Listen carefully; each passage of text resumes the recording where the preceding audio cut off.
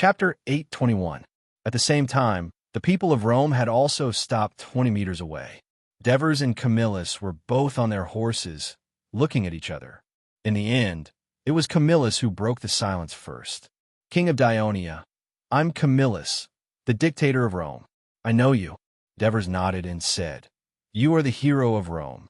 You once destroyed Rome's mortal enemy, Venus, drove away the Celts who occupied the city of Rome, and defeated the surrounding hostile forces many times." Camillus was not surprised that Devers knew so much about him. A good commander must carefully study his opponent. He suddenly asked in a stern voice, "Rome and Dionia, one in the central part of Italy and the other in the southern part of Italy. There are many forces in between, and there has never been any conflict between the two countries. Why did you lead your army to invade our land, destroy our homes, and slaughter our people, regardless of the long journey, despite the huge amount of resources and even the lives of the citizens of Dionia?" Camillus's question seemed a little redundant, but Devers knew that if he did not answer properly, the soldiers would not be able to help but wonder if the war was necessary when the news spread. It would affect the morale of the soldiers. So, he pondered for a moment and then answered in a loud voice. "After you people of Rome drove away the Celts, you did not restore your homeland, prosper your trade, and give your people a stable life. Instead, you fought everywhere and invaded the surrounding races. The Walshes and the Helmicii are allies of Dionia. Rome brazenly invaded their territory, occupied their towns, slaughtered their people, and almost wiped them out. We once sent messengers to Rome to beg you to stop the war, but you brutally refused. Since the establishment of Dionia, we have always kept our promises. That is why we have the trust of our allies, and why our country is strong today. So, we cannot ignore the tragic experience of our allies. We must respond to their demands and fulfill our covenant. This is the reason why we are here. Just like how the Celts invaded Rome 10 years ago, this time, your God is punishing you for killing indiscriminately." Nonsense. After listening to the translation, Camillus couldn't help but shout angrily. What Camillus hated the most was hearing about the punishment of the gods. When he was banished from Rome, one of the main reasons was that he was falsely accused of looting the temple's gold and silver after conquering the city of Ai, which angered the gods. Secondly, when he left Rome, he told his family angrily, "Those who wronged him will be punished." As a result, some people later attributed the Celts' invasion to the gods seeking redress for their grievances, so they sent their punishment to Rome. This matter had always troubled him, so he would never allow the Devers to use the name of divine punishment to cover up their sin of invading Rome and to undermine the morale of the militia in Rome. "Your Majesty," he said, "that you are spouting nonsense." Amirius translated tactfully. The Devers didn't get angry. Instead, they laughed. Camillus realized that he couldn't keep his cool, so he changed the topic and said directly, "Although you have seized Rome, it didn't bring you many benefits. Look at your surroundings. To the north is the Etrurian alliance of Rome, and to the east and south are the Latin alliance and colonial cities of Rome. You are already surrounded. Now, I have returned with 70,000 troops of Rome. I will trap your army in Rome, making it impossible for them to move. And I heard that to the south of the kingdom of Dionia, on Sicily, our ally, the Carthage, is at war with you. I heard that the allied forces of the Simonians are still invading your eastern region. As the king of Dionia, you are leading the main force of Dionia to be trapped in Rome, far away from your kingdom. Even if you aren't worried about your kingdom, aren't your soldiers worried that their homeland will be invaded by the Carthage and Simonians?" The Devers remained unmoved. He said with a smile, No, I'm not worried at all. My soldiers and I like staying here because the people of Rome provide us with rich food, allowing us to stay here for a long time. The only thing I'm worried about is that these kind people of Rome have given us food. What if they run out of food soon? We are not so kind as to return the food. Also, I'm worried about your soldiers. With such a large number of soldiers, how long will your food last? Threat. This was a naked threat and warning. After listening to the translation, Lucius and the other soldiers who accompanied him glared angrily and raised their shields and spears. Although Camillus was frowning, he was still able to remain calm. He said in a deep voice, "We, the Roman citizens, have always been brave and unafraid of threats. That's why we can survive in this harsh environment where we are surrounded by enemies. You can starve the people in the city. We, the citizen soldiers of Rome, will not stop fighting you even if we have to eat grass and starve. We will avenge our families until we die. But what good will it do for you if we fight to the death like this? On the contrary, if we both stop fighting, as long as you withdraw from the city of Rome and Latin, we're not only willing to provide a large amount of gold, silver, and supplies, but we are also willing to return the land of the Volsci and Hernici and sign a peace agreement with them. We will also sign an agreement with Dionia to never invade. King, you can also lead your elite troops to deal with other enemies to ensure that your land and people are not invaded and harmed. What do you think? The people of Rome want to negotiate for peace." The Devers looked at the sincere Camillus and patted the neck of the warhorse with his right hand. After a moment, the corners of his mouth curled up slightly. "I remember 10 years ago, you also proposed to the Celts who occupied the city of Rome to pay them a large amount of gold and silver to let them leave. Just when they let their guard down, you led the army to attack them. As a result, the Celts were defeated. Although I want to agree with your proposal, I am afraid of suffering the same tragic fate as the Celts." Camillus' face twitched a few times. The wrinkles on his face covered his surprise. The king of Dionia knew too much about the things in Rome. He quickly calmed down and said, "Since you know the situation at that time so well, you should know that it was the senators who were trapped in the Capitoline Mountain that made the decision to use gold and silver to get the Celts to retreat. Far away from the city of Rome, the soldiers, and I knew nothing about it. But now, as the dictator, I have asked for the will of the soldiers and made a suggestion. All Romans must obey it. Would the people of Rome, who had always been uncompromising to the invading enemy, really give in for the safety of the city of Rome?" The Devers, who knew the general history of Rome in his previous life, stared at Camillus for a while. He was both curious and cautious. He pretended to think carefully for a moment and then said, "This matter is too important. I need to go back to the city to discuss with the generals before I can give you an answer. I hope the answer is not too late.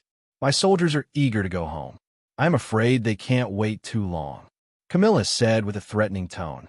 The Devers smiled. "Whether or not we can reach a truce with Rome in the end, I am honored to meet you, General Camillus. So, I have a gift for you later. I believe you will like it." After that, the Devers turned his horse around and led the people back to the city. Camillus also turned back to the camp without hesitation. On the way, Lucius asked with a little expectation, "Father, the king of Dionia wants to give you a gift.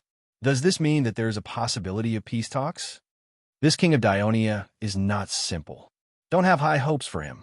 Camillus recalled the situation when he talked to the Devers just now and said with a serious expression, "You have also observed just now. The traps and abatis that the people of Dionia have laid under the city are not the Celts. Even if there's really a need for peace talks, we have to take back Ostia. Only then can we have more initiative in the negotiations." Lucius nodded gravely. At the same time, Henneborus also asked the Devers, "Your Majesty, are we going to talk peace with the people of Rome?" "Peace talks?" The Devers sneered. "If I had such a plan, would I have transferred the senators and officials such as Assists, Antrapolis, Nicomachus, and Terrace to Rome? Whether the people of Rome really want to talk peace or just want to numb us, I believe we will soon find out the real purpose of Camillus. If he just wants to buy time, he will find out that this is a stupid decision. The warships going upstream to Rome was not only time-consuming and laborious, but it was much more convenient to go down the Tiber River.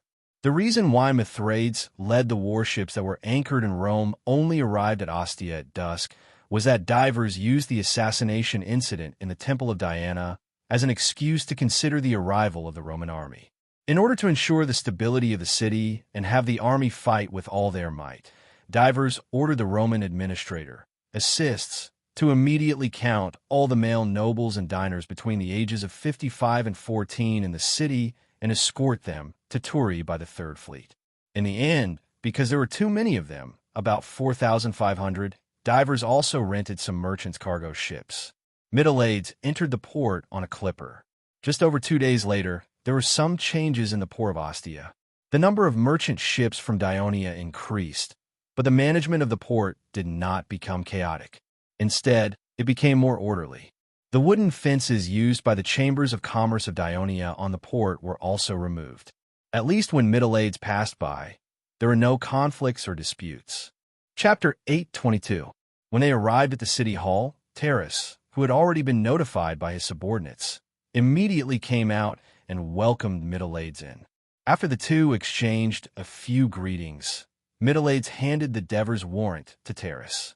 When they had just obtained Ostia, the Devers had only announced granting freedom to the slaves, as well as Latin refugees' slave citizenship and distribution of land and a few other rights. Now, he requested Terrace to implement the decree that he had announced to the civilians and slaves of Rome in the square of Rome and Ostia. At the same time, he would also hand over the nobles of Rome and Ostia to be escorted to the warships by Middle-Aids. After Terrace finished reading, he said in a relaxed manner, "Following His Majesty's decree will make it easier to manage Ostia." As he spoke, he called his subordinates to immediately escort the captives of Rome and the nobles among the civilians to the port according to the requirements and hand them over to the Third Fleet. Then he said to Middle-Aids, "Last night, I heard from a merchant who returned from Rome about the decree that His Majesty announced in the square. I have already conducted a selection of these captives from Rome in advance.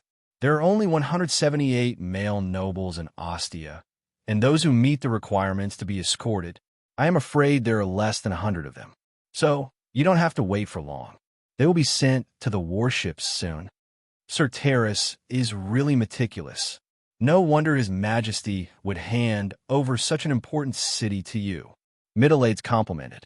He could not wait to immediately lead some of the warships south to Trine to recruit new fleet infantry. So, of course, he was happy to be able to spend less time in Ostia. "There is still some time before my subordinates finish.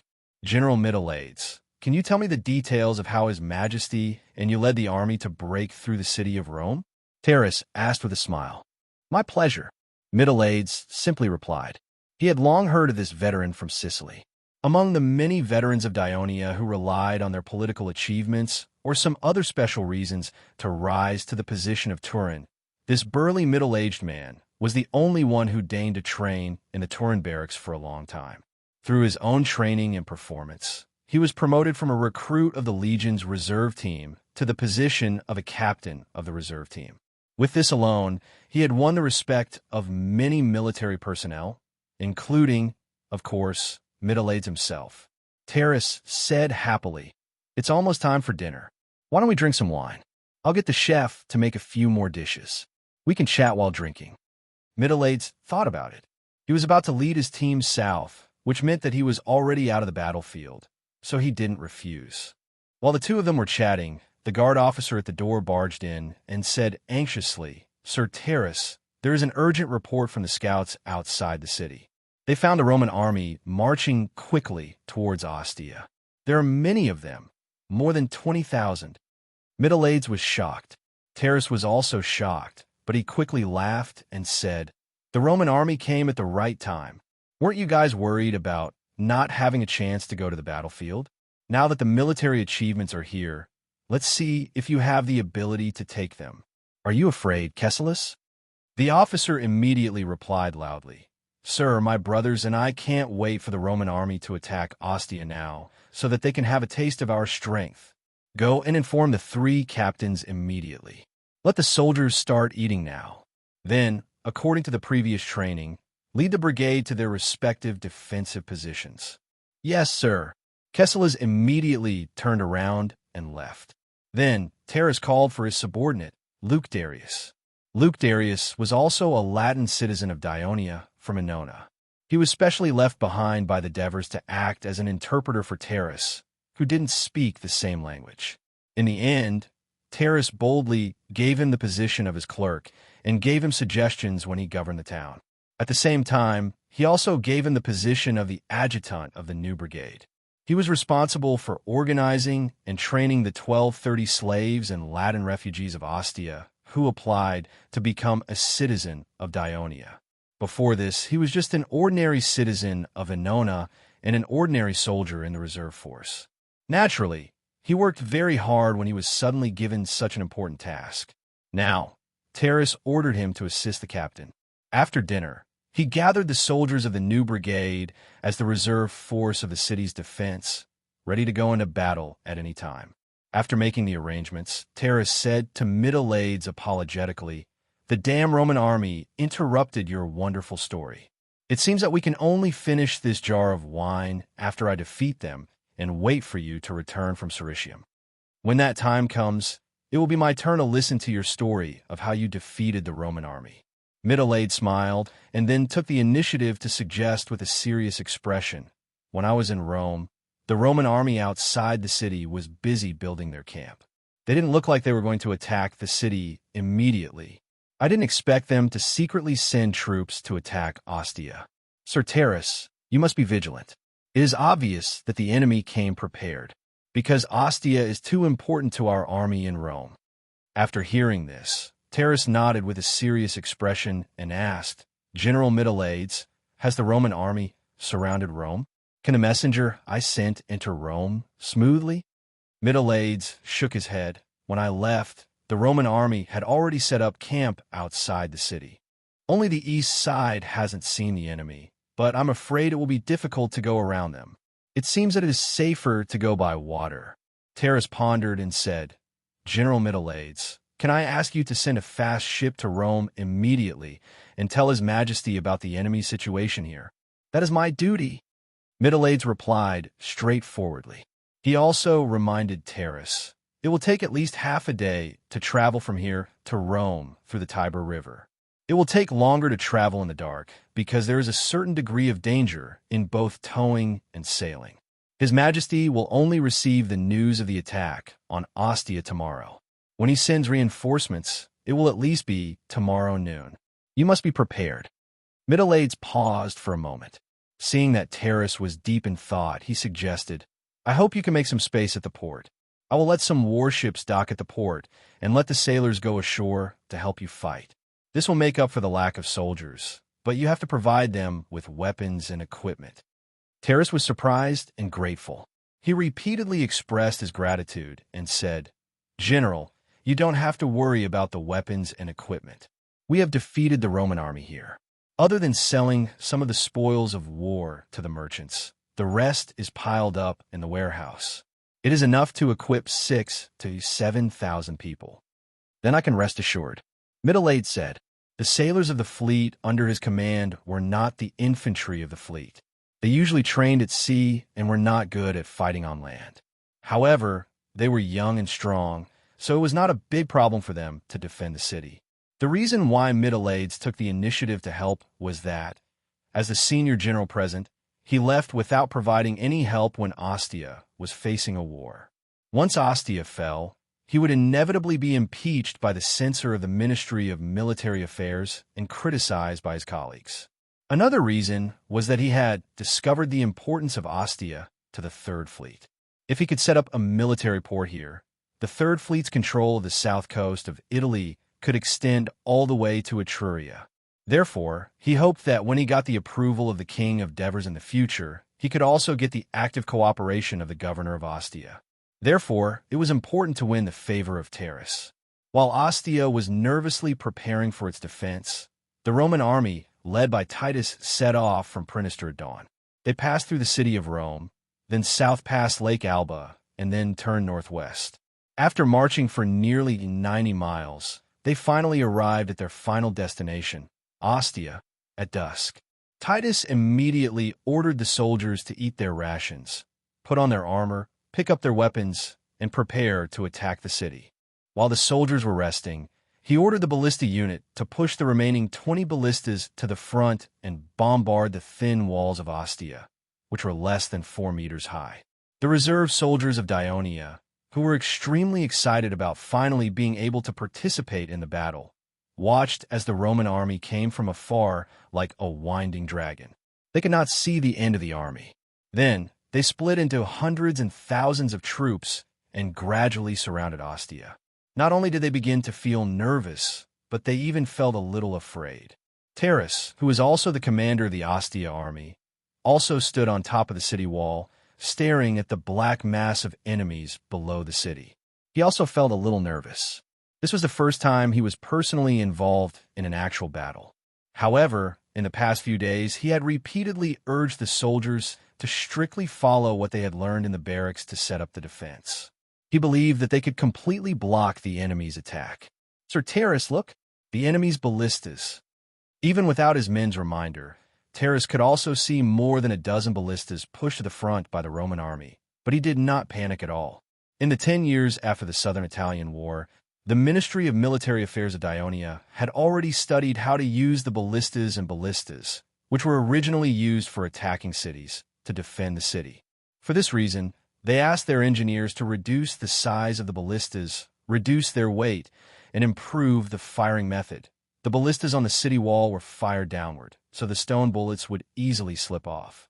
They even designed a new type of fortress under the guidance of the Devers that could fully utilize the power of the ballistas and ballistas. They also developed a set of defensive tactics that combined the ballistas and ballistas. After capturing Ostia, considering its importance, the Devers left behind 10 defensive ballistas and 5 ballistas, and Terrace placed them on top of the city wall. A ballista stood on the walkway not far from Terrace. Because it was too short of time to modify the city wall, large wooden planks were padded under the ballista so that its body could be higher than the battlements. Several boxes of stone bullets were placed next to it. There were 2 soldiers in charge of it.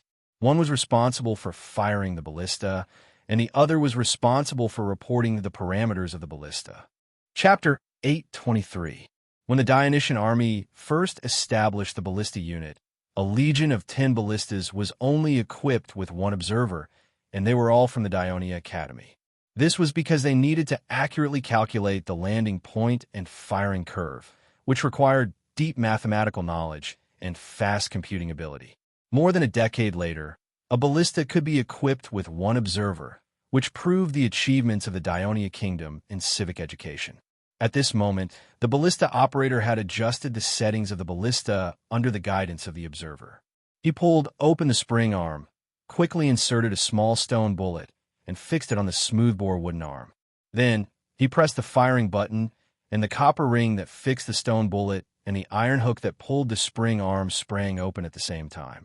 The spring arm quickly retracted, and the powerful torque pushed the stone bullet out of the ballista, whistling as it flew toward a Rome ballista that was slowly moving forward. Ballista! Dionia's ballista!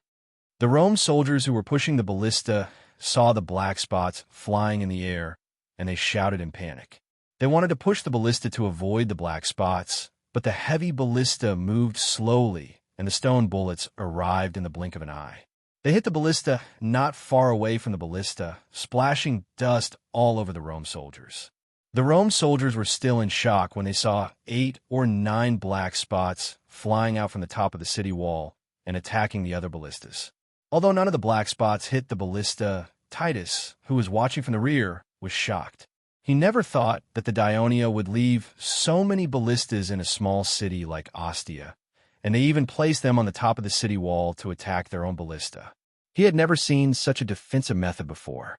Just when he was hesitating whether to withdraw the ballista, the second round of ballista attacks from Dionia had begun. 10 more stone cannons were fired. Finally, a Rome ballista was hit. Although only one of its arms was broken, the ballista was a relatively delicate siege weapon. Once its balance was broken, it could not be used again unless it was repaired. After the people of Rome got their hands on Carthage's ballista, they tried to replicate it and made some progress.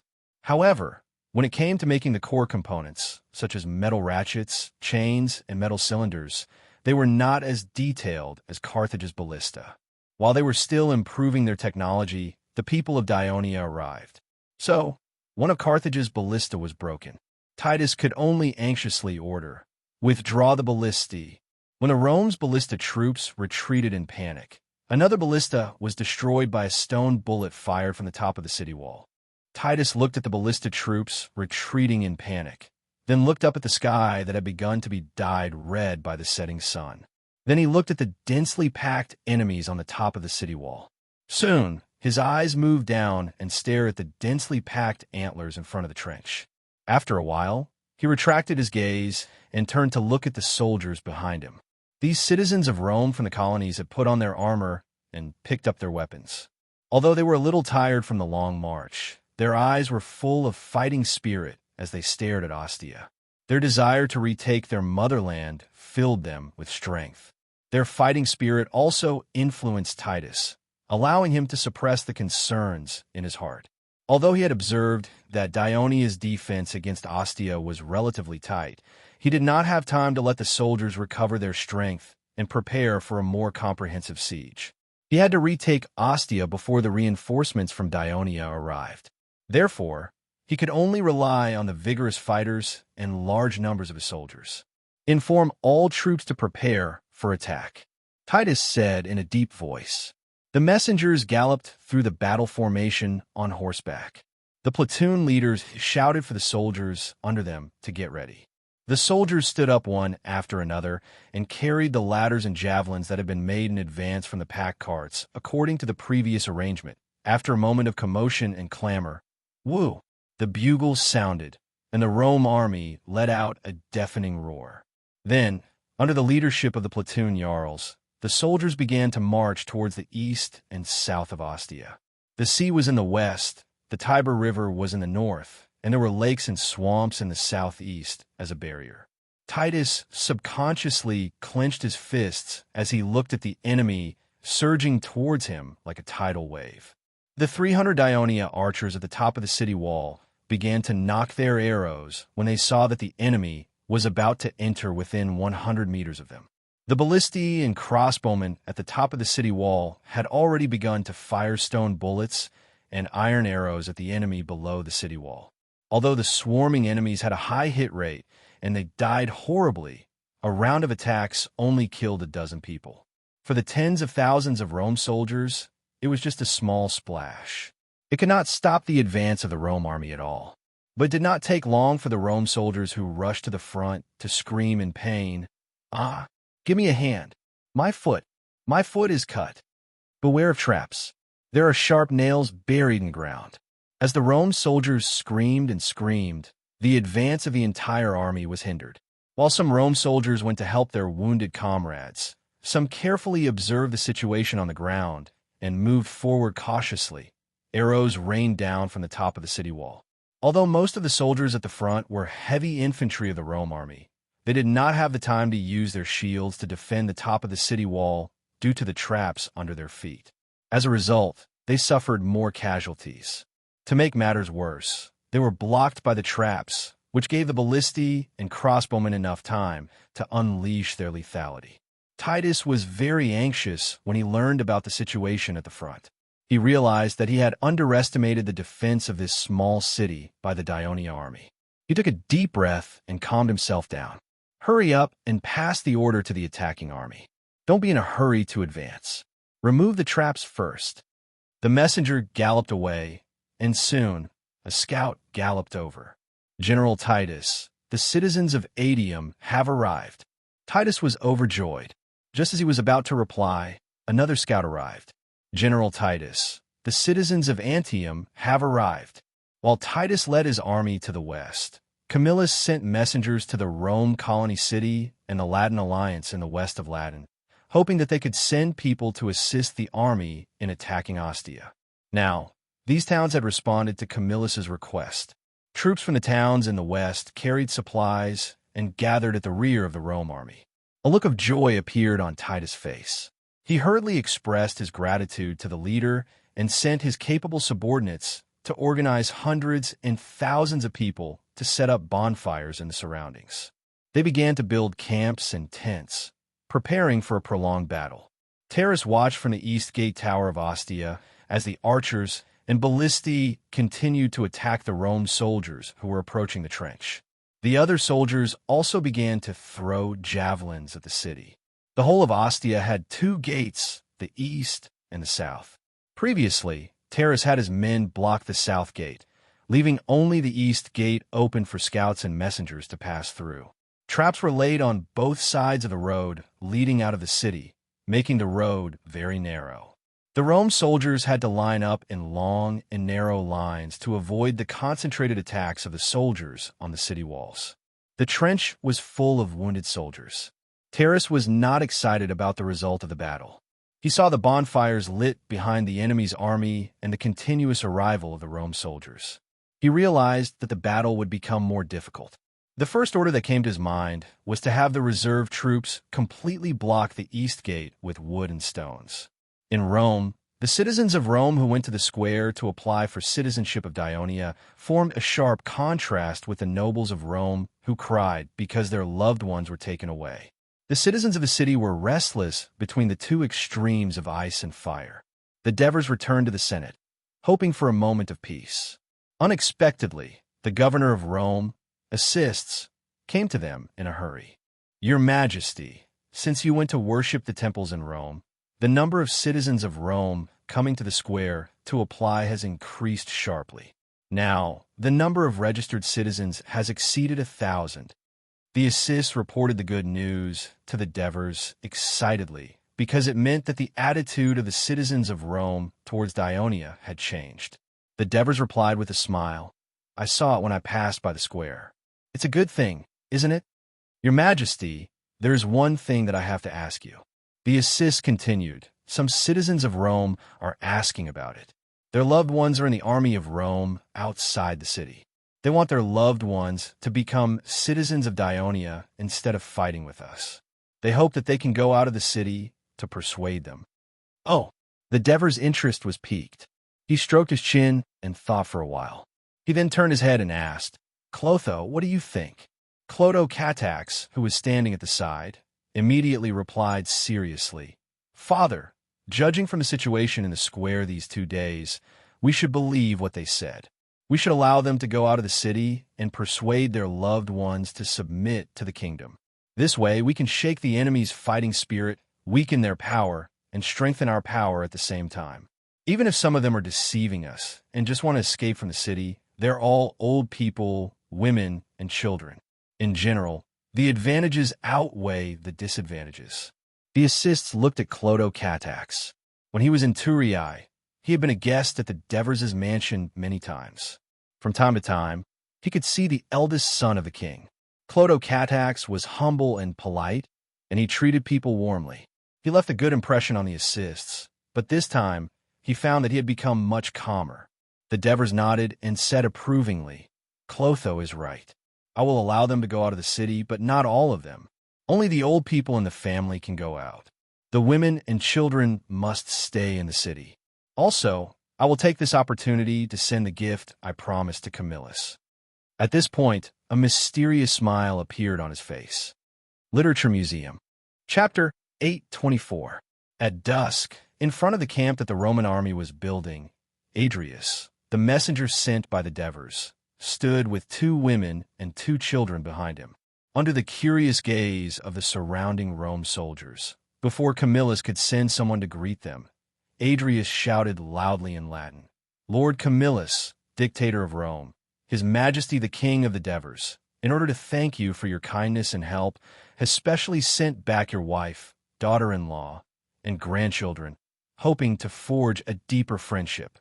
Hearing the repeated shouts of a messenger from Rome, the surrounding Roman soldiers suddenly had a complicated look on their faces and began to whisper.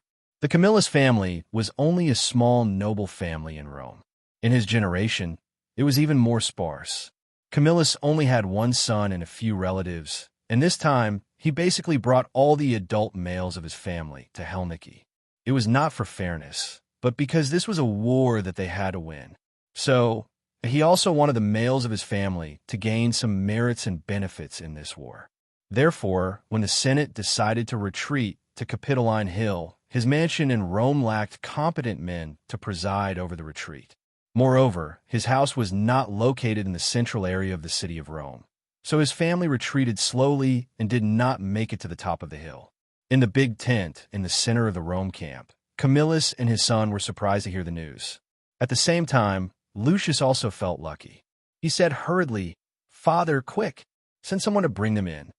Then he sighed again. "Although I hate the people of Dionia, I am very grateful for what their king did this time. He is indeed a hero praised by the Greeks. He really has an extraordinary bearing." Camillus was silent for a long time with a painful look on his face. Finally, he squeezed out a sentence. "No, Lucius, we can't let them walk into this camp." "Father, what are you talking about?" Lucius thought he had heard wrong. We can't leave your mother behind, and we can't." Camillus clenched his fist and slammed it on the wooden table. "This is the conspiracy of the king of Dionia." "Father, do you know what you're saying? It's your wife standing outside, your daughter-in-law, and your two adorable grandsons. Could you bear to see them fall into the hands of the enemy and be tortured and humiliated?" Lucius asked in disbelief and anger. "Calm down, child." Camillus looked at his roaring son and moved his lips with difficulty. He tried to persuade him with a trembling voice. I also want to save them. But now, not now." As the families of the other soldiers were still in the city, what would the soldiers think if Dionia only sent my family back? "Did you hear the shout of that Dionia man outside the camp? What do you mean by thanking me for my help? This is the conspiracy of the Dionia people. If I really bring back your mother, your wife, and your children, the soldiers will inevitably be suspicious. Then will they still listen to my orders? How can an army that doesn't obey orders work together to recapture Rome?" Lucius, who had always listened to his father, found it difficult to accept Camillus' explanation at this time. He said bitterly, "Father, you are a dictator. Do you still need to consider what the soldiers think before you do anything? You have to know that the reason why my mother and the others were captured was because you took away all the young and strong citizens of the city. You must make up for your mistake as soon as possible." Although some people had said similar words to express their dissatisfaction with Camillus in private, when these words came out from the mouth of a family member, it was like a sharp sword piercing through Camillus's chest, making him feel dizzy. He quickly held the wooden table with his hands. After a while, he said firmly, "No, I won't do that. But I will lead the army to recapture Rome and personally rescue our loved ones." Hearing this, Lucius cursed and immediately turned to leave the tent. "Guards!" Camillus immediately shouted, then said to the guard captain who entered the tent with a painful expression, "Stop Lucius immediately, and send someone to chase the envoy of Dionia and the people he brought back to the city." The guard captain certainly knew what was going on outside the camp because there were soldiers everywhere in the camp spreading the news. While he was hesitating, Camillus shouted sternly, "Go and carry out the order." Yes. After the guard captain left, Camillus sat down dejectedly. He seemed to have aged a few years. After a while, his adjutant entered the tent and was about to report the situation to him. Seeing his bleak expression, he could not speak for a while. Instead, Camillus noticed his presence and asked weakly, "What's the matter?" The scouts reported that the people of Dionia opened the northern gate and released some Rome citizens.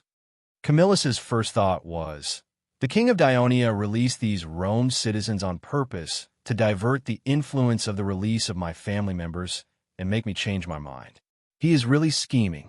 Camillus wanted to ask the people of Rome about the current situation in the city in detail, but he was weak and drowsy at the moment. So he had to say, "Go and settle these people down. Bring a few people here tomorrow morning. I want to understand the situation from them." "Yes, dictator." After the adjutant left, Camillus ordered the guards. No one was allowed to enter the big tent unless there was an emergency. Then he, who was mentally and physically exhausted, asked the servants to quickly make the bed. He did not even eat dinner and fell asleep in a hurry. At this time, it was past dusk and the sky began to darken. The soldiers stopped setting up camp and returned to their tents to start eating dinner. Camillus's adjutant sent a Rome squadron to escort the hundreds of Rome citizens out of the city to the residence of the refugees on the east side of the army camp. The Rome squadron that was sent to carry out this task was basically composed of civilians, including their squadron leader, Sextus. This was not a coincidence, because the superiority of the Rome aristocracy was not only reflected in political affairs, but also in military affairs. The children of the great aristocracy could become the captain of the army without fighting a few battles, while it was difficult for civilians to be promoted to squadron leader even if they made many contributions. Of course, the situation had changed in the past few years. Some civilians had also been promoted in the army, especially when Camillus became the chief commander of the army. However, this was still not a common phenomenon. There was still a clear difference in the treatment of the aristocracy and the civilians in the army. So when the soldiers were tired and hungry, and it was time for them to eat dinner, this squadron, which was almost entirely composed of civilians, was sent out. Camillus's adjutant explained carefully, "This is to take care of you, because these people who were released from the city are from Mount Silio." Indeed, the Roman squadron, made up of the residents of Mount Sirius, did not complain. They hurried over and were surprised to find that they knew all the old people. 8 or 9 of them were relatives of the soldiers, including the father of the squadron leader, Sextus. Therefore, the soldiers rushed forward and eagerly asked about the situation at home, completely forgetting the adjutant's instructions to quietly bring these people to the rear and not to disturb the army. In the end, these old people did not rush to answer the soldiers' questions. Instead, they persuaded them to escape from the army, return to the city of Rome, and join the kingdom of Dionia. Among these conversations, Sextus's father's persuasion to his son was the most typical one. "Father, where are Tuya and the children? Are they all right?" "Don't worry, they are all fine. The Dionysian army's military discipline is very good. After entering Rome, they did not kill wantonly, nor did they plunder. In this aspect, the Celts can't compare to them at all. Even we can't compare to them." "Father, you are actually speaking up for the people of Dionia?" "Because this is the truth. Not only am I speaking up for them, but I am also here to persuade you." "Persuade me." "I advise you to immediately leave the army of Rome and join the kingdom of Dionia with me." "Oh my God, you betrayed Rome." "It's not that I betrayed Rome, but many people in Mount Silio and even the entire city of Rome have joined the kingdom of Dionia." "Why?" "Father, why? You are a citizen of Rome. You have lived in Rome all your life. You are a true citizen of Rome. You have participated in more than 20 battles and even won a laurel once. You are the hero of our neighborhood. I also participated in the battle with the Celts and followed Camillus to drive them away. But what was the use of that? The many years of fighting have left me crippled, and I often get sick with fevers. Because of the treatment, I owe a lot of debts. If not for the support of my comrades, I'm afraid that even my family's land would have been taken away by the nobles. Did the Senate of Rome ever protect our family from the harassment of those creditors because of my military exploits?" "Father, don't worry. I'm now a platoon jarl. This time, I went to Helniki and obtained a lot of spoils of war. I should be able to pay off my previous debts." "Oh, I didn't notice that you became a platoon jarl. In the battle with the Helniki, our original officer was injured and died. Dictator Camillus saw my bravery and promoted me to platoon jarl. But what's the use of that? Can it stop those greedy nobles and creditors from harassing our family? Can it give you more land? Can it be a mid to high ranking official in Rome? Can it guarantee that your family will not have to worry about food and clothing when you're injured and can't even hold a spear?" Mobile version of the fastest updated website. Chapter 825. "Father, Rome is changing now. Commoners like Licinius and Frius had all become military officials. Dictator Camillus once said, 'In the future, the Senate will be open to the commoners of Rome.'" Camillus. He was the one who ordered the arrest of our commoner leader, Marcus. Don't believe the words of the nobles. In the past, we were always deceived by them and always gave up the battle at the critical moment. In the end, nothing changed in Rome. Child, the Licinius family is originally a commoner noble, and so is Frius. They have a close relationship with those nobles, and we can't compare to them. Don't have any extravagant hopes. But now we don't have to worry about this anymore, because the nobles in Rome have been completely defeated." "What do you mean?" "The people of Dionia announced that all our debts will be canceled. They announced that as long as there are commoners in Rome who are willing to become citizens of Dionia, they will be allocated fertile land and comfortable houses.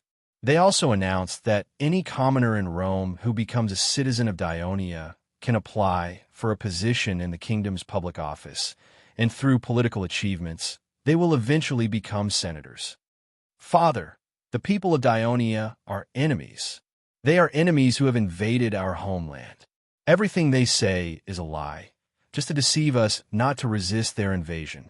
No, they are not deceiving us. They searched all the paper rolls and wooden boards in the houses of the nobles in Rome that recorded their debts and destroyed them all in the square.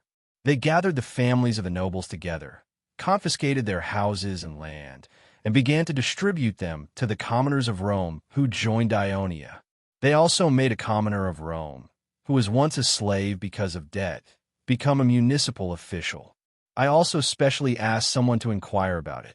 Many of the senators in the kingdom of Dionia are of low birth, so, Father, whether what the people of Dionia have done is true or not, when we recapture Rome, it will all be useless.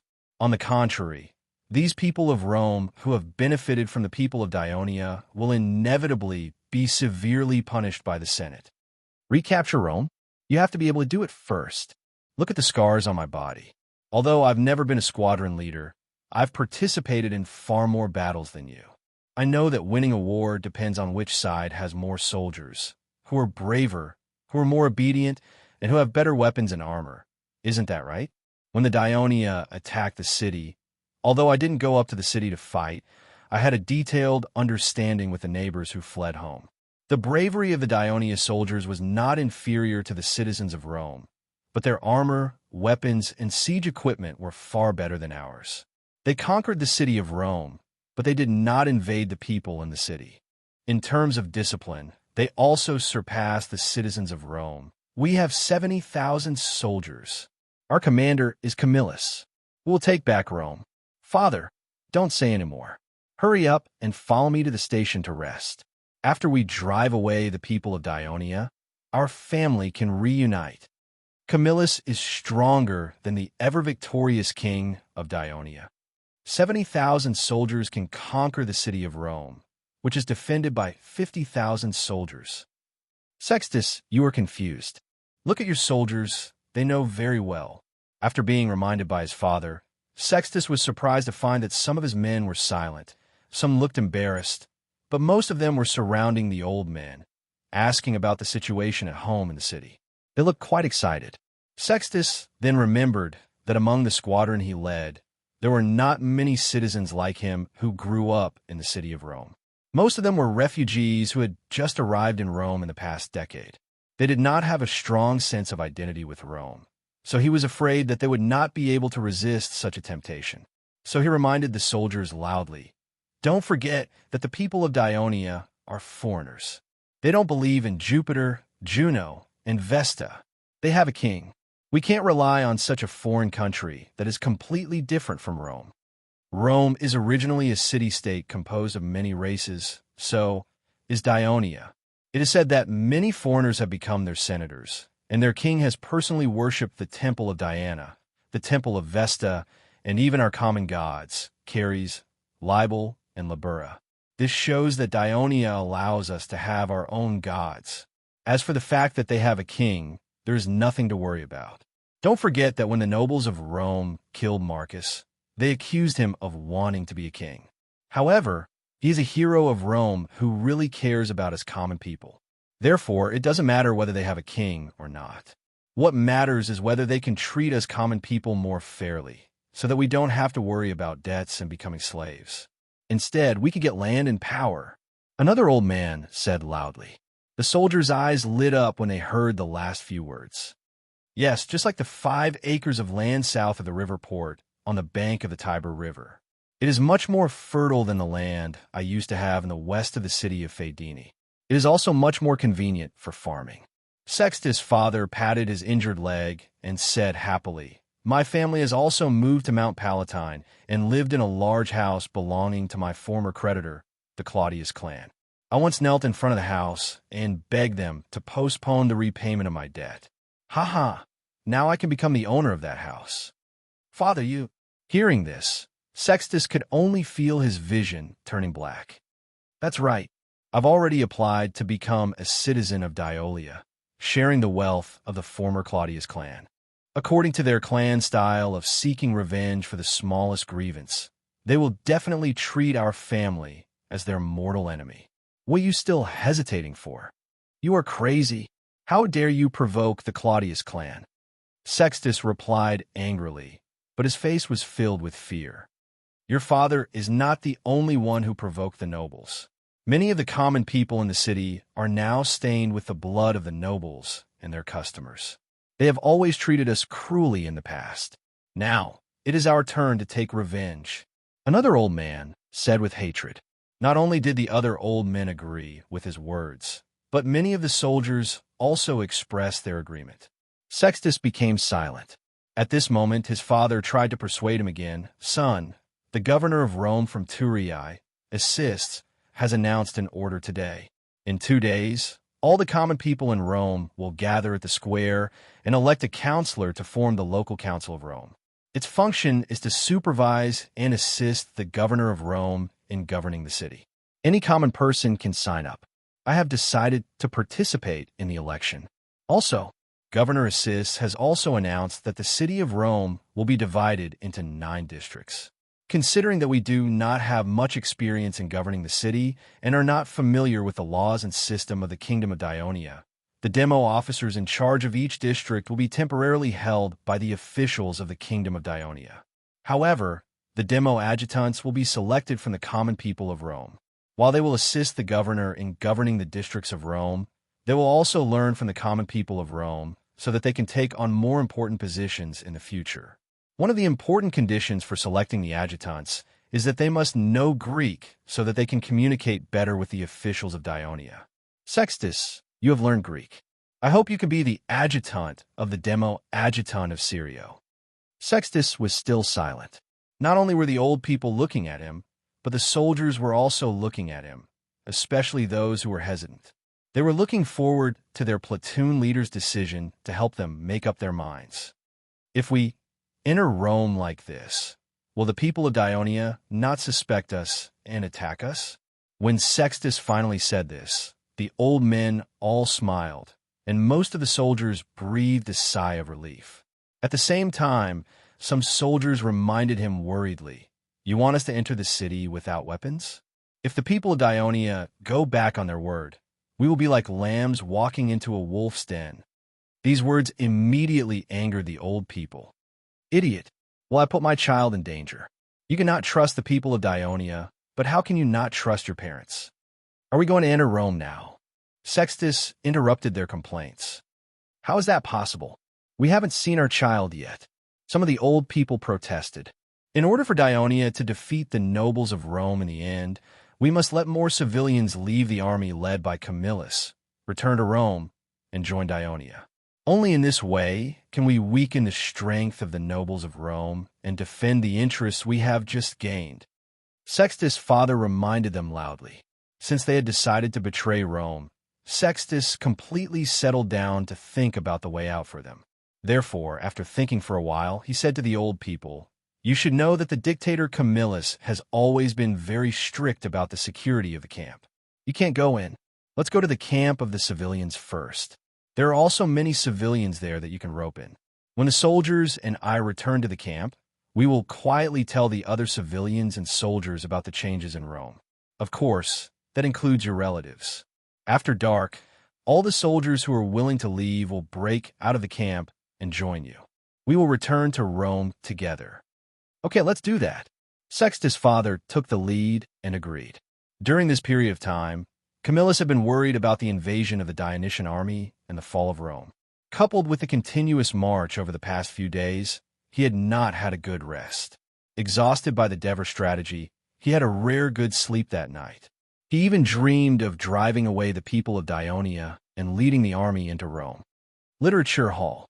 Chapter 826. Sir, wake up. Something big happened.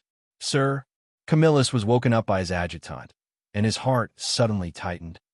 What happened? There is a riot in the camp. Some soldiers attacked the guards of the camp and occupied the gate. What? The Devers let some Rome civilians out of the city purely because they did not want to cause trouble for Camillus's Rome army. They did not have high expectations because they had carefully observed the camp built by the Rome army from the top of the city wall. It seemed that the defense was pretty good, and Camillus was cruel enough to refuse to accept his family. The Devers lamented that the dictator of Rome was indeed worthy of being called the father of Rome in his previous life. At the same time, they did not think that the cold-hearted and cool-headed dictator of Rome would allow these civilians to enter the camp and disturb the army's morale. However, all kinds of coincidences made the result of this matter greatly exceed the Devers' expectations. When he was woken up by Marcius in his sleep and learned that there was chaos in the Rome camp, he could not believe that it was caused by the group of old people that he led out in the afternoon. It was not until Amyntas, the commander of the First Legion, who was responsible for the defense of the northeast city wall, sent soldiers to select a few Rome soldiers and civilians who escaped into the city through the east gate and brought them to the Senate. After some questioning, the Devers learned that the chaos in the Rome camp was caused by thousands of Rome civilians who wanted to escape the camp. Is this true? Or is it Camillus's plan to lure the enemy? The Devers looked at the dark night outside the window and could not be sure. He ordered the legions to gather their troops and asked the intelligence department to immediately interrogate the soldiers and civilians who entered the city separately. In the end, when he made up his mind to take action, the commotion in the Rome camp was much quieter than before. However, he still sent the 2nd and 5th legions out of the south gate to attack the Rome camp. He also sent the 1st Legion out of the east gate to pick up the fleeing soldiers and civilians of Rome and repel the pursuers. Due to the suddenness of the incident, Camillus and the generals had devoted most of their energy to stabilizing the army and quelling the unrest in the camp that night. They had no spare energy to resist the attack of the Dionia, let alone send more troops to counterattack the Dionysian army. On the other hand, the Devers were not well prepared in advance. It was risky to attack the Rome encampment in the dark. Besides, they were worried that the Roman civilians who fled into Rome would be unstable and cause chaos. So the battle at night did not last long. But for the leaders of both sides, there were many thorny issues that needed to be resolved urgently. More than a dozen candles illuminated the Senate of Rome. The Devers paced back and forth in the center of the hall, his head lowered as he pondered. Behind him, Henneborus and Clotocatax accompanied him. At this time, the governor of Rome, Assists, strode into the hall. "What's the situation with the Rome civilians who fled into the city?" the Devers asked immediately when he saw him. The Assists immediately said, "Your Majesty, according to the results of our emergency statistics, a total of 1,275 Roman soldiers and 213 Roman civilians fled into the city. The administrative adjutant, Tonix, has organized 100 people from Rome who have applied for Dionysius citizenship to screen them. 2 nobles and 7 patrons of the nobles have been identified. The rest of the Rome civilians have been determined to be civilians. They are now temporarily under control in the barracks of the First Legion, waiting for your next instructions, Your Majesty." The Devers was delighted with the efficiency of the newly established city hall. He asked in a gentle tone, "What do you think we should do with them? When I came here, I have asked the census officer, Porticus, to tell them about the special bill Your Majesty has made for the civilians of Rome and persuade them to apply for Dionysius citizenship immediately. The Rome soldiers who have applied for Dionysius citizenship can immediately allocate them land and housing, and then let them go home. As for the Rome soldiers who are still unwilling to join our kingdom, we will temporarily let them serve as chores in the barracks for a period of time on the grounds of lack of manpower, so that it will be easier for us to keep an eye on them." The Assists spoke with assurance. It was obvious that he had already planned for this. "Assists, you are very thoughtful." The Devers first praised him and then said confidently, "These Rome soldiers risk their lives to rush out of the barracks in the middle of the night and return to Rome. I can see that most of them are willing to become citizens of Dionia. Even if there are a few who have not figured it out yet, there is no need to be too cautious. Just let them go home. Let the patrols pay more attention to them. Even if some of them have other intentions, they can't do anything in Rome now. Yes, your majesty. The assist immediately responded. The Devers looked at him and suddenly smiled. I understand now. You have long planned to let them go home, haven't you? Nothing can hide from your majesty's eyes. The assist replied respectfully. Oh, you. Divers pointed at him with his finger. He wanted to criticize him, but he swallowed his words. He patted Divers on the shoulder and said, I appointed you as the governor of Rome because I believe that you are the only one who can turn Rome into a city of Dionia. So you can rest assured and give orders boldly. Carry out your governance of this city. Don't worry about me. Divers nodded and said, I appointed you as the governor of Rome because I believe that you are the only one who can turn Rome into a city of Dionia. Yes. It was still the same answer, but this time the assist sounded a little excited. He took a deep breath and then said in a serious tone, Your Majesty, there's a Rome soldier who strongly requests to see you. He said that he has an important matter to report to you.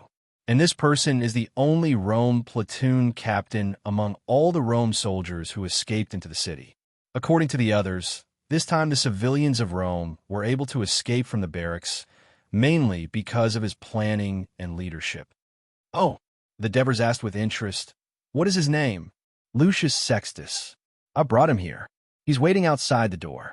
Then let him come in, the Devers said with interest. As a citizen of Rome, it was the first time Sextus had entered the Senate of Rome. Of course, he had heard many stories about the layout of the Senate and the many things that happened in the meeting hall. He had also imagined that one day he would sit in this sacred place in a red robe and discuss the future of Rome. However, at this time, the people guarding the passage of the hall were not the soldiers of Rome with red helmets and red armor, but the guards of Dionia with black helmets and black armor. The ring-shaped hall, which was supposed to be a fierce quarrel, was now empty. There should be enough space for the senators to give speeches, but there was a long table and many wooden chairs in the center of the hall. Under the illumination of the candlelight, 3 people sat in the center of the hall. It seemed that the people of Dionia had transformed the sacred Senate of Rome into an ordinary meeting place. Sextus felt that he should be angry, but he could not summon the strength to do so. Instead, there was an indescribable feeling that made him feel a little uncomfortable. He walked to the center of the hall under the guidance of the palace guard, Marcius. The middle-aged man who he had been staring at said politely, Please sit down, Sextus. Sextus sat down without hesitation and asked in Greek, Are you the king of Dionia? I am. The Devers smiled slightly. We people of Rome finally abolished the monarchy because of the cruelty of the king 100 years ago and adopted a republican system of government. We made all the citizens swear that no one will ever be the king. As far as I know, many of the city-states in Greece have also changed from the monarchy to a democratic system, but Dionia has a monarchy. Do you think we people of Rome will accept the rule of a king? The Devers smiled faintly again and said, If the people of Rome are satisfied with the system of Rome, why do you often fight with the nobles and even refuse to vote for the consul in the assembly? Sextus had obviously thought about this and quickly replied, There are problems with the republican system of Rome, but it is still better than the former monarchy. In my opinion, the government of a city-state does not depend on what kind of government it is, but on how many citizens it can benefit. The Devers emphasized, the system of Rome makes the people of Rome, who account for about half of the total population, feel strongly dissatisfied and constantly fight against it. Although the kingdom of Dionia has a monarchy, every citizen in the kingdom owns land and can use the public land of the kingdom fairly. Every citizen can pay off their debts smoothly. Every citizen has the opportunity to serve as an important minister and senator of the kingdom. Every citizen must abide by the law, whether they are civilians or nobles. As long as they break the law, they will be punished. Even as a king, I still have to abide by the laws of the kingdom made by the Senate. Therefore, I will not brazenly take the wife of a citizen who is beautiful as my own. The last king of Rome was expelled because the wife of a citizen was humiliated by the royal family, because that would be punishable by law, the most serious punishment being death. I will also not forcibly rob the property of a citizen who is rich, because then I will commit the crime of theft. I will also not order the arrest or even the death of a person who is not pleasing to the eye, because the judges will refuse to execute the order and the Senate will also protest." When Sextus heard this, he said in disbelief, "You made the monarchy of Dionia sound so good. Is it really carried out like this?" Chapter 8:27. Whether what I said is true or not, you can find out for yourself in the future when you become a citizen of Dionia. The Devers said non-committally, and then asked, "Is there anything important that you want to tell me?" Sextus was still thinking about what the Devers had said. He was silent for a while, but the calm gaze of the Devers made him feel great pressure. He said reluctantly, "This morning, when we set off from Prinister, there were more than 60,000 soldiers. However, when we built the camp outside the city of Rome, I found that the number of soldiers had decreased a lot. At least 20,000 people had quietly left the camp," Sextus said as he observed the expression of the Devers. The Devers' heart skipped a beat, and countless thoughts immediately ran through his mind. Then he said carelessly, "It turns out that Camillus used the peace talks to confuse me, but secretly sent troops to attack Ostia. However, he underestimated the current Ostia. It is difficult to capture it in a short time with only 20,000 people. I believe that by tomorrow, I will receive news that the garrison of Ostia has repelled the attack of the Rome army." After saying this confidently, the Devers comforted Sextus, who looked a little absent-minded. "Anyway, thank you very much for your reminder. As a civilian of Rome, you can be a squadron leader, which shows that you have excellent military ability. Have you applied to become a citizen of Dionia?" "I have," Sextus said in a low voice. In fact, when the officials of the household department asked him, he was a little hesitant at the time. However, under his father's strong request, he finally agreed. "Very good." The Devers looked at him with approval and said loudly, "Now, I have decided to appoint you as a squadron leader. You will be responsible for organizing the civilians in the city of Rome and forming a reserve team ready to go into battle at any time. In the future, when Latin has been pacified and a new legion of Dionysia has been formed, you will be a strong contender for the position of legion commander if you have achieved enough military merits. Are you willing to accept this appointment?" After all, Sextus was a young man, hot-blooded and heroic. It was in his nature to yearn for achievements. Although he had been depressed since he entered Rome, he was attracted by the appointment of the Devers and the bright future. He no longer hesitated and said, "I'm willing." "Marcius." Devers turned his head and said to the captain of his guards, "In a while, you will personally take Sextus to Tormid and tell him about my appointment of Sextus. Also, let him be responsible for helping Sextus build the reserve team of Rome." "Yes, your majesty."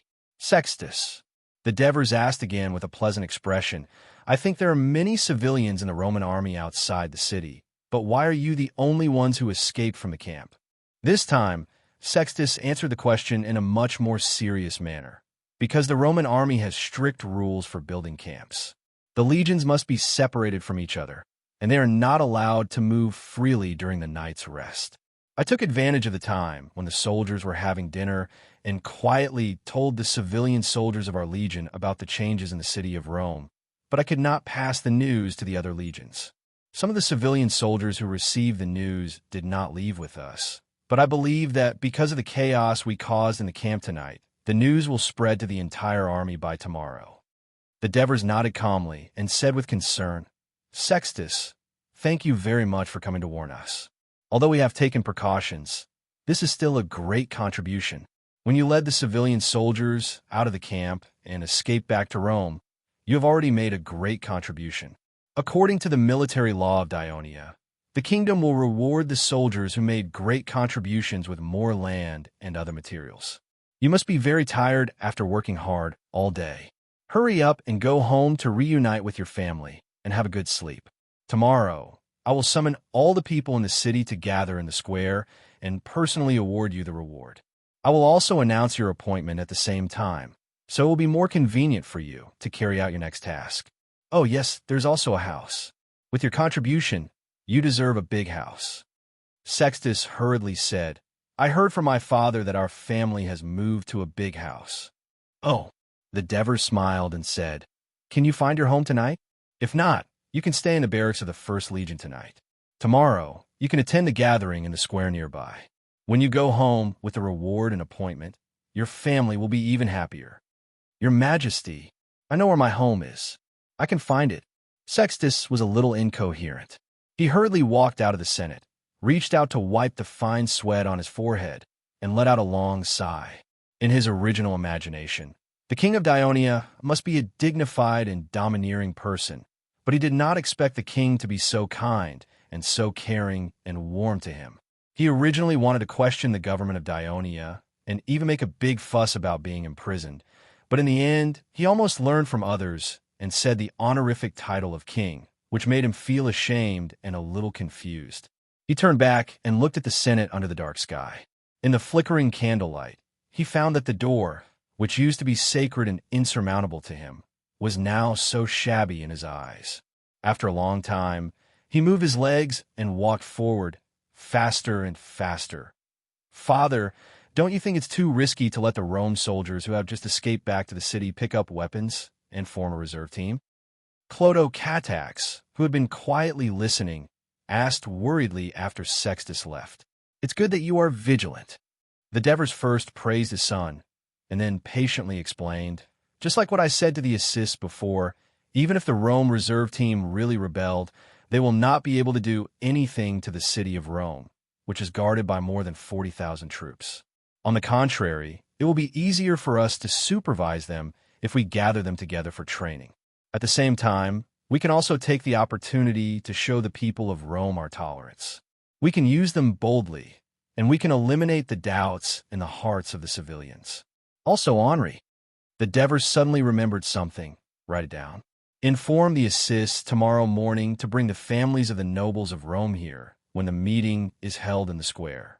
Not only do we have to reward Sextus, but we also have to distribute land and houses to the civilians of Rome who have escaped back and applied for citizenship of Dionia." "Your Majesty, this is a great idea." Henri Boris could not help but praise. "Not only can we let more civilians of Rome in the city be influenced to join Dionia, but we can also let the civilians of Rome who have already joined Dionia have no choice but to be more loyal to the kingdom due to the hatred of the families of the nobles." The Devers looked at the thoughtful Clodo Catax and asked, "Clotho, what do we need to do now?" Clodo Catax pondered for a moment and replied, "Reinforce Ostia? That's right. Camillus must have realized the importance of Ostia to us when he secretly sent troops to attack Ostia. Now that the army of Rome is in a difficult situation, he will definitely attack Ostia with all his might. Even though Terrace has sent people to report to me that he has been strengthening the defense of Ostia, the walls of Ostia are not high and are of little help to the soldiers defending the city. Furthermore, there are only 3 reserve brigades from Turii in Ostia. These soldiers lack real combat experience like Terrace. I'm a little worried." The Devers paced back and forth worriedly. Soon he stopped and said, "Clotho, immediately rush to the camp of the 5th Legion. Let Legion Commander Georges lead the 5 brigades to the pier on the other side of the bridge to board a boat and rush to Ostia overnight to reinforce Terrace. The rest of the troops of the 5th Legion will be temporarily under the command of Legio, 4 Commander Olivers." Clodo Catax did not immediately accept the order. He hesitated for a moment and suddenly said loudly, "Father, I request to follow the 5th Legion to Ostia and participate in the battle." The Devers was stunned. "You can participate in the battle here. There is no need to go to Ostia," Henneborus persuaded. Clodo Catax did not say anything. He only straightened his chest and looked at his father with a resolute expression. The Devers could feel the eagerness in his eyes. He pondered for a moment and said, "You can go, but you must promise me one thing. As long as you let me go, I can promise you anything." Clodo Catax's face was filled with joy and immediately replied, "You must listen to the orders of the governor of Ostia, Terrace, and Legion Commander Georges. You are not allowed to act on your own. Can you do that?" "Yes." "Then bring 50 palace guards with you." "Thank you, father." Clodo Catax excitedly gave the Devers a strong hug and quickly walked out of the Senate. "Your Majesty, I think it is still a little dangerous to let His Highness Clotho go to Ostia alone," Henneborus advised worriedly. The Devers stared blankly at the exit of the hall and sighed softly. If a chick is always under the protection of its parents, it will never learn to fly. It is rare that he is willing to take the risk. Let him go. That night, in the big tent of the Rome camp, the candles were also brightly lit. Dictator Camillus was in a tense discussion with his generals. Chapter 828. Sir Dictator, I have implemented strict control over the legion I lead according to your orders. I have isolated all those who have come into contact with the rebel soldiers and issued an order. Anyone who spreads and discusses this matter will be severely punished. Now the situation is temporarily under control, Licinius reported to Camillus. Before Camillus could speak, Quintus rebuked. Licinius, you still have the nerve to say that the situation is under control? If it weren't for your lax management of the legion you lead, how could the camp be in chaos tonight? It has brought great trouble to our entire army. Dictator, I think Licinius should be punished first. I didn't manage the legion strictly. Let everyone be the judge. From the beginning of the expedition until now, who led the legion that was always criticized by Sir Dictator because of military discipline? Of course, Licinius could not allow Quintus to slander him.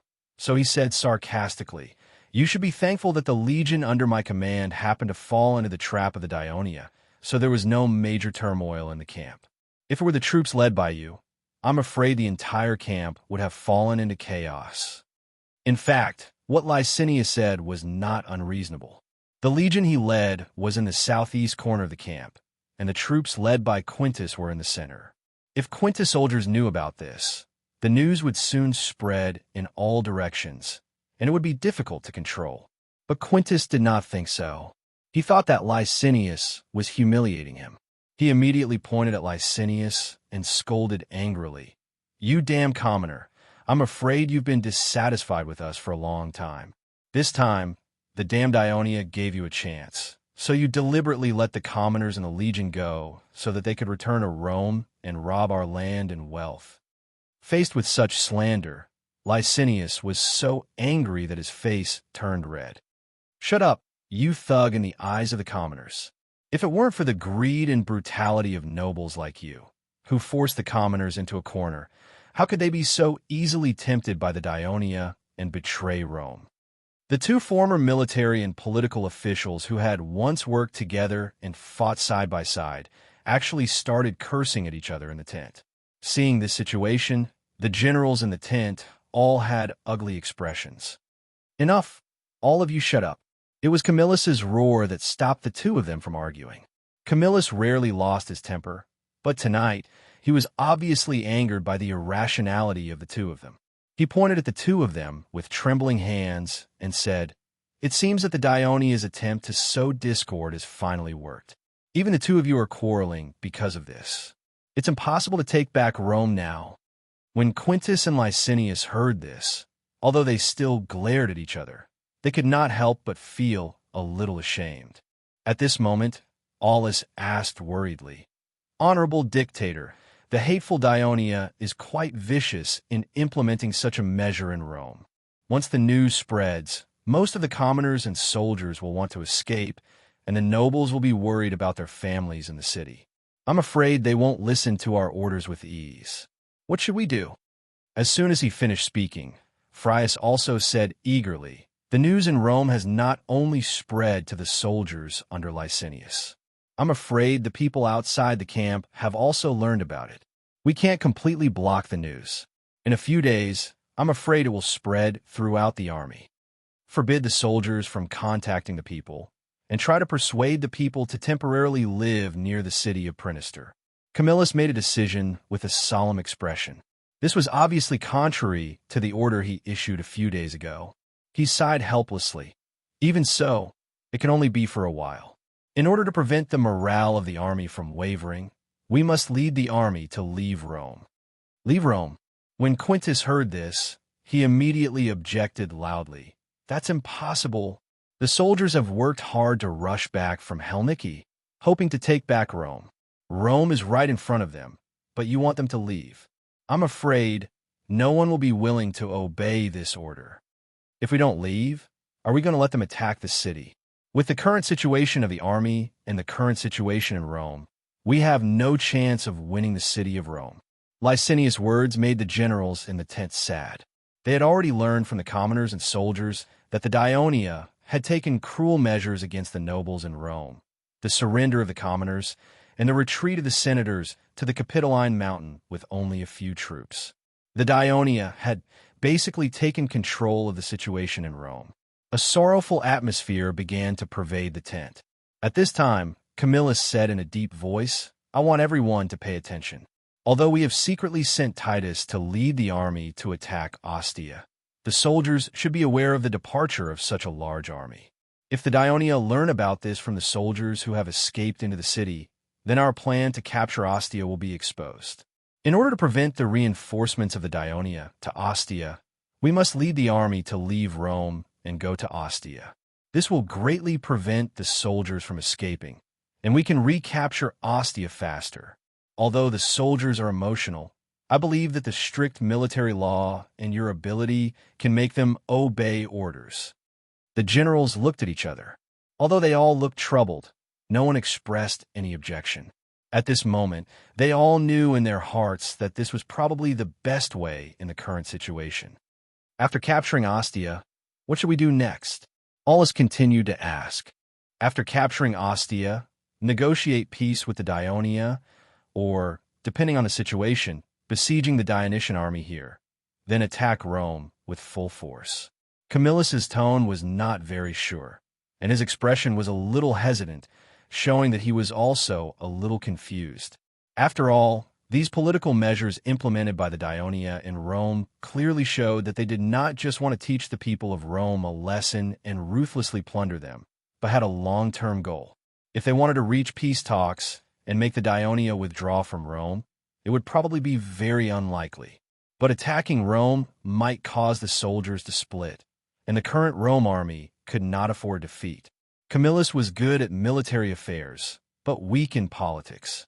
Otherwise, he would have been easily expelled from Rome when he captured the city of Venus, which the other Rome senators could not capture for many years, and won great prestige. During the last time he was the dictator, Marcus led the civilians in a fierce confrontation with the nobles, and he could not mediate the conflict between the two sides. In the end, when others avoided him, he actually signed his name on the arrest order of Marcus, and in the end, he also acquiesced to the Senate killing Marcus, causing him to be insulted by the civilians every day for a period of time. Now, King Dioria used more intense political means to intensify the conflict between the nobles and the civilians in Rome. Camillus, who had suffered greatly in this aspect, now had to face this problem. Not only could he not think of a good way to solve it, but he also felt a little afraid. I hope that in the next period of time, everyone will treat the soldiers equally and not cause any more conflicts. Camillus continued to emphasize that this was the only way he could take. His serious eyes swept across every general in the tent and stopped on Quintus for a while. Quintus snorted, but did not say anything to refute. Everyone could hear the reluctance in Camillus' words, but in the face of the current difficult situation, they also could not come up with a better way. So although they remained silent, they tacitly agreed with Camillus's plan in their hearts. A guard broke in and broke the silence in the tent. "Sir Dictator, the troop station at the river port have sent a messenger to report that dozens of ships have appeared upstream on the Tiber River, lit with torches, loaded with soldiers, and sailing downstream." The faces of everyone in the tent changed, and a sentence emerged in their hearts at the same time.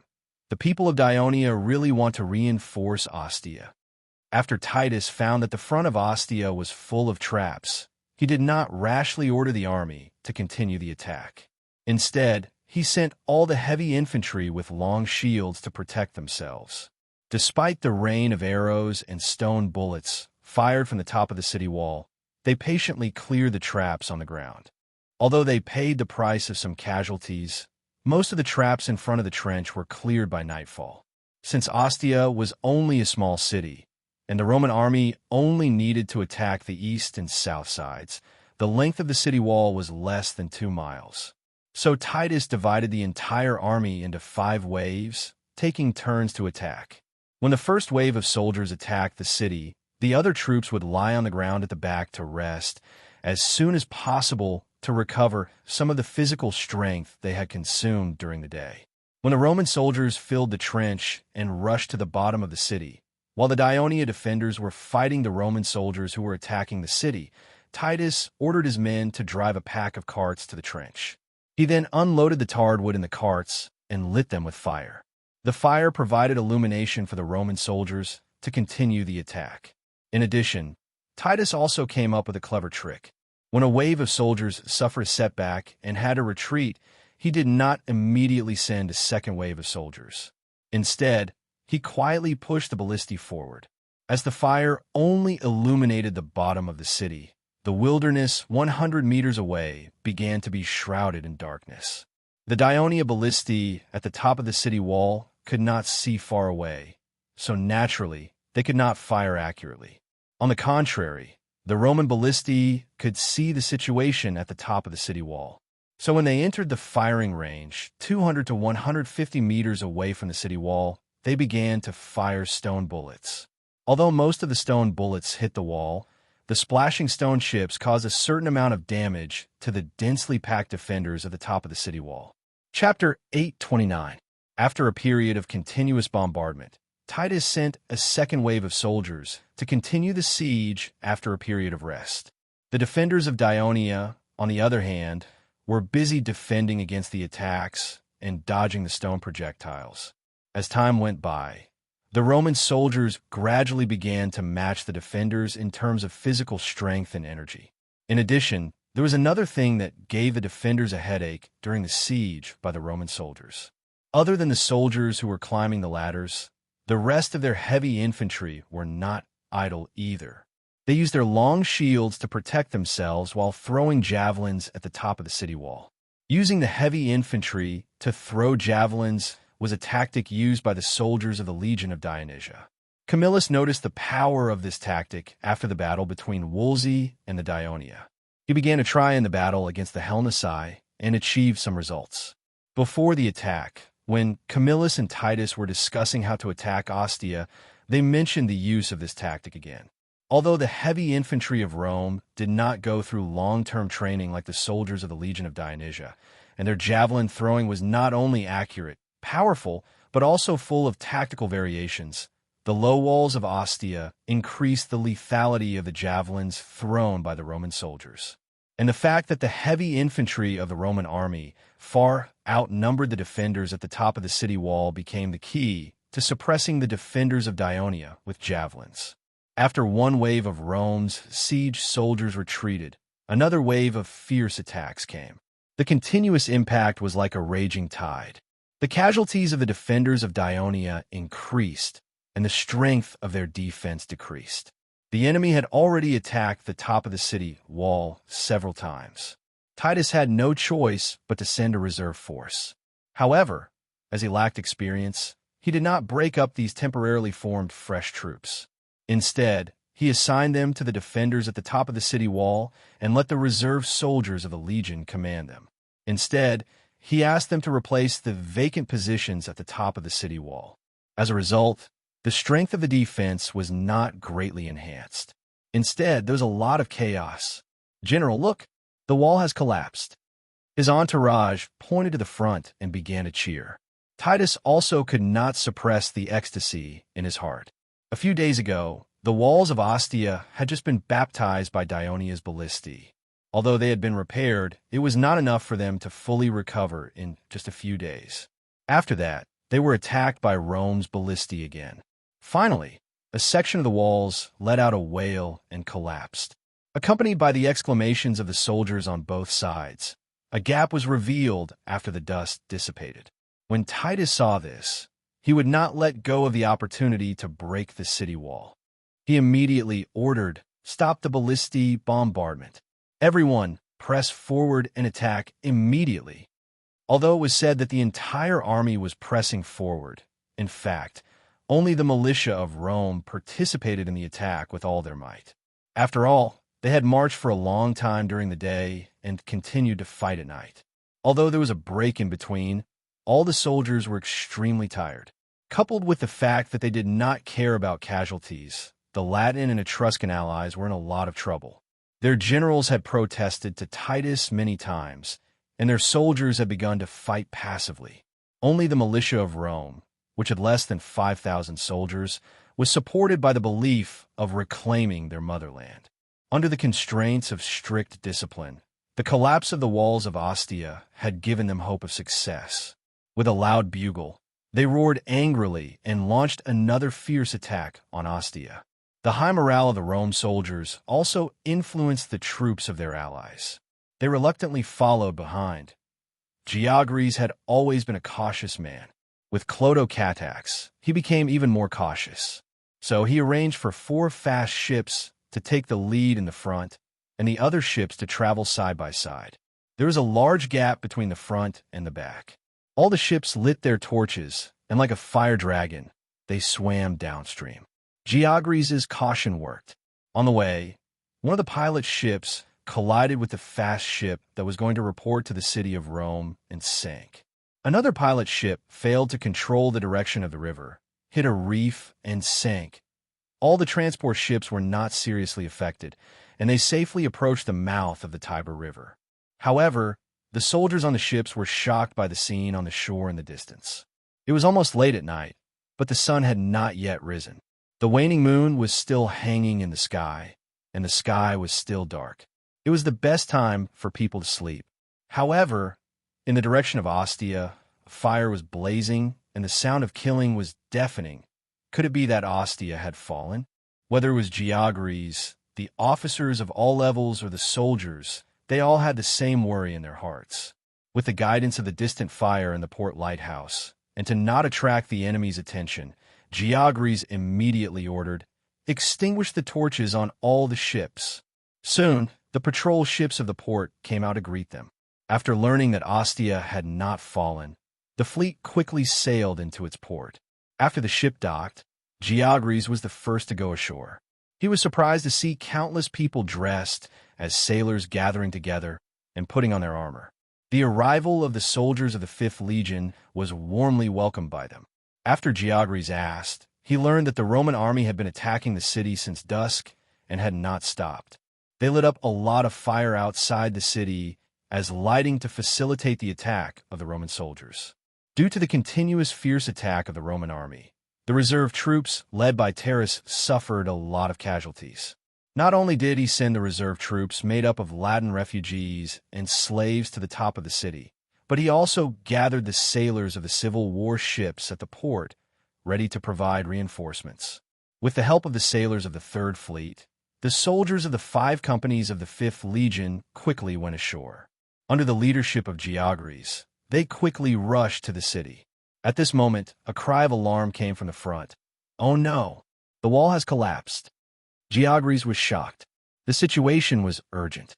He immediately ordered, "Everyone advance quickly." The continuous hard battle and the collapse of the city wall had shaken the morale of the soldiers on the city wall. At this time, the Roman army took the opportunity to launch an attack of a much larger scale than before.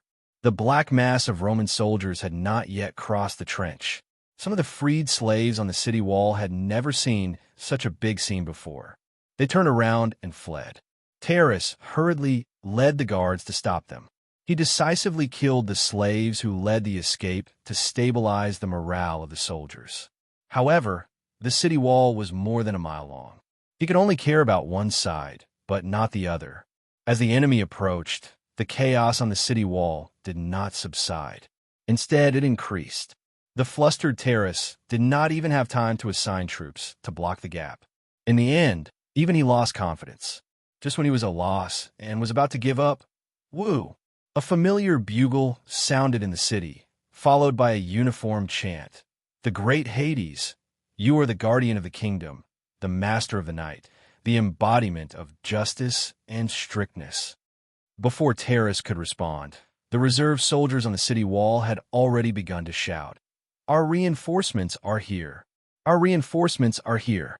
Under the illumination of the fire in the city, In order to make it easier for the soldiers to fight on the city wall, Terrace learned from the people of Rome and lit a fire in the city. A long black line was rushing down the city wall along the street. The face of the tall soldier at the front was now clear. He was wearing a thick dog skin. He was holding a legion flag in his hand, and the statue on top of the flag was shining brightly. "The 5th Legion! It's the 5th Legion!" A sharp-eyed soldier shouted. Ostia was saved. The reserve soldiers of Ostia had regained their confidence. The reserve soldiers of Ostia, who were panicking, gradually fled. Terrace also calmed down. Titus, who was outside the city, also heard the bugle and chant. He did not expect that it was the enemy's reinforcements. He thought that the general of Dionia was using this to encourage the soldiers to defend with all their might. After all, based on his experience, there would be no enemy reinforcements at this time. He frowned and muttered, "At this time, the people of Dionia still have such morale. Just like the dictator said, the army of this kingdom is not to be underestimated." At this time, someone in the city shouted, "Is Sir Terrace here?" "Sir Terrace." Terrace held onto the battlements and looked down. He saw a young officer in a black helmet and black armor, with a red tassel on his head, walking along the city wall while shouting, "I am Terrace." He immediately responded. The officer hurriedly saluted and said, "I am the adjutant of the 5th Legion commander, Georges. The Legion commander wants me to tell you that he will lead the troops to block the gap. He wants you to focus on the defense of the city wall. Soon, reinforcements made up of the sailors of the 3rd Fleet will come to the city to reinforce you." After discussing with the adjutant of the 5th Legion, Terrace urged the officers on the city wall to lead the soldiers back to their respective sections of the wall. He also arranged more light infantry on top of the gap and began to prepare enough asphalt. This was because Georges was ready to return the pain that Legio suffered when they attacked the city of Rome to the people of Rome. Titus saw from afar that under the burning city wall, the brave Roman soldiers continued to rush into the gap under the rain of arrows. He was excited and thought that victory was in sight. Who knew that not long after, the entire gap was blocked by Roman soldiers? His subordinate who went to scout for news came back and reported, "The Dionysian army is blocking the gap. The soldiers can't break through their defense for the time being." At this time, the messenger sent by Camillus had also arrived outside of Ostia. As it was dark, the messenger did not dare to gallop, so he fell behind the fleet. He reported to Titus, "The Dionia have sent a few thousand soldiers from Rome. They are coming down the river by boat." Titus felt as if he had suffered a heavy blow, but there was still a glimmer of hope in his heart. He ordered the military drums and bugles to be played to encourage the soldiers to attack bravely. At the same time, he sent his men to the bottom of the city wall to closely observe the changes of the battle.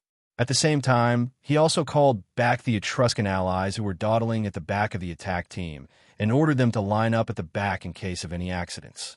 Chapter 8:30.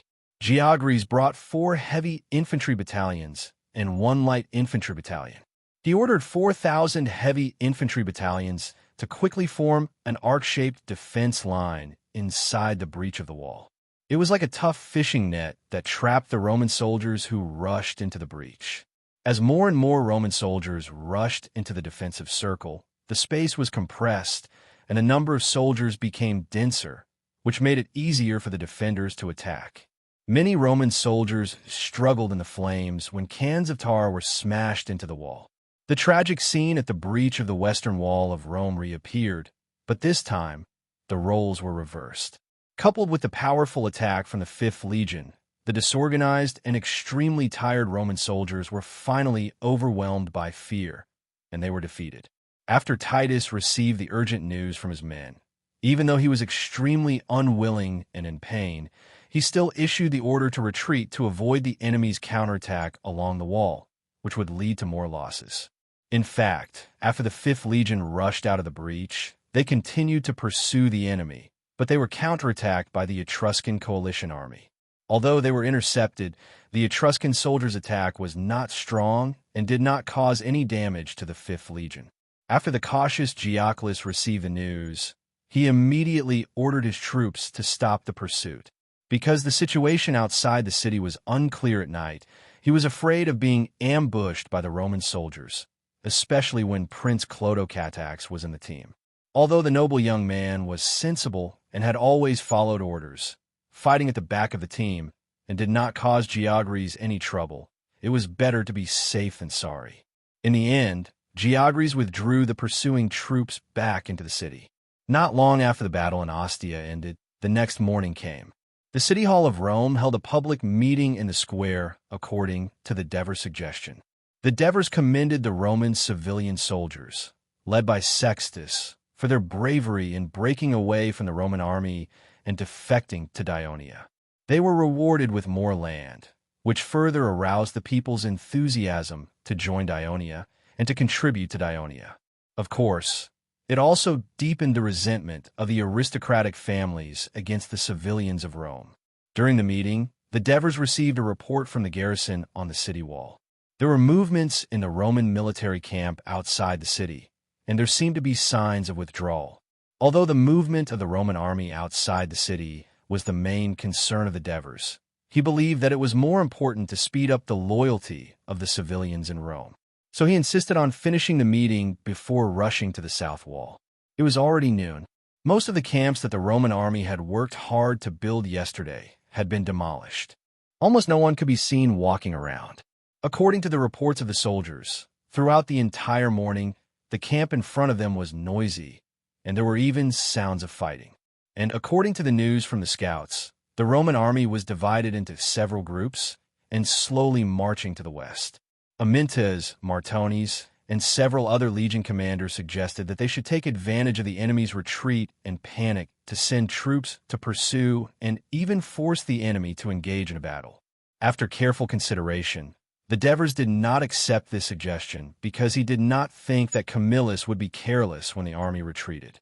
Besides, he did not want the legions that had just experienced a war to fight the Roman army, even if they had already split up a lot of their troops and were greatly weakened. After all, the desperate soldiers of Rome were very likely to have a strong fighting force and cause the Dionysian army to suffer heavy losses. However, the Devers summoned the new captain of the Roman reserve force, Sextus, and asked him to select good Roman soldiers to ride on the horses collected from the city and follow the cavalry legion out of the city to carry out a special mission. After issuing this order, the Devers needed to hold an emergency military meeting with Tornid, Printos, and the legion commanders to discuss the large-scale reinforcement of Ostia. Judging from the direction of the Roman army, there was no doubt that their target was the small city at the mouth of the Tiber River. At the same time, not far from the west of the city of Rome, 2 cavalry legions caught up with the marching Roman army. They lured away more than 1,000 Roman cavalrymen who were responsible for the flank defense.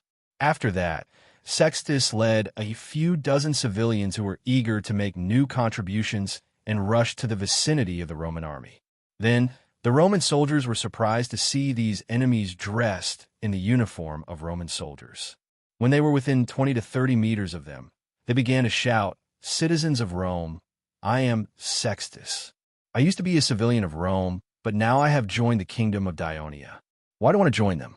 Because the kingdom of Dionia has given me more and better land in Rome, more luxurious and spacious houses, and more equal rights. These originally belonged to the nobles of Rome, but now they belong to us. Civilian soldiers, don't hesitate anymore. Quickly leave this hopeless army and join us. Join Dionia. You will get everything you have longed for before. You will also be reunited with your families smoothly. Don't hesitate. Leave now. The shouts of Sextus and the others stirred up waves among the Roman soldiers. In the residence of the leader of the Abennulum, Gurney sat in the living room.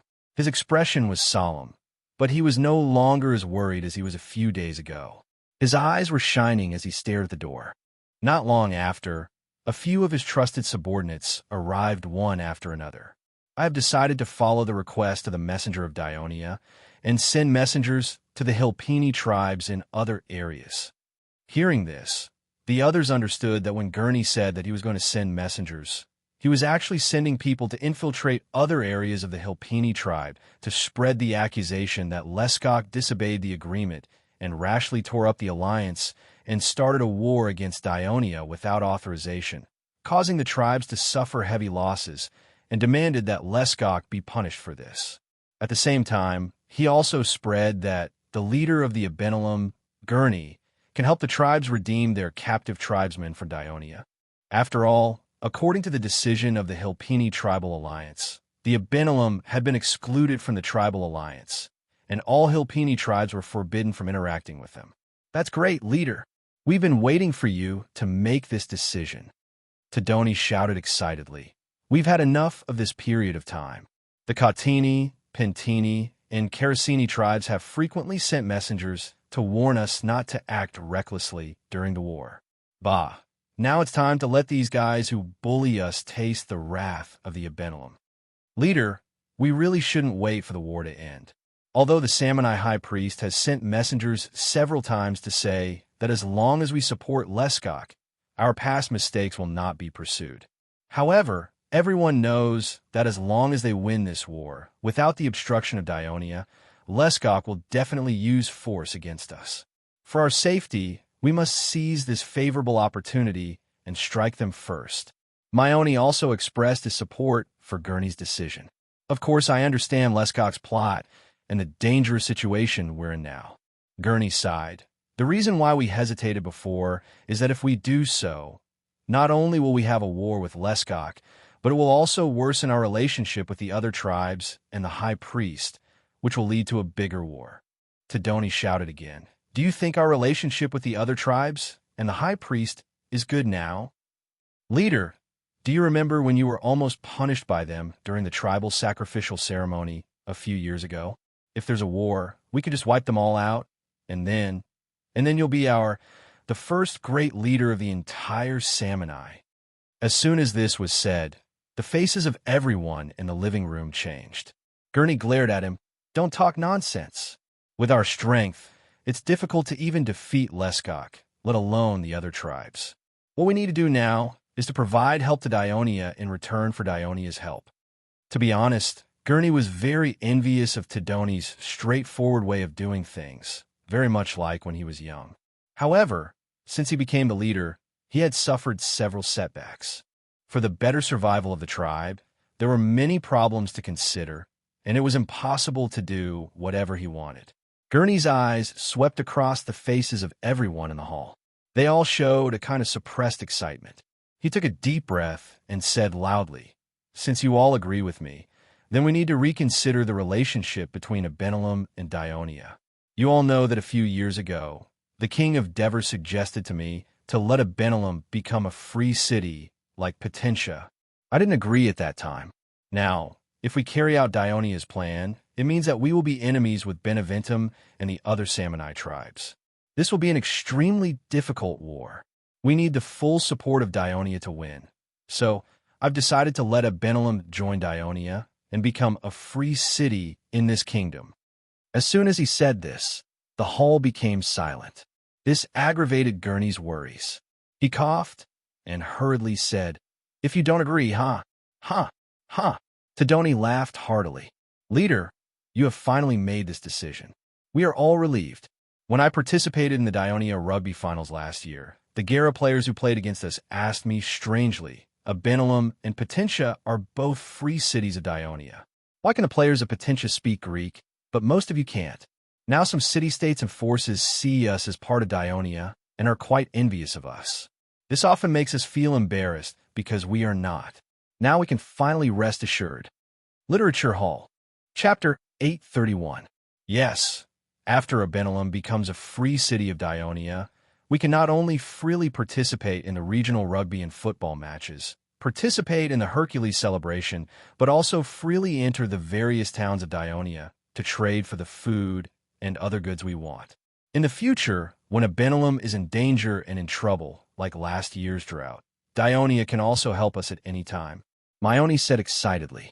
Gurney was stunned. This was completely different from what he had expected.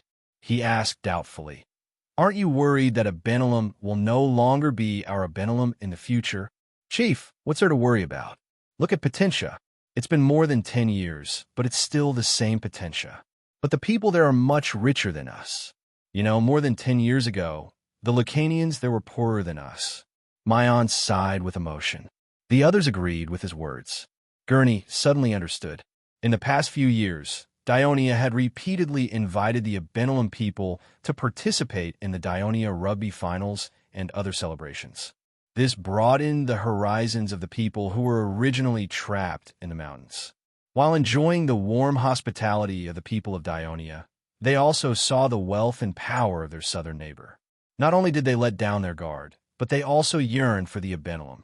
Compared to the exclusion and oppression of Beneventum and other tribes, they were more willing to choose the kingdom of Dionia where they were not of the same tribe. When Gurney thought of this, he felt lucky that he had made this decision in time, but he was also a little disappointed. He quickly composed himself and said in a low voice, "Myoni, go see the messenger of Dionia immediately.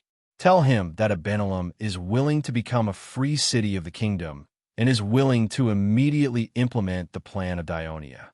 But once the plan is implemented, I believe that there will soon be other Hilpini tribes contacting us to ask for the ransom of their people.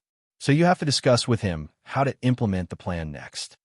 Oh, and Gurney looked Mai in the eye and reminded him solemnly, "You must remind the envoy of Dionia not to announce that we have become a free city of Dionia for the time being. This will hinder us from recruiting the other Hilpini tribes. Moreover, we need the military support of Dionia to defend against the revenge of Beneventum and other tribes." "I'll remember that, leader. I'll do it right away." Mayon stood up and walked out. Quinduk was the leader of the Kautini tribe in the Niconia region. He had been in this position for more than 20 years. More than 10 years ago, under the orders of the then great leader Kiutini, he led the Naconian warriors and participated in the invasion of Potentia. In the end, he was defeated and captured.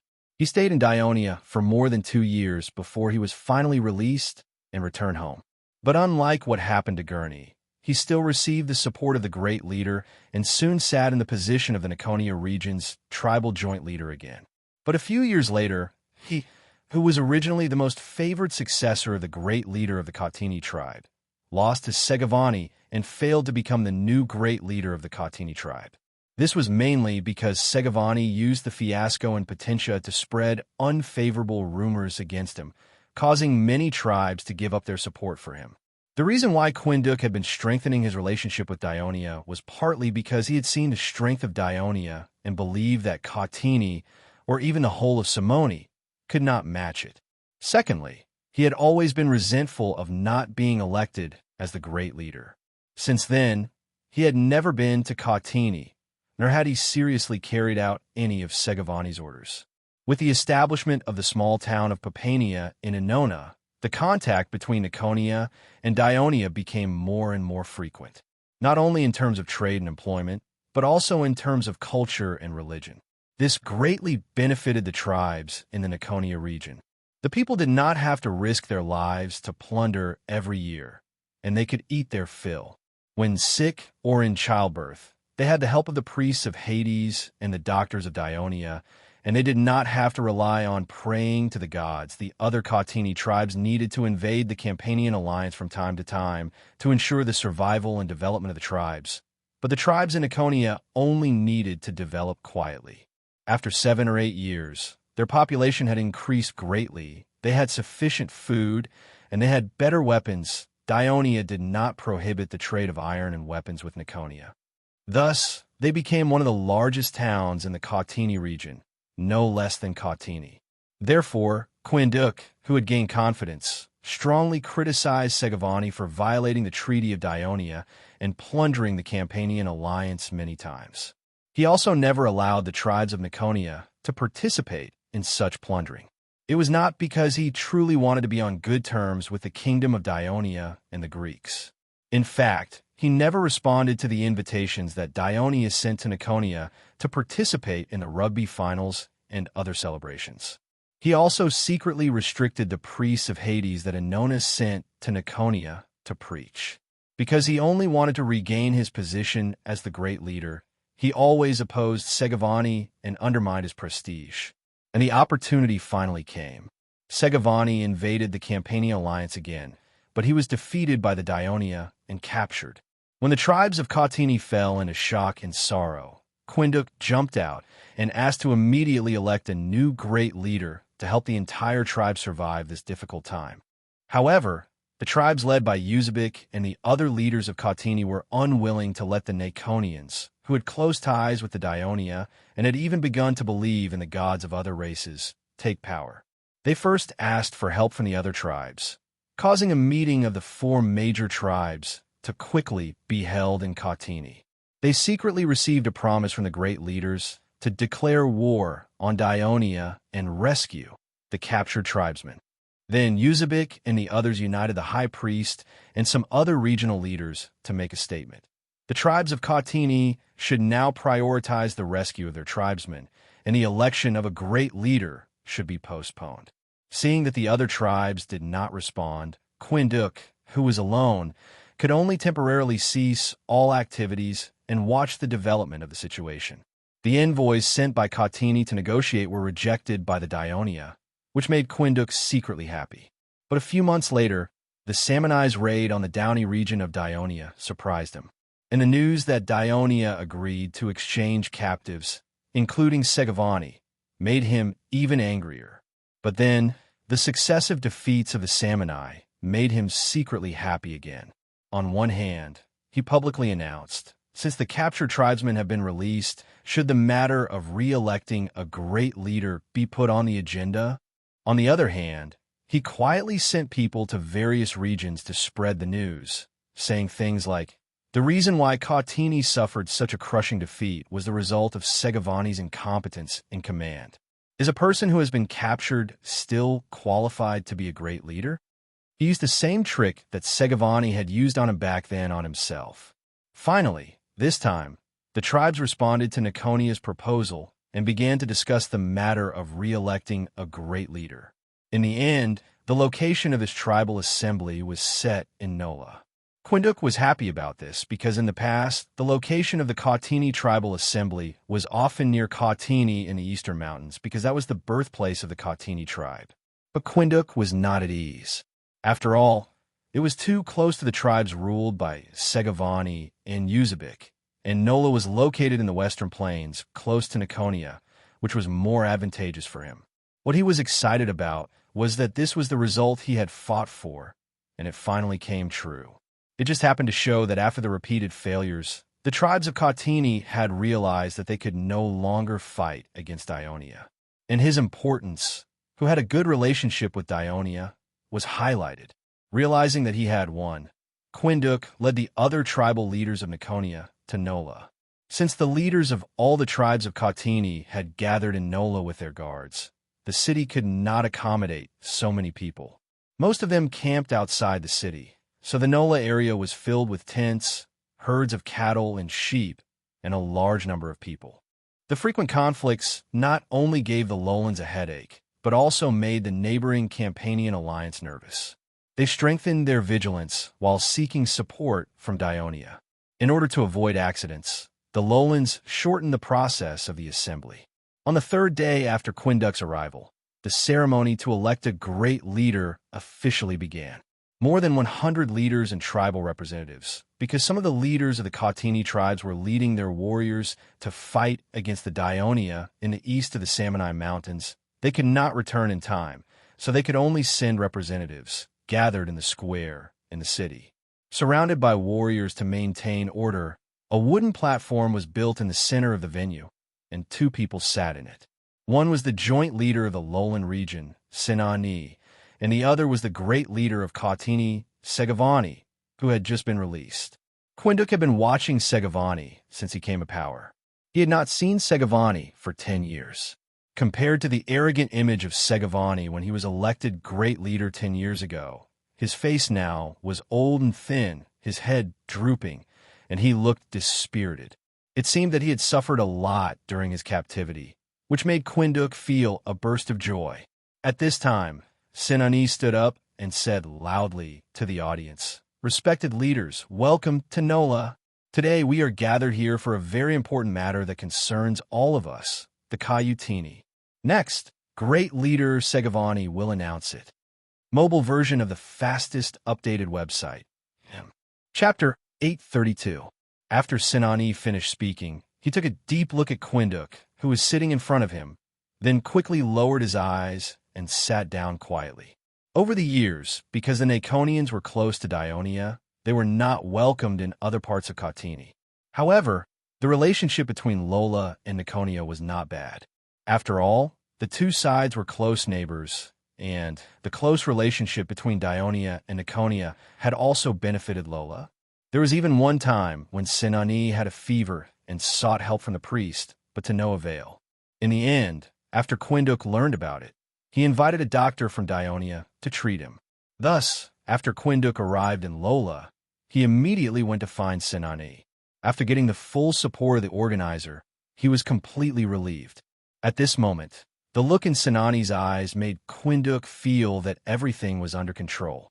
Segavani stood up under the gaze of the crowd. The election of the great chief of the Samanai tribe was not necessarily held after the death of the previous great chief. Sometimes, when the great chief was old and weak and could no longer be competent, he would take the initiative to abdicate and use his remaining influence to ensure that the candidate he proposed could be elected. However, it was the first time in 100 years that Segavani was forced to resign from the position of great chief because he was captured by the enemy. Some of the leaders below the stage looked at him with disdain, pity, and schadenfreude. Segavani slowly straightened his chest and stood on the stage with his head held high. He glanced at the people below the stage, but there was no shame in his eyes.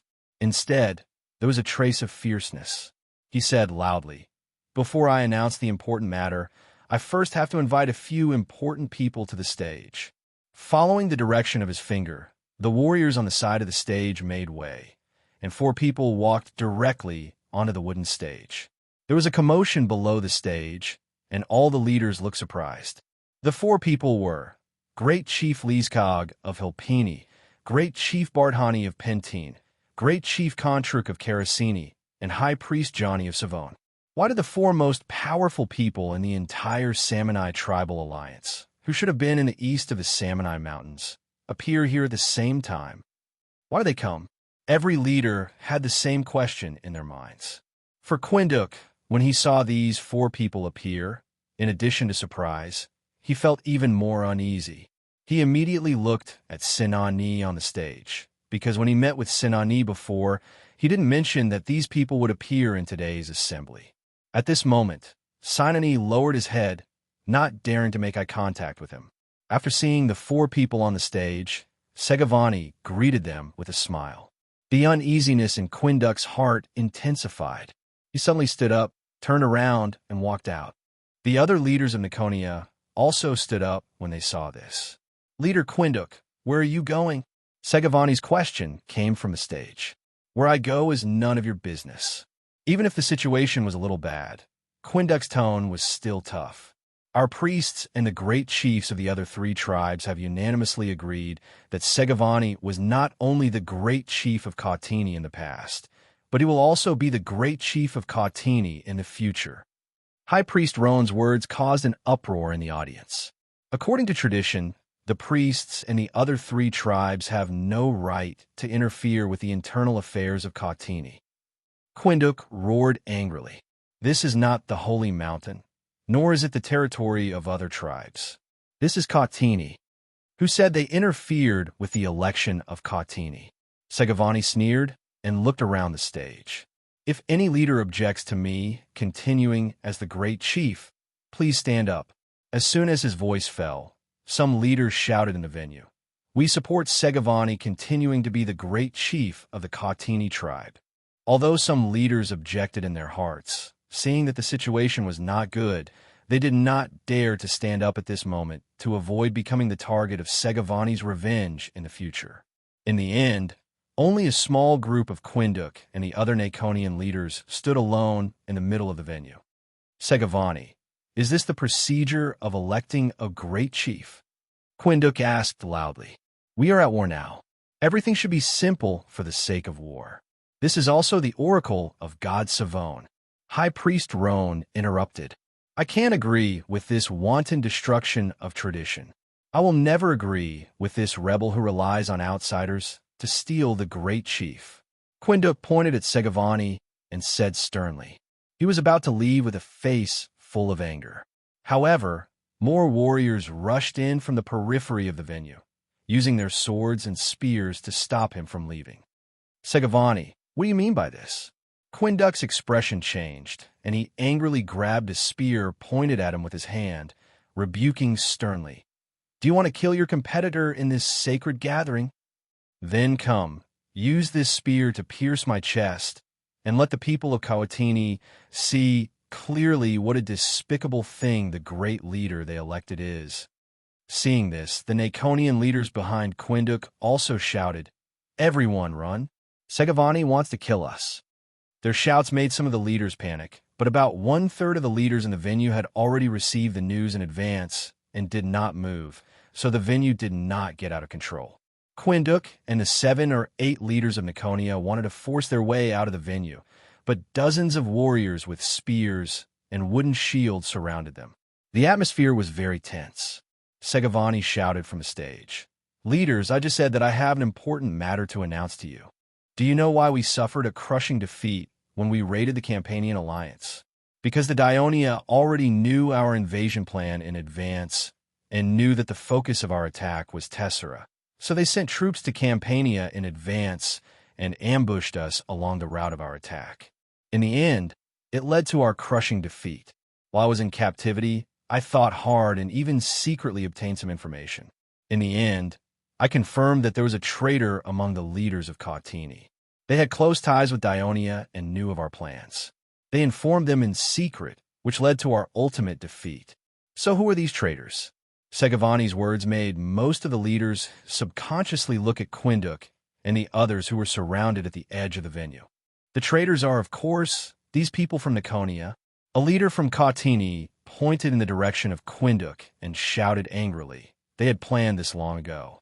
Not only did they refuse to participate in the raid, but they also continued to be close to the Dionia when we were crying for our people who died in battle and were captured. They even worshipped the gods of the Dionia. If they're not traitors, who is? The words of this leader immediately reduced the sympathy many people had for Quinduk and the others. Nonsense. Nonsense. Segavani, in order to cover up your own incompetence, you actually put a crime that does not exist on my head. Quinduk roared angrily. Segavani waved his hand forcefully and said loudly, What are you waiting for?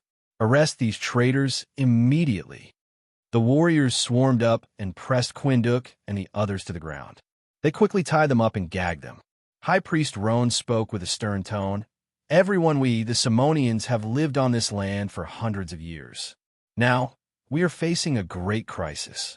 Not only do the Dionians want to occupy our land, but they also want to enslave us and make us worship their god.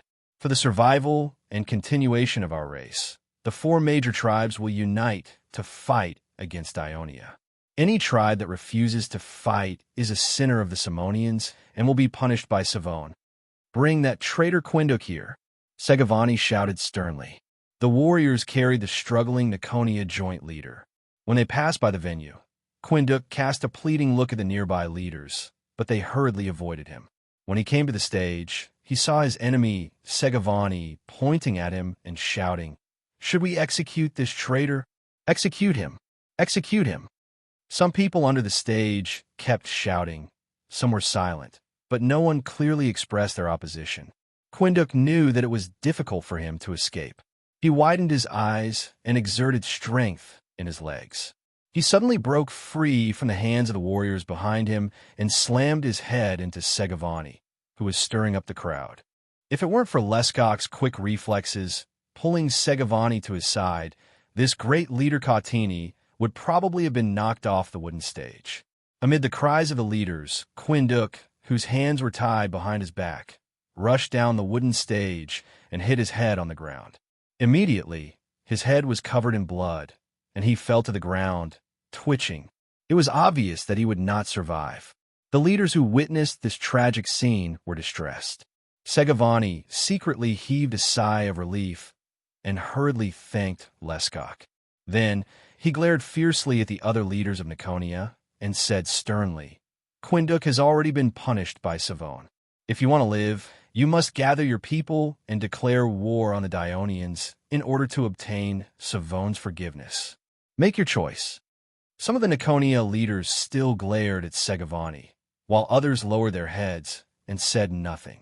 On the wooden stage, Lescock looked at Quinduk in a pool of blood, thinking to himself, if only this was Gurney. But he understood that the relationship between Beneventum and Abenelum was completely strained. Both sides were like enemies, and it was impossible for Gurney to leave Abenelum like Quinduk and go to other parts of Samony alone. At this moment, he heard the great leader of Pentney, Bardani, say, "We've finally helped Segavani solve this matter." Mobile version of the fastest updated website. Chapter 833. The great leader of the Caracini clan, Contruk, said coldly, "I hope the plan can be carried out smoothly this time. Otherwise," although the old man did not finish his words, Lescock knew that he was reminding him. The Samonese coalition's plan to attack the Downey region was mainly drawn up by Lescock. Apart from the initial success of the surprise attack, the following attacks all failed miserably. The three major tribes, Hilpini, Pentney, and Caracini, all suffered heavy losses. While being criticized by the other two great leaders, Lescock also realized that after obtaining the initial success, he was a little dizzy and forgot to carry out his original idea. Not to fight the Dionia on flat ground, but to use the mountain battle that the Samonese were good at to deal with the enemy. However, the Dionia commander in the Downey region remained calm even after the successive victories. He was not tempted by the Samonese and rashly marched into the mountains. Lescock and the others finally felt that they could not gain any advantage in the Downey region, but they were unwilling to stop harassing Dionia so that Dionia could focus on destroying other enemies, so they had no choice but to turn their target to the west.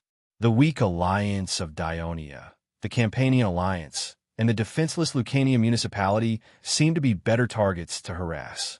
Moreover, because Caiutini had suffered a crushing defeat before, and a large number of warriors were captured, Caiutini did not send out too many warriors when the Samoni coalition attacked Downey. Thus, the losses they suffered were small. Coincidentally, the Cautini warriors who were previously captured had been released by the Dionia and returned to the tribe, making Cautini now the strongest of the four major tribes. Segavani, who had also just returned to Cautini, readily agreed after hearing the plan of the three great leaders. The reason was, of course, not only because of gratitude. The three major tribes used the hostages of Gruum in the Downey region to force Dionia to release the Cautini captives, but also because he needed the support of the other great leaders and high priests so that he could regain his position as great leader. Of course, he also hated Dionia, who had humiliated him greatly, and hoped to create great trouble for it. Both sides hit it off immediately. This was the reason why Lescock, Contruk, Bardani, and Johnny were here. Inona was a city on the northwest border of the kingdom of Dionia. Although the Samoni were at war with Dionia, and Inona bordered the Niconia region of the Cautini tribe, the city had always been peaceful. Every day, people or merchants would go to the small town of Papania in the northeast. However, on this day, the sentinels on the city walls saw a long line of people approaching from the northeast. They were carrying the elderly and the young, carrying bags on their backs as they rushed towards Inona in panic. At the front were a few priests of Hades in white robes. They rushed to the front of the city guards and shouted anxiously while panting. Leader Segavani led the army to capture the city of Niconia. We were informed by the Niconian believers who risked their lives to escape. Papania is in danger. I've already informed the town's officer Dermot, but there are still many people who haven't left. Hurry up and send reinforcements. Quick, quick. The governor of Inona was Adrianx. He had been in office for 3 years, and his term was coming to an end. However, due to the recent wars in Dionia that would not end in a short time, in order to ensure the stability of the kingdom, his term might be extended. Therefore, he continued to perform his duties with peace of mind. In the city hall, he received an urgent report from the captain of the city guards. He was shocked and immediately ordered, "Hurry up and sound the alarm. Let the whole city enter emergency combat readiness." Also, Send someone to the barracks outside the city and inform General Xanaparis to lead the army to defend Papania." "Yes, sir." Looking at the back of the captain of the city guards, leaving in a hurry, Adrianx's expression was solemn. He knew that the peace of Annona had been broken, and the war had come. While worrying about the life and death of the people of Papania, he remembered another important matter, so he immediately called for the clerk. "Send someone to Pompeii immediately and tell them that the Catini have made a move. Let the Campanian alliance strengthen their guard in case the Catini invade again." Xanaparis originally came to Lucania City under the order of the Ministry of Military Affairs to form a reserve legion to replace the Legio III and take on the task of defending the entire northwestern region of the Kingdom of Dionia. At first, he set the garrison at the barracks near Gramintum, but after the Samni invaded the Downey area, Xanaparis changed the garrison to near Annona. After all, it was the city closest to the Samni. Although it was the same for Capsa, he thought that Abenelum, as a barrier, was much more reliable than Narconia. Who knew that just as he completed the establishment of the Reserve Legion, the Ministry of Military Affairs would let Epitines take away 4 brigades from him, but would not allow him to expand, which made him feel quite helpless. Just as the Dionysian army and the Roman army were engaged in a fierce battle in Ostia, Segavani led the Samni army, holding the surrendered Narconian leader hostage, successfully entered the Narconia area, and forcibly occupied the settlements of the tribes that did not submit to him, including the Quindic tribe, threatening the lives of the tribes and their families to follow his troops to attack the small town of Papania in Annona. 7 years ago, the town was personally supervised by Assis, the governor of Annona. Benefiting from the frequent exchanges between Dionia and Narconia, it had become quite prosperous. Moreover, in order to show the sincerity of the Dionia to the Narconians and to dispel their vigilance, they did not set up too many defenses in the town. Coupled with the sudden arrival of the enemy, it was easily captured. Segavani captured the people of Dionia who were still in the town, then ordered the Narconian warriors to burn down Papania, forcing it to completely break with Dionia. Then, while leading the army back to Narconia, he sent troops to block the mountain road connecting to Annona. The reason why Segavani did not directly attack Annona was the decision made by several great leaders after the painful lesson in the Downey area. They targeted the weaker and more easily bullied Campanian alliance. When Segavani led his army into Narconia, nearly 10,000 Samni allied troops, who had been waiting in the small mountain pass town of Abella for a long time, quickly moved west, passing through Caesarea, and headed straight for the city of Atlas, which had once caused the Catini to suffer a great loss. Due to the Catini leaders' meeting held in Lola, the Campanian alliance, led by Naples, shifted the focus of their defense to the southeast. They did not guard against the surprise attack of the Samni from the northeast. Atlas, a small city on the border of the Campanian alliance's territory, quickly fell under the fierce attack of the Samni warriors. At the same time, after Segavani, who had burned down the town of Papania, returned to Narconia, he led 7,000 Catini warriors, including more than 3,000 Narconians, to the southwest to attack Pompeii, which was only 20 miles away from Narconia. Pompeii had been living in peace with Narconia for more than a decade because of Dionia. They never expected that the enemy would attack from the southeast, and the attack was so fast. In a hurry, most of the people outside the city did not have time to retreat into the city and became prisoners of the Catini. After receiving the order from Adrianx, Xanaparis was not excited about participating in the battle.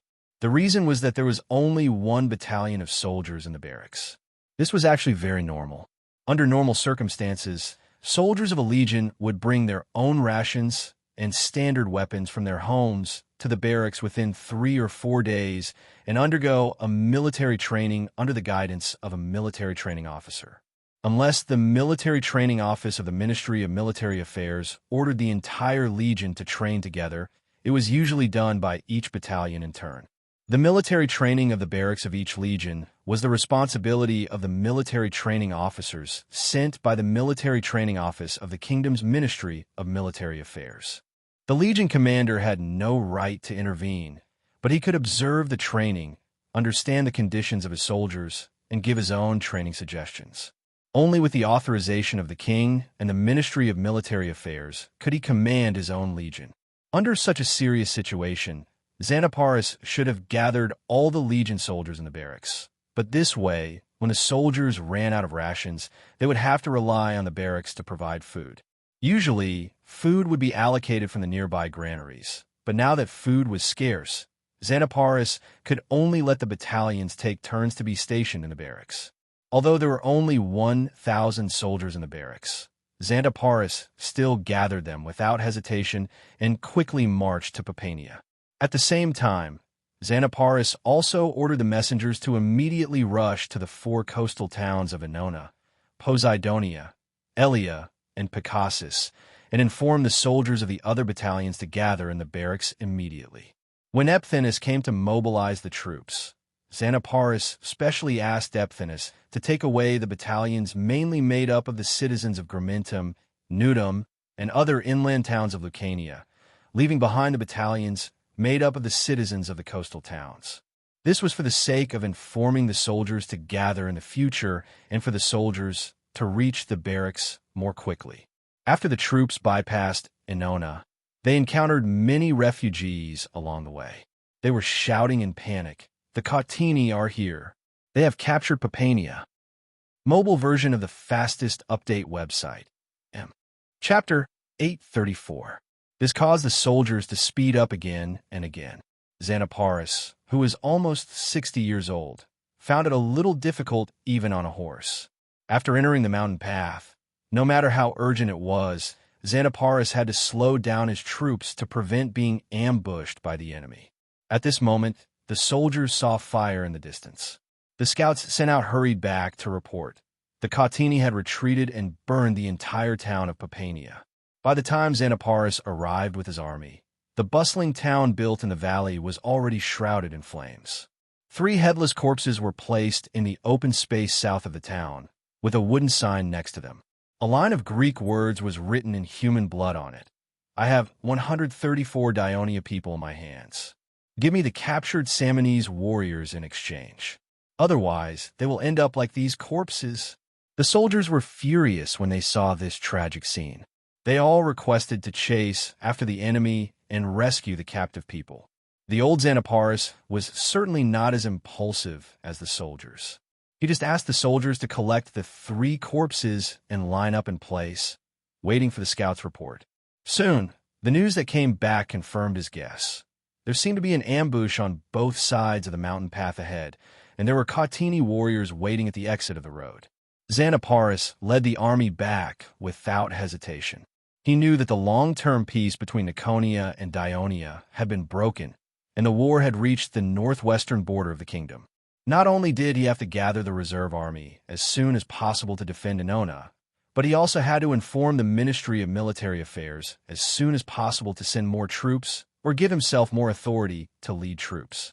Otherwise, it would be difficult to deal with the upcoming war with just these 4,000 new soldiers. Pompeii was a small Greek city with a small population. Now that more than half of the residents were captives, even if the elderly and women of Pompeii took up weapons and went to the top of the city, it was difficult to resist Segavani's premeditated attack. The battle lasted until the afternoon, and the city was breached. The cheers of the soldiers made Segavani feel good, but he was still not satisfied. He needed more victories to wash away the humiliation he had suffered before. So he left some of the soldiers to garrison and continued to lead the army north along the coast. By dusk, they arrived at Herculaneum, only 15 miles from Pompeii. Herculaneum was located at the foot of Mount Vesuvius. It was also a small Greek coastal city, but it was richer than Pompeii because it was close to the Bay of Naples, thus becoming a subsidiary trading port of Naples' prosperous sea trade. But the Herculaneans had their own pride. They believed that their town had a longer history than Naples because it was founded by Hercules, as could be seen from his name. The people of Herculaneum were prepared for defense, having been informed of the enemy's attack by the Pompeians who had fled to Herculaneum beforehand.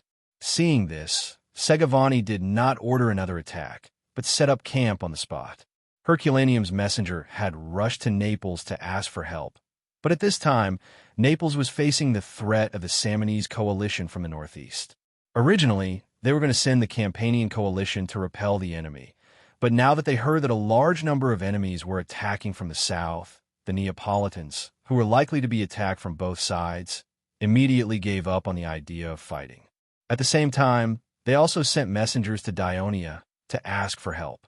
Note, after the eruption of Mount Vesuvius in 79 AD, it was not only Pompeii that was buried under the volcanic ash, but also Herculaneum.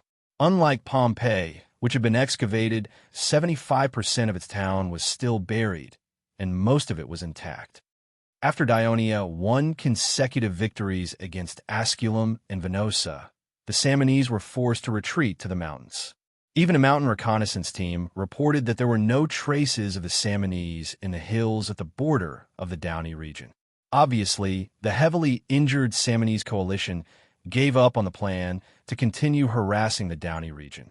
The kingdom of Dionia's commander in the Downey region, Alexis, did not take advantage of the situation to lead the army to attack the Samnese region. On the one hand, it was because of the Devers' solemn reminder. Without absolute confidence, do not enter the Samnese mountains to fight the Samnese. More than 10 years ago, Alexis once led the Legio III to fight the Samnese in the Lucania Mountains. Although he won a small victory, he also felt the power of the Samnese warriors in mountain battles. Moreover, he was in Potentia at that time. If it was in the Samnese mountains, the terrain was unfamiliar, transportation was difficult, and they were in enemy territory. There is no doubt that they would have encountered more trouble. The second aspect was the problem of food supply. Alexis had gathered 3 legions and 1 cavalry legion, a total of nearly 30,000 people. The rations that the soldiers brought with them had been eaten up. The amount of food provided by the kingdom every day was not a small amount. Now that the king of Devers was leading an expedition to the Latinum region, the already small amount of rations would naturally be given to the expeditionary army.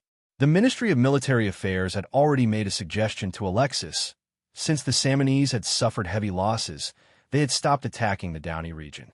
They hoped that he could disband some of the legions to reduce the food supply. In addition, a few days ago, the administrator of Argentum sent a messenger to Downey, telling Alexis a piece of news. According to the pirates who came to the port to trade stolen goods, the former Puchetti king's son, Vardalca, who had escaped to the other side of the Adriatic Sea, was in the Epirus region gathering the Puchetti, Messapians, and Downines who had escaped to the mainland of Greece. Therefore, Alexis finally decided to disband the 9th, 10th, and 2nd Cavalry Legions. However, as usual, they still had to keep a company stationed in each barracks. They also had to send another company of soldiers with 4 days of rations. The cavalry legions would send 200 cavalrymen to Asculum in the Downey region. Alexis would lead them on duty there. In the barracks in the Downey region, every 2 companies of soldiers of the 11th Legion would bring their own rations. They would rotate once every 4 days under the command of Capus. The Downey barracks were in the north, while Asculum was in the south. At the same time, there were a total of 4,000 soldiers and 200 cavalrymen guarding the borders of the Downey region and the Samnese region. Supplemented by the citizens of the neighboring towns, it was enough to deal with the small and medium-sized Samnese invasion. Once the remnants of the enemy who escaped from Apulia landed in other locations in the Apulia region, the garrison of the other barracks could first resist them. Then, the citizens who were ready for battle would quickly gather from the towns to the barracks under the orders of the messengers. They would form a complete legion and completely destroy the enemy. This way, the kingdom's military rations would be consumed very little, and the safety of the area was basically guaranteed. The reason why Alexis dared to do this was because the Apulia region was a plain. The terrain was basically flat. In addition to the main roads, there were also relatively smooth roads between the towns. From the city of Lusnia in the north to Agentum in the south, it would only take a little more than a day for the army to march quickly. However, because of this, the soldiers of the legion were relatively busy. They were always on the move, but for the warlike people of Messapi and Puchetti, It was exciting to have a war to fight, merits to be earned, and land to be divided. In the many exchanges between the Ministry of Military Affairs and the King of the Devers, the kingdom's current strategy for this war was attack from the north, defend from the south. The army led by the Devers was attacking in the Latin region, while the army led by Alexis had stopped in the Downey region. In the southern region of Sicily, the army led by Leotychides did not retreat to defend. Instead, they used Selinus as a base to attack everywhere, looting all the villages and towns outside the cities of Mazara, Lille, Segesta, and other cities to ensure an adequate supply of food for the army. This was to achieve the goal of disrupting the order of Carthage's rule in Sicily and creating favorable conditions for future battles.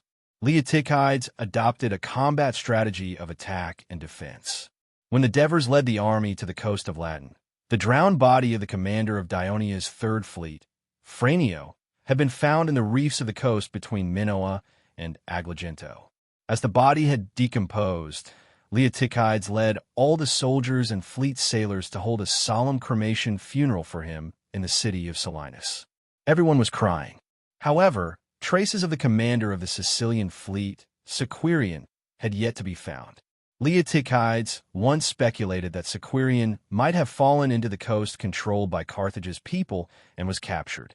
When exchanging prisoners with Carthage's people, he had proposed to exchange more prisoners for Sequirian.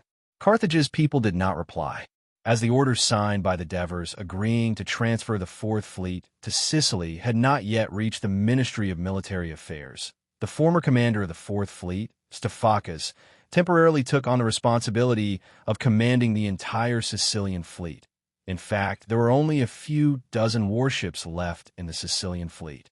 The Dionysian army wreaked havoc on the western land of Sicily, causing Carthage's allies and colonial cities to complain incessantly. They all asked for help from Lille.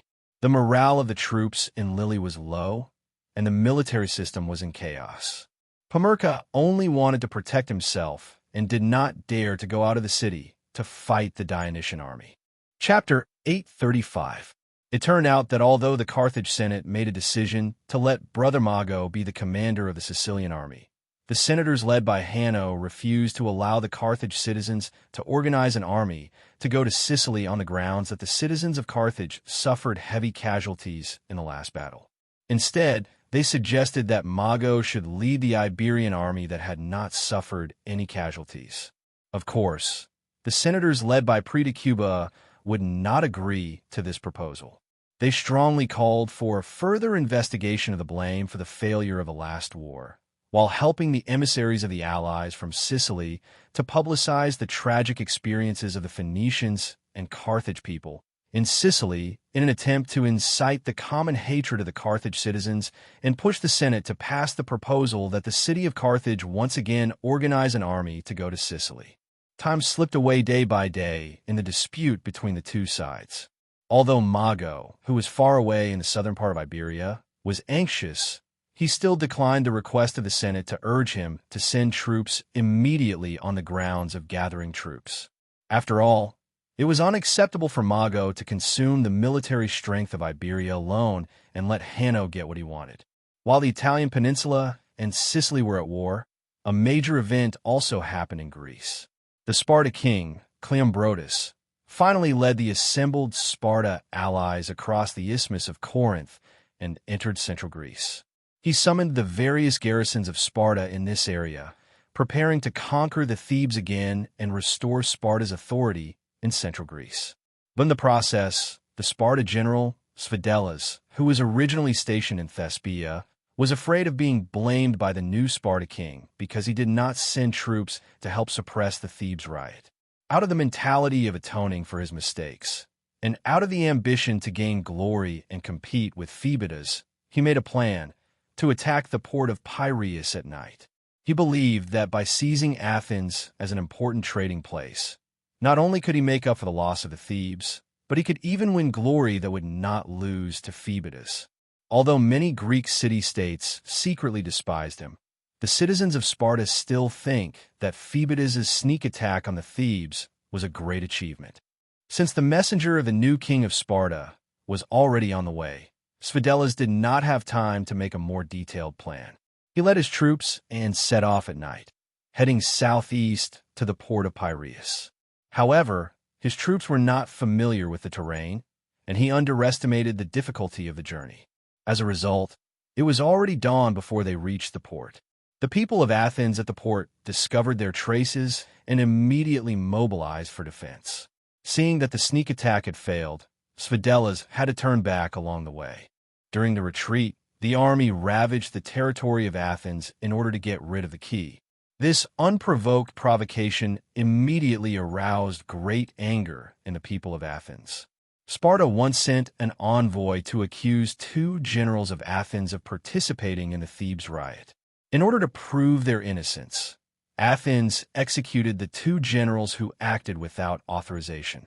However, the envoy of Sparta did not leave.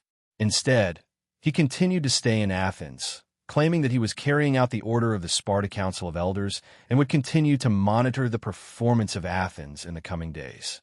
Now, the angry people of Athens immediately arrested the envoy of Sparta and questioned him angrily. Why did Sparta send troops to invade the territory of Athens and plunder the people of Athens for no reason? The envoy of Sparta, who was puzzled by the anger of the people of Athens, learned about what happened in Piraeus in the morning. In his heart, he cursed Sfidelis for his audacity. He immediately explained in a loud voice that the plunder was a stupid decision of the Sparta general, and it had nothing to do with the government of Sparta. Moreover, he firmly stated that the Council of Elders of Sparta would quickly put Sfidelis on trial and give a fair explanation to the people of Athens. The explanation of the envoy of Sparta could not completely appease the anger of the people of Athens. The leader of Athens politics, Thrasybulus, had died in battle a few years ago. However, in Athens, a democratic figure named Callistratus rose to prominence. Callistratus was not only a good orator, but also a very capable politician. He was elected as one of the 10 generals of Athens for several years. Callistratus persuaded the people of Athens, reminding them that if Athens was not ready to go to war with Sparta, then it was better to believe the words of the envoy of Sparta. Although the people of Athens were angry, they also knew the strength of Sparta's military. So, they finally agreed to release the envoy of Sparta. The envoy of Sparta immediately rushed to the residence of the king of Sparta, Cleombrotus, and reported to him what had just happened in Piraeus and the protest of the people of Athens. Only then did Cleombrotus know the stupidity of Sfordelis. In a rage, he immediately arrested Sfordelis and sent him back to Sparta. While Sfordelis was being escorted back to Sparta, the envoy group sent by Athens also arrived in Sparta. This forced the Council of Elders and the prosecutor of Sparta to speed up the trial of the general who disobeyed orders and provoked Athens. Sfordelis seemed to be doomed, but his son had a close relationship with Aegisleus' son, Archidamus, so he urgently asked Archidamus for help. Archidamus did not hesitate to ask his father for mercy for his friend. Aegisleus did not make a promise, but in the course of the trial, Aegisleus spoke for Sfordelis. He said, "Sfordelis is undoubtedly guilty, but we can't put a good man to death. Whether as a child, a young man, or an adult, this brave citizen of Sparta lived a decent life and contributed his strength to Sparta. Sparta needs such a warrior." Aegisleus now had great prestige in Sparta. His speech made some neutral people in the Council of Elders choose to support Sfordelis' innocence. Some of the elders originally felt that the Sparta general should not be punished. They believed that the riot of the Thebes had damaged the prestige of Sparta in Greece, and it was time to restore it with war. If Sparta punished its own general at this time, not only would it dampen the fighting spirit of the citizens of Sparta, but it would also make the other city-states look down on Sparta. In the end, the Council of Elders passed the decision that Sfordelis was not guilty by a majority vote. The prosecutor who had the right to make the decision was elected from Sparta. They were younger and more radical, so of course they agreed with the decision. The citizens of Athens were shocked when they heard the verdict of Sparta. In the face of Sparta's accusation, Athens executed 2 of their generals. Now, in the face of Athens' accusation, Sparta easily found the perpetrator not guilty. The arrogance of Sparta completely enraged the citizens of Athens. They strongly demanded that the Athens government retaliate against Sparta. Sparta's action was beyond the expectations of the generals of Athens. Since the signing of the treaty, the generals led by Callistratus and Aristoteles had adopted a neutral policy in view of Sparta's tyranny in Greece. However, they did not stay idle. They continued to establish alliances with many city-states along the coast of Thrace, the Aegean Sea, and Asia Minor. The frequent economic and trade exchanges and diplomatic assistance resulted in the strength of Athens now exceeding that of before the Corinth War. But now, the anger of the citizens made it impossible for Athens to continue to keep a low profile. Although this was not what Callistratus wanted to see, the majority of the citizens firmly supported the declaration of war against Sparta, and Athens finally passed the resolution smoothly. Athens' declaration of war shocked the Greek city-states. Not only did it make the Thebes feel joyful, but it also made Cleombrotus, the king of Sparta, who was preparing to attack the Thebes, uncomfortable. He was afraid that when he attacked the Thebes, the army of Athens would attack from the east, so he became hesitant to attack the Thebes. Camillus decisively led the army out of the city of Rome and marched west to attack Ostia. Of course, the Devers could not let the opponent's plan succeed.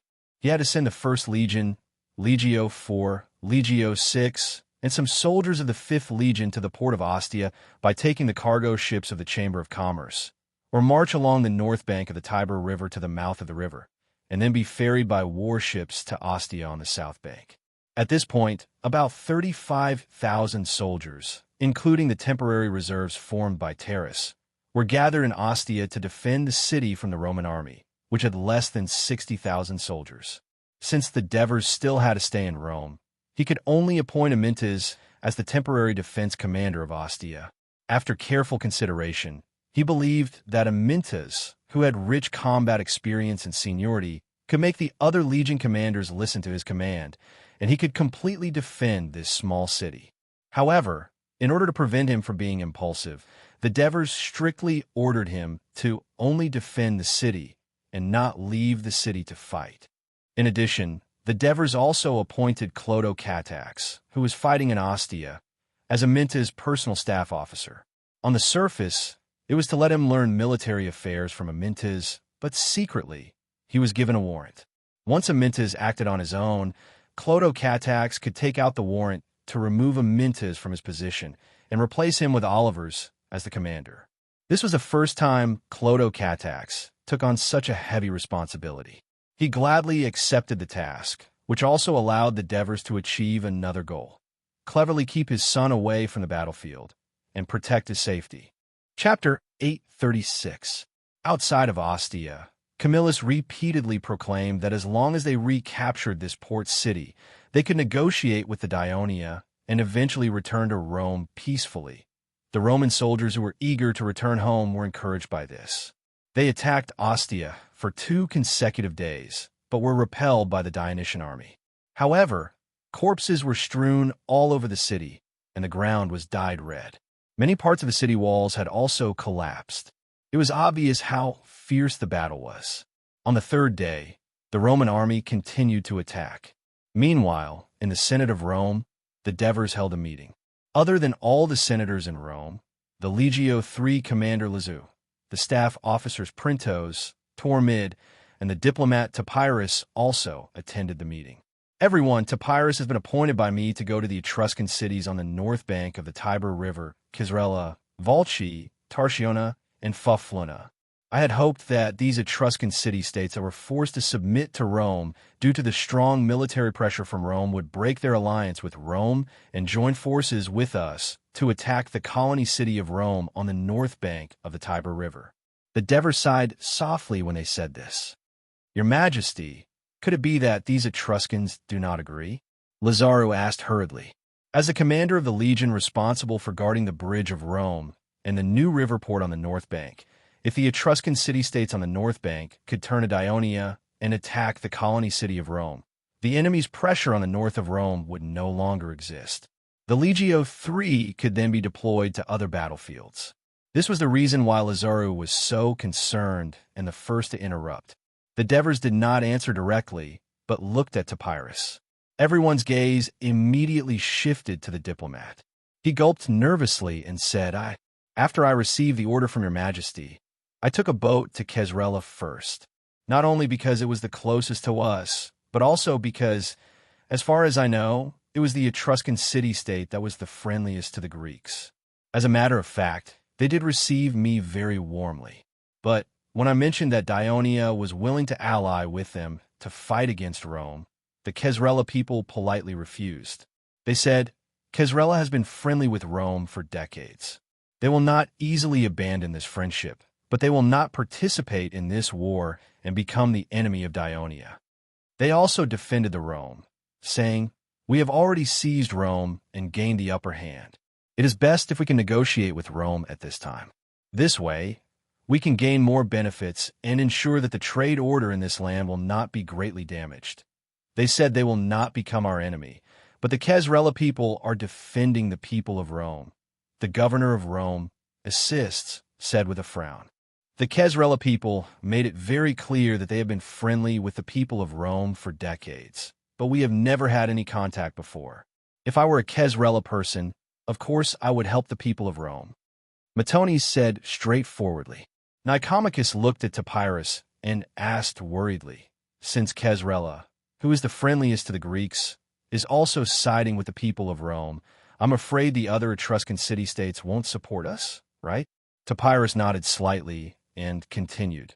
Then, I went to Volci and Tarcona. These two city-states were attacked by Rome and were eventually forced to surrender to Rome. The people of Rome even built a colony in their territory. They expressed interest in His Majesty's proposal. But in the end, they had no choice but to say most of their young and strong citizens are fighting with the army of Rome, so they dare not take any hostile action against Rome, lest they anger the people of Rome and put their citizens in danger. It seems that the people of Rome are still very wary of these Etruscan allies. Andrapolis, who came from the intelligence department, sighed when he heard this. Then, I went to Fafaruna. A few months ago, Rome had sent an army to conquer this city-state, but we happened to be at war with Rome at that time. The people of Rome withdrew the army that attacked Fafaruna. It was equivalent to us saving Fafaruna. Topyrus continued. But when the council of Fafaruna met me, they did not seem very enthusiastic. They did not seem to be very interested in our proposal. They told me, if you want to ally with us and declare war on Rome, Fafaruna cannot make the decision alone. They must discuss with the Etruscan city-state alliance and reach an agreement before they can make the final decision. But before that, they are very willing to establish a friendly relationship with us. But as far as I know, the Etruscan city-state alliance is a loose alliance, is not very united. In the past few years, when Rome attacked the Etruscan city-states, this alliance did not play a role in uniting all the Etruscan city-states to resist the invasion of Rome. That is why Rome was able to conquer Volci and Tarcona relatively easily. You mean, the Fafaruna are just brushing us off, and they have no intention of forming an alliance with us? Assists interrupted. Topyrus nodded and said, After meeting with the council of Fafaruna, I asked my translator to bribe the councilor Fafaruna with money. From them, I learned that although Fafaruna hates Rome, they are also very wary of outsiders like us. They are more worried about the strength of Dionia. Back then, the Etruscans united with the people of Rome to chase the Celts away, but in the end, the people of Rome led their army to conquer them after a few years. They do not want to make the same mistake again. I'm afraid that they would rather see us and Rome suffer a great loss. That is the best way for them. These Etruscans want the best. Too bad. I think they will only regret it in the future. Matones said loudly. I'm afraid the Fafaruna are not the only ones who think this way. The other Etruscan city-states have the same idea. Compared to us, they are more willing to trust the people of Rome who have been with them for hundreds of years. Alcibiades, the brother-in-law of the king of Devers, said with a serious expression, since yesterday, Many of the trailers and sailors on the cargo ships that were traveling up the Shuo River saw a small group of Etruscan soldiers in the distance at the north bank. Fortunately, we have the protection of the cavalry, so they did not dare to come close. I've also received reports from the cavalry, but I think they are only scouting. They do not dare to have a direct confrontation with us. Leds confirmed the news. Although they haven't fought with us yet, they've already shown their hostility. We have to retaliate, or else these Etruscans will think that we're weak and easy to bully. Matones said hatefully, "Your Majesty." The assists looked at the Devers and said worriedly, "Since the army of Rome is attacking Ostia, the cargo ships from the kingdom can only be hauled by trailer from the north bank of the Tiber River to Rome. If the north bank is also attacked by the Etruscans, the water route to Rome will be cut off. The movement of people, the replenishment of soldiers, the transportation of resources, the supply of military rations, all of these will become more difficult. This is not good for us to govern Rome." The Devers began to tap the table with his fingers as his eyes gradually sharpened. He said in a low voice, "It seems that I have misjudged these Etruscan city-states. I thought that they would be happy to ally with us because of the threat of Rome, but I did not expect them to have other ideas. Since they do not accept our goodwill, then we will deal with them in a different way. We will show them our power and let them know the terrible consequences of going against Ionia. I have decided." The Devers glanced at the people and said in a serious tone, "Send troops to seize Kestra." When the people heard this, some of them were excited, and some of them looked troubled. "Your Majesty, will attacking Kestra make the Etruscan city-states completely lean towards Rome?" The assists expressed his concern. "Don't worry, Sir Assists. Just like what your Majesty has said, these Etruscan city-states have their own ideas. Volci and Tarcona were defeated by Rome, and their territories were divided. They have a grudge against the people of Rome. It is only because most of their citizens are in the Roman army that they do not dare to cooperate with us. As for city-states like Phofrina that are further away from Rome, I am afraid that most of them will take a bystander attitude. Only Kestra has a close relationship with Rome, and its location is too close to the banks of the Tiber River. Seizing it will not only protect our shipping routes, but also intimidate the other Etruscan city-states, and it will be beneficial to persuade them to ally with us again." Topyrus analyzed with confidence. "But Kestra is a mountain city, and the mountain it is located on is much higher than the Capitoline mountain here. It will not be easy to take it. The current situation does not allow us to bring too many soldiers to attack. If we fail to take it for a long time, our army will fall into the predicament of fighting on two sides." Tormid reminded solemnly, "Although Kestra is a mountain city, many of its citizens are in the army of Rome's expedition to Helniki. A few days ago, Legio III even captured some of their citizens. In fact, there are not many soldiers in Kestra who can fight now. Your Majesty, I will lead 4 brigades, and we will be able to take Kestra in no time." Epthenus asked loudly. As soon as he finished speaking, Matones immediately rebuked him. "Epthenus, your troops haven't even taken Capitoline Mountain in the past few days, and you still want to attack Kestra? Forget it. Your Majesty, let the 2nd Legion carry out this mission." Literature Hall. Chapter 837. "Martones, don't spout nonsense. It's not that we can't take down Capitoline. His Majesty ordered us to besiege it temporarily and forbid us from attacking." Epitines scolded angrily. "The situation in Rome is still unstable. If the two sirs leave with their armies, what if Rome falls into chaos? Therefore, we, Legio III, can only fight." Lazaru interjected. In order to fight for the opportunity to fight, the commanders started arguing with each other. Tormid saw the Devers frown and tried to stop them. "Sirs, your Majesty, the 2nd Legion, Legio III, and the Reserve Brigade all have important missions and can't be mobilized easily. I'm willing to lead the army and take down Kesrela in a day. At the same time, we can take down Way AI." Martones and the others immediately stopped arguing. Everyone's eyes focused on the speaker. The person who spoke was Printos, who had been sitting quietly at the side. "Printos, Now is not the time to brag. We are having an important military meeting. Martones looked at him as if he was looking at an idiot and could not help but mock him. I can swear to Hades in front of your majesty. Printos said seriously. If our army can't be mobilized, how are you going to take down Kezrela and Way AI? Epitenes looked at him with interest. Are you going to use the Mountain Brigade? The Devers' voice came from the seat of honor. Yes, your majesty. Printos said respectfully. For the past 2 days, the 3 commanders, Martones, Lizaru, and Epitenes, have been busy with military affairs. I have nothing to do, so I'll let a team of scouts to secretly explore the environment and terrain around the north bank of the Tiber River.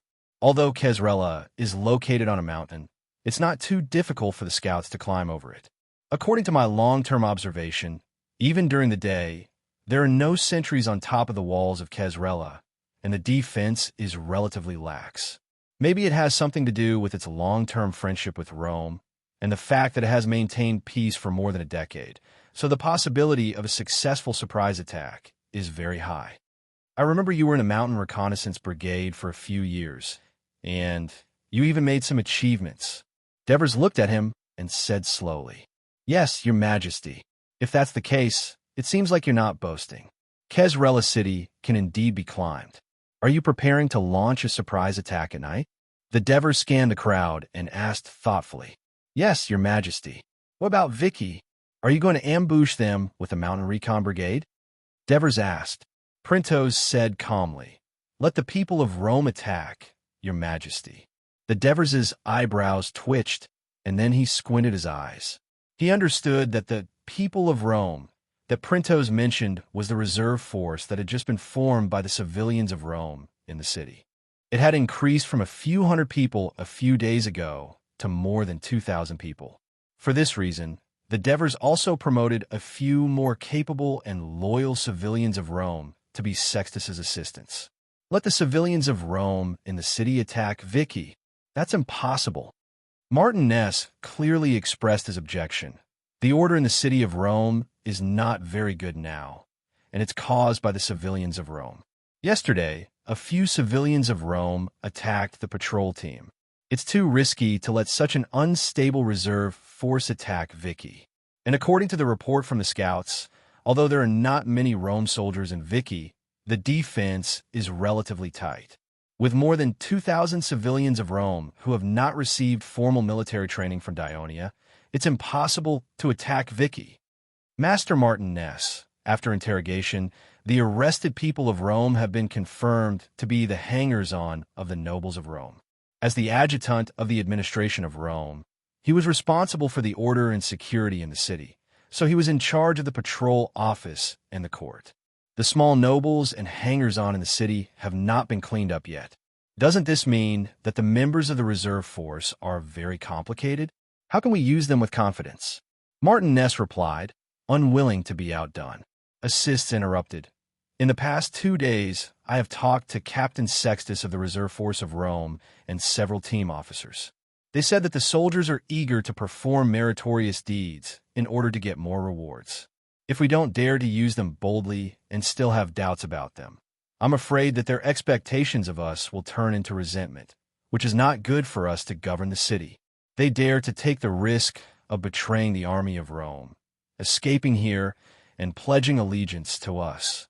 I believe that most of them really want to join the kingdom of Dionia. Even if a small number of them have ulterior motives, so what? We can expose them through the battle. Even if the siege fails, we have discovered the hidden danger and made the civilians of Rome more loyal. This is a good thing. Master Assist is right. In the long run, our army can't stay in Rome forever. In the future, the main force to fight against the surrounding forces will be the citizen army of Rome, made up of the citizens of Dionia. Why don't we take advantage of the time when our legion is here to train them? Nicomachus also suggested. At this time, Printos further explained, Your Majesty, I'm not asking the reserve force of Rome to attack Veii City. I'm asking them to use their identity to attack Veii City. After listening to Printos, the Devers had a rough idea of what to do. He asked, You want them to pretend to be the reinforcements of Rome? Yes, Your Majesty. Printos explained seriously, we all know that in order to cross from the south bank of the Tiber River to the north bank, in addition to the two bridges in the city of Rome, the Bridge of Rome and the Bridge of the River Island, there is also a bridge in the city of Ferdini upstream. Since the last attack on Vase City failed, they have been locking the city gate. Our cavalry has been patrolling the north bank of the Tiber River for the past 2 days, but we haven't seen any soldiers of Rome entering Vase City through the city of Ferdini upstream. Therefore, Vase City is likely to not know that the civilians of Rome have joined the kingdom of Dionia. We can let the soldiers of Rome who escaped back to Vase City pretend to be their reinforcements and trick them into opening the city gate. Bang! The Devers slammed the table and praised loudly. Very good. Printos, your plan is very good. Vase City is on the east side of the north bank of the Tiber River, and Casrella is on the west side of the north bank. If we can take down these two towns at the same time, we can form a triangle with the city of Rome and support each other. We can build a barrier to the north of the city of Rome. In the future, whether it is the Etruscan-Roman coalition that attacks from the north or the Roman-Latin coalition that crosses the river from the upper reaches of the Tiber River, they will have to overcome this barrier first. At that time, the Legio III that you lead, Lazuru, do not need to be so passive in defense. You can completely free up most of the soldiers to be put into other battlefields. When the Devers said this, Lazuru's face lit up. I've decided to take Primple's suggestion and let the reserve force of Rome attack Vase City. Your Majesty, who are you going to send to command? Tormid asked. Just like what the assist said, since these civilians of Rome have joined the Dionia, we have to be bold and use them. Otherwise, they'll be no different from the nobles of Rome. I think, let Sextus be the commander of the attack on Vase City, the Devers said decisively. Sextus is a good young man from Rome. Ever since he was elected as the officer of the Aventinmo, he has been actively helping us to appease the civilians of Rome who have escaped, the assist interrupted. For these people of Rome who have sincerely joined our side, we have to be bold and give them more chances. Even if we fail to attack Vase City, at least we have a group of tested and loyal civilians of Rome. The Devers' words were agreed with by the assists and the other administrative elders. But we must seize Casrella, and we must seize it in the shortest time possible. The Devers' tone suddenly turned tough. He said, the Rome army led by Camillus is continuously attacking Ostia without caring about the casualties. Yesterday, the Clippers reported that most of the trenches outside Ostia have been filled up and many parts of the city walls have collapsed. Soon, we will no longer have the geographical advantage, and we will have to fight the people of Rome head-on. We have the initiative in the war. There is no need for us to fight a mad dog that is about to die and increase the casualties of our soldiers. So, we do not have to defend Ostia. As long as we seize Casrella, we can use its port as a transit station to connect to the port of the river in Rome. Although it is further away from Ostia, the sea trade in Casrella is prosperous. Its port must be bigger and more complete than Ostia, and it will not be threatened by the people of Rome. So, the Devers looked at the advisor that he thought highly of. He raised his right fist and waved it. Printos, you will be in charge of the plan to attack Casrella. If you have any needs, just tell us. We will try our best to solve them, but I hope you can do it as soon as possible. No, seize it within 2 days. Can you do it? Printos thought for a moment, then said in a firm tone, Your Majesty, I am willing to accept this task. His words made Matones, Lazuru, and Epicthenes look at him with admiration. Tormid looked at him with a complicated expression. The Devers had given him 2 days, but according to Printos's plan, there was only 1 night left. Could he make it in time? Even they, who had been on the battlefield for a long time, could not guarantee it. Very well, I will wait for the news of your victory. The Devers smiled. He readily agreed to Printo's request to leave the meeting and make preparations. He watched him leave with an appreciative gaze. At this time, Tormid asked, Your Majesty, are you going to evacuate the troops in Ostia after capturing Casrella? Literature Hall. Chapter 838. It's not just the troops. I want to withdraw all the people and supplies from Ostia and leave an empty city for the people of Rome. the Devers said with a sinister look in their eyes. Now the Rome army is constantly sending civilian soldiers back to Rome. The number has reached as high as 4,000 people, but Camillus is still leading the army to attack Ostia endlessly because he thinks Ostia is very important to us. We want to use facts to tell these people of Rome that this is just their fantasy. After their fantasy is shattered, I want to know if they can continue to fight after losing their homes, suffering a lot of casualties, and running out of provisions. The Devers' words made everyone present think. To Pyrrhus, the Devers looked at the diplomat and continued, "We can't just bear the attack of Rome alone. We have to let our allies move as well. You go to Wolsey and Helniki and tell them that Rome has been captured by us. We are attracting the main forces of Rome. They can take the opportunity to attack Rome's defenseless areas and take back their territory." "Yes, Your Majesty. And the Latinian city-states, decades ago, they were enemies with Rome.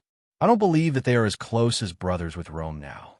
I heard that a few years ago, the Latinian city-state of Tuxteren was rumored to betray Rome and was almost annihilated by Rome. You go back and do some research. See if you can get a few Latin city-states to join us. I can promise that as long as they are willing to become an ally of Dionia, our army will not offend them and will protect their safety, just like how we treat Campania and Wolsey." "Yes, Your Majesty. I will do my best to complete the task you gave me." Topyrus replied excitedly. He thought that this time he was useful. After the meeting was over, the crowd dispersed. The Devers called several Rome reserve commanders headed by Sextus and announced the order to attack Vic Ai. Compared to his more excited colleagues, Sextus, who was appointed as the commander, was also a little excited. However, he still mustered up the courage to ask, "Your Majesty, after we capture Vic Ai, how will we deal with the people in the city?" "The same as in Rome." The Devers' answer made Sextus feel relieved. Since the civilians in Vic Ai had migrated from Rome, Sextus knew a lot of them, so he was actually very confident in the Devers' plan. Of course, he did not forget the Devers' reminder. After walking out of the Senate and gathering the Rome civilian soldiers, Sextus had already roughly conceived the attack plan. He would select 120 Rome civilian soldiers who were most trustworthy and familiar with the people in Vic Ai to form a platoon. They would act as the vanguard to deceive the city gate. He would personally lead 2,000 soldiers to follow behind and firmly prevent anyone from leaving the platoon. Once he saw the vanguard in front of him occupy the city gate, he would immediately lead the army to launch a surprise attack. This was the most likely way to avoid the risk of someone snitching and causing the operation to fail. Printos was the opposite of Sextus. He did not have to worry about the soldiers because he had served in the Mountain Reconnaissance Brigade since the beginning. Wyzam thought highly of him and once said that he was the pride of the brigade. Therefore, when he learned that Printos had an important combat mission for the Mountain Reconnaissance Brigade, he was very happy. He actively cooperated with Printos' command and worked together to perfect the plan for the night attack on Cascarella. Printos was worried about two things. First, the attack could only be carried out at night. However, Cascarella was more than 60 miles away from Rome. They had to set off now to get there in the evening. However, the Mountain Reconnaissance Brigade, who had exhausted a lot of energy, did not have the strength to climb the steep mountains. This became a problem. Fortunately, they could still take the water route, which was fast and easy. Therefore, Printos decided to let the Mountain Reconnaissance Brigade take the cargo ships docked at the new port of Rome in batches. They would first arrive at the port of Ostia. In the evening, the ships would transport them to the coast near the city of Cascarella. Secondly, how to climb the mountains and the walls of Cascarella in the dark.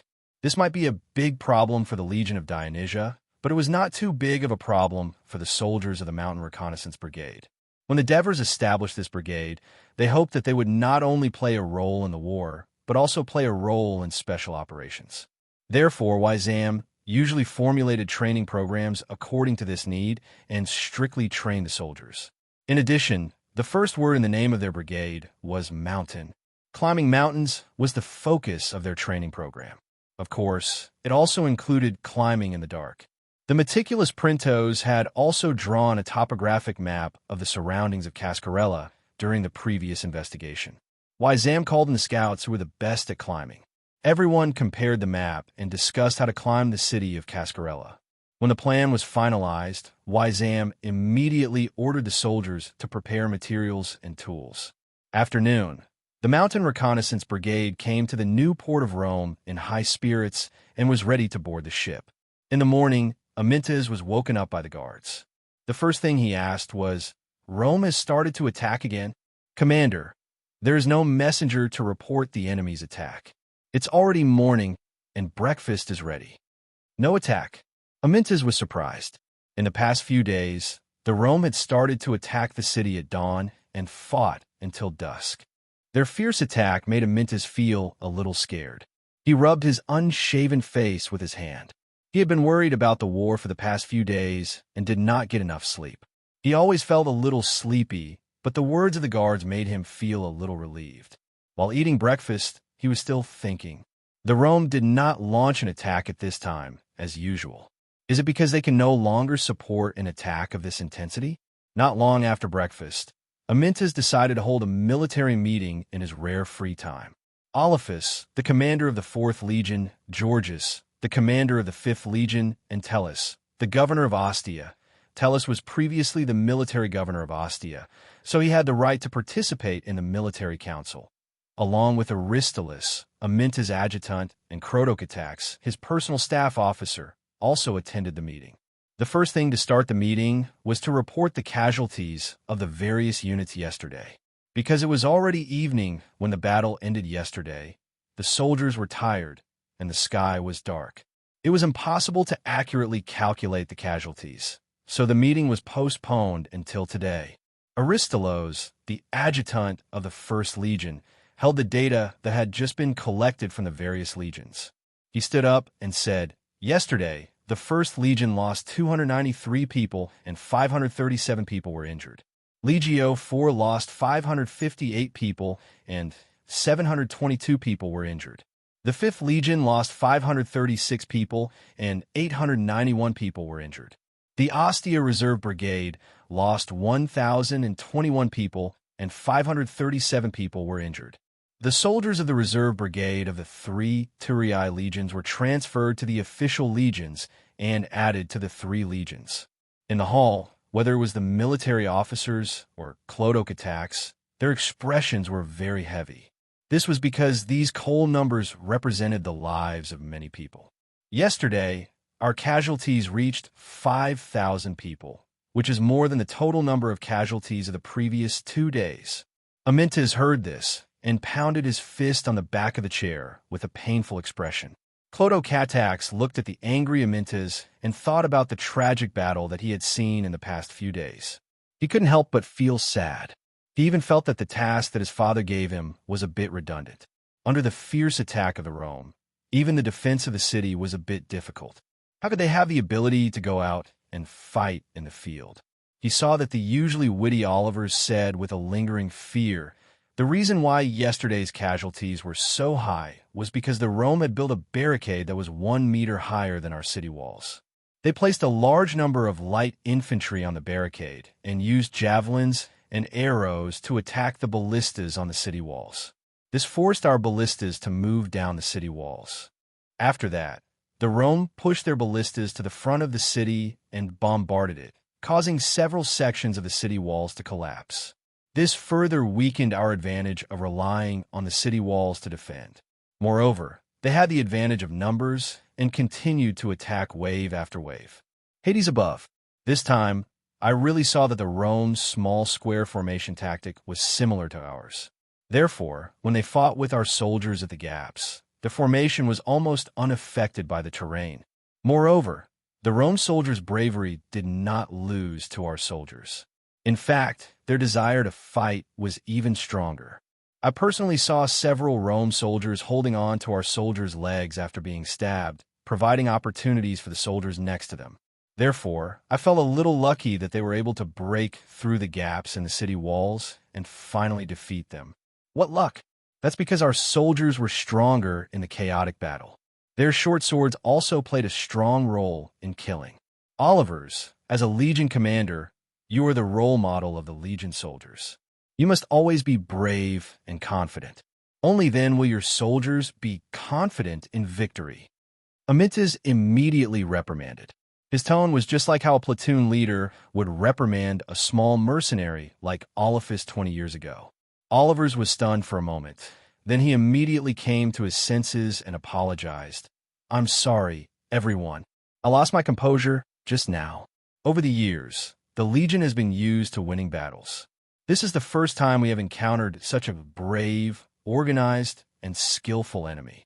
We have lost a lot of brothers. It seems that His Majesty is right. The Rome people are indeed a strong enemy. We should abandon the illusion of an easy victory and go all out to defeat this enemy. The mobile version is updated the fastest. Chapter 839. We should fight with all our strength, but we shouldn't overestimate the Rome army. Amyntas said confidently, "We suffered a lot of losses yesterday. Logically speaking, the Rome army should continue to attack today to gain more advantages. But it's almost noon now. Why didn't the Rome army attack again?" Amyntas raised his head and looked at the crowd. He said loudly, "I'm sure the Rome army suffered more losses because they attacked the city. The Rome army, which has more than 60,000 soldiers and has been attacking for 3 days in a row, can't organize another attack today. They are afraid." Commander is right. Terrace took over the conversation and said, "According to the news from Rome, Rome's civilians and soldiers have been fleeing from the camp in front of Rome for the past 2 days. Moreover, the Rome army is not only made up of Rome soldiers, but also the Latin and Etrurian armies. The Rome army may not care about casualties, but can their allies bear such a large number of casualties?" Master Terrace is right. Amyntas hit the back of the chair with his hand again and said loudly, "The Rome army soldiers come from many different sources. They are not as united as our legion. As long as we can repel their attacks a few more times, I'm afraid the enemy will collapse. Then it will be our time to attack. So you must encourage your soldiers to continue to defend. Don't let your guard down. Victory will belong to us in the end." After hearing this, Clodocatax turned to look at Amyntas again. Although his father had told him in private that Amyntas was too brave in battle and didn't consider problems carefully and comprehensively enough, causing the army to suffer too many casualties during battles, making him unsuitable to be the commander-in-chief of the army. Clodocatax felt that Amyntas was not afraid of failure and was always full of vigor and vigor. He could inspire the fighting spirit of the officers and soldiers under his command and play the role of a mainstay at the critical moment. Everyone, before the enemy attacks today, organize the soldiers and the people in the city to hurry up and try to plug the gap. If it can't be blocked, set up traps near the gap. Amyntas instructed. Finally, he asked, "Do you have anything else to add?" Georges immediately said, "Lord Commander, I met Lord Stesicodes on my way here. He asked me to tell you that there are too many wounded people in the medical camp and there are not enough herbs. Such an important matter. Lord Stesicodes should have told me directly."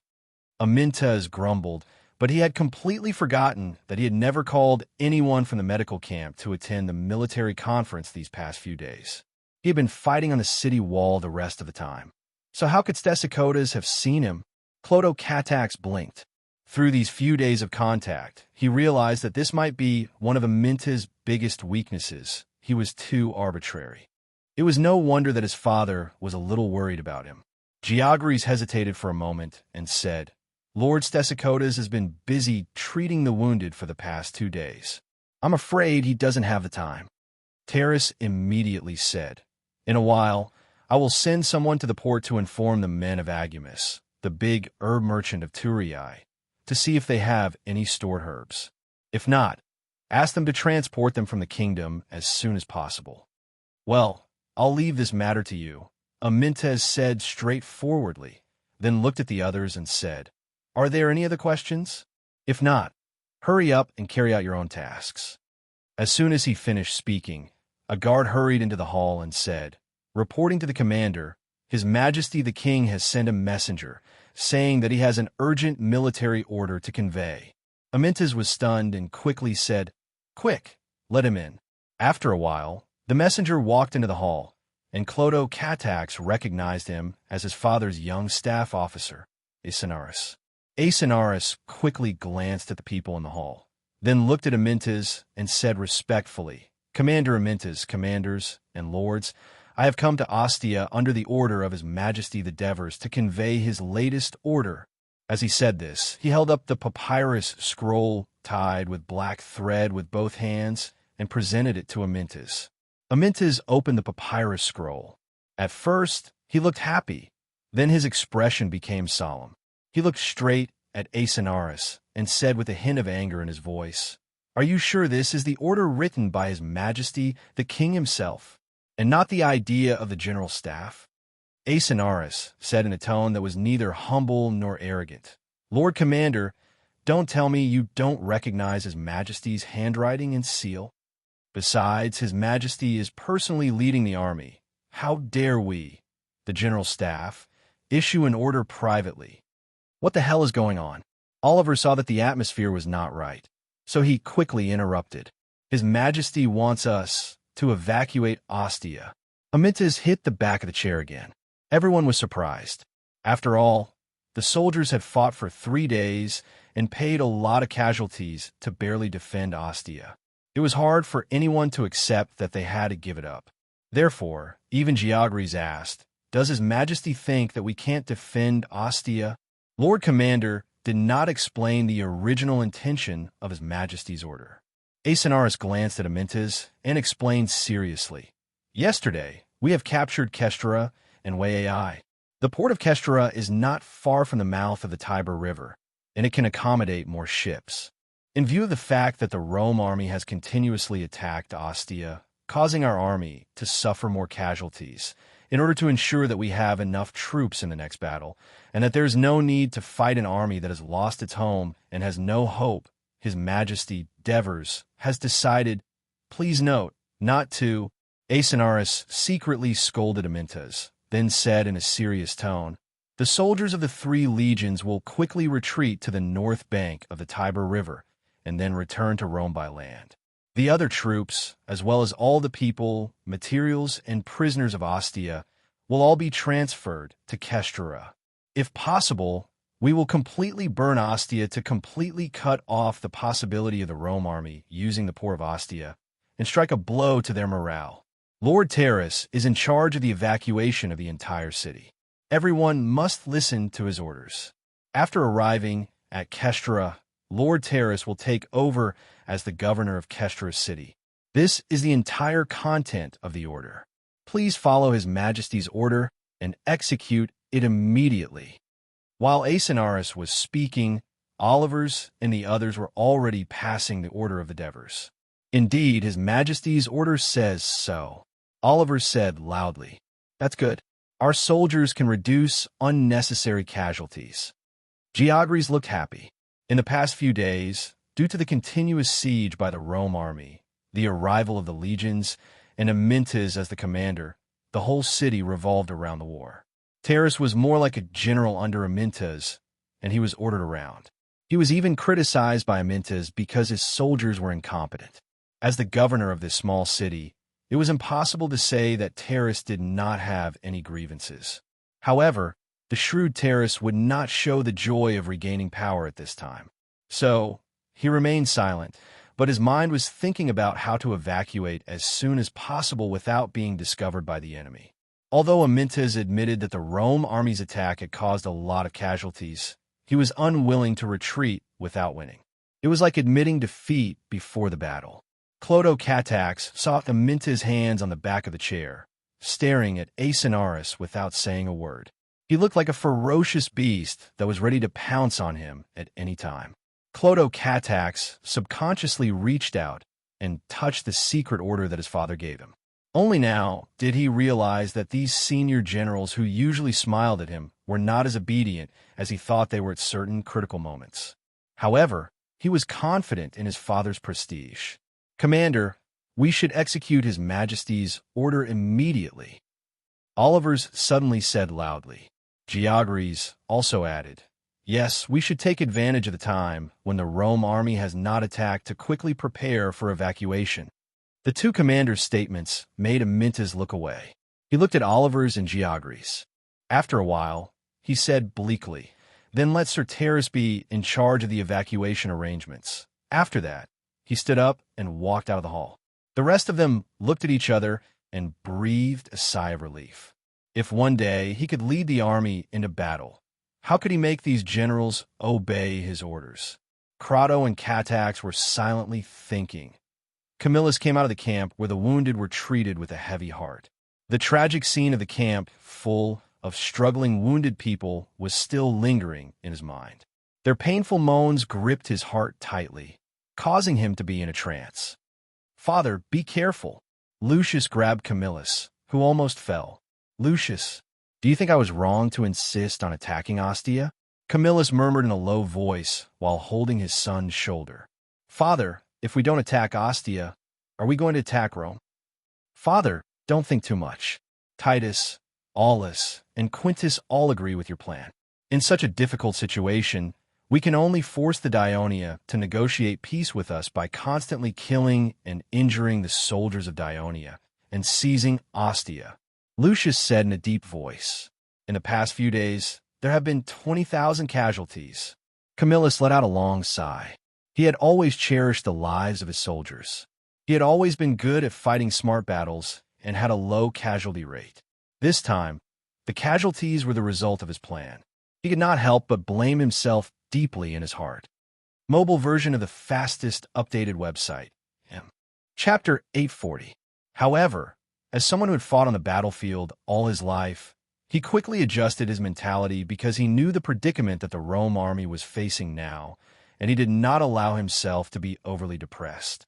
Quintus, Frius, Licinius, Aulus, Titus, Servius, and the other generals had already gathered in the tent. Sir Dictator, seeing Camillus stumbling into the tent, everyone hurriedly bowed respectfully. "What's the situation in Ostia?" Camillus didn't bother with pleasantries and directly asked Servius.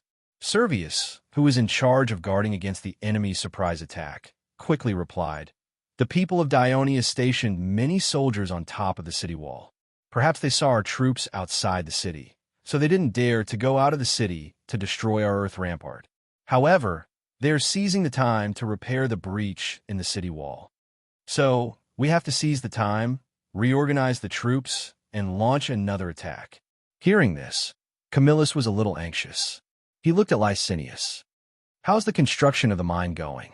"I'll definitely be able to close it before nightfall," Licinius said with certainty. "This is all thanks to Adi, Antius, and Saturnicum, who sent a large number of people to help us build it." "All right, good." Camillus praised him repeatedly, and the solemn expression on his face relaxed a lot. "Licinius, you did a good job. I thank you on behalf of all the soldiers. As long as the ramparts we build can completely surround Ostia, not only will we not have to worry about the enemy sneaking out of the city to attack us, but we can also send a large number of light infantry, or even learn from the Dionia and move their ballistae up to attack the enemy at the top of the city and inside the city from a distance. This will provide the greatest help to our heavy infantry attack and reduce their casualties. The Etruscan allied armies of Kesrella, Walsi, and Tarcona are no longer clamoring to leave, are they?" Camillus' last sentence was directed at Titus, whom he had sent to pacify the Etruscans. "Mr. Dictator, these Etruscans are just words. If we really let them go, would they dare to leave alone?" Titus sneered disdainfully. "There are Dionia's fleets at sea, and the Tiber River can only be crossed upstream to reach the north bank. However, with their less than 10,000 soldiers and their courage, without our company, they dare to march 70 to 80 miles alone and bypass Rome, which is heavily defended by Dionia. However, they said that if they continue to attack Ostia like this in the next battle, they refuse to participate in the battle again." Refusing to participate in the battle? Do these Etruscans think that they joined us just to share the spoils of war? Quintus said angrily, "Sir Dictator, the next time we attack the city, we must place them at the forefront of the attack. I would like to see if these Etruscans that we have conquered dare to fight with all their might." "Quintus, don't be too agitated. Doing so will only ruin the relationship between us and the Etruscans. It will also affect the Latin Alliance's army's opinion of us. Aulus reminded him from the side. If we don't do this, are we going to let our soldiers charge at the forefront? The ones who have suffered the most casualties in the past few days are the citizens of Rome. Up until now, nearly 5,000 civilian soldiers have escaped from the camp and joined the enemy. Can we trust the remaining few thousand civilian soldiers? Now, the number of civilian soldiers that can really fight is less than 15,000. Many of the citizens of Rome who were born with noble backgrounds have died bravely at the gates of the city with a deep-rooted hatred for the people of Dionia. If we don't let the Etruscans and the Latin Alliance's army take the lead, even if we recapture Ostia, I'm afraid that almost all of the civilian soldiers in Rome will die. Quintus' words of grief and indignation caused everyone in the tent to feel sad. If we recapture Ostia, will the people of Dionia really be willing to negotiate with us? Titus was the first to break the silence. He said hesitantly, "You must know that what the people of Dionia are doing in Rome is to turn the nobles into slaves." His words voiced the doubts and uneasiness in the hearts of the generals. Everyone focused their eyes on Camillus. However, Camillus did not answer immediately because the defection of the civilian soldiers in Rome and the tenacious defense in Ostia had shaken his confidence, making it impossible for him to give a definite answer. Instead, it was his son, Lucius, who said loudly, "We can only force the people of Dionia to negotiate with us by threatening the safety of the people of Dionia with our valor and determination. After all, the people of Dionia are not only fighting against us in Rome, but also our ally, the people of Carthage. The army of Dionia has suffered too many losses here. How can they fight against the people of Carthage? Don't trust the people of Carthage too much. If they really attack Dionia with all their strength, how can the people of Dionia send so many troops to attack us?" Quintus was full of resentment when he mentioned the people of Carthage. "Apart from taking back Ostia, we don't have any better ideas." Aulus sighed, and his words caused the other generals' expressions to darken. "Everyone, don't think about the future for now. Let's do what's in front of us first." At this time, Camillus said, "From the situation of the battle yesterday, we have made great progress in the siege. The soldiers have broken into the city and engaged in a chaotic battle with the people of Dionia. They have given the enemy a lot of pressure and casualties. Next, we just have to..." Camillus explained in detail some of the new ideas for the next attack and some improvements to the siege tactics. This was the result of his careful observation of the battle situation and hard thinking over the past few days. His tone was calm, but it contained a kind of power that could make everyone calm down and listen carefully. Seeing that everyone was listening carefully, Camillus glanced at Quintus and emphasized, "In order to ensure the success of the next siege, we must unite our allied army." Everyone, including Quintus, finally agreed with Camillus's opinion and discussed and improved the siege plan together. After sending everyone away, Camillus's mood relaxed a little, but he suddenly felt weak all over. These few days, he was worried about the war, ate little, slept little, and was anxious. Even the body of a young man could not withstand it, let alone an old man in his 60s. He had to lie down and rest. He slept past dusk until he was woken up by someone. All the sentries in Ostia suddenly disappeared. Camillus, who had just woken up, patted his head that was still a little confused, thinking about the meaning behind the move of the people of Dionia. At this time, the tent was opened again, and Lucius rushed in. "Father, there is a fire in Ostia." "What?" Camillus was taken aback. With the help of the servants, he hurried out of the big tent. The camp was already full of soldiers coming out of their tents. They looked at the fire in the distance in horror at Ostia. Noise and discussion filled the entire camp. Camillus saw the scene and was stunned for a moment. Suddenly, he shouted, "Not good! The people of Ostia are escaping. Quick, send the army.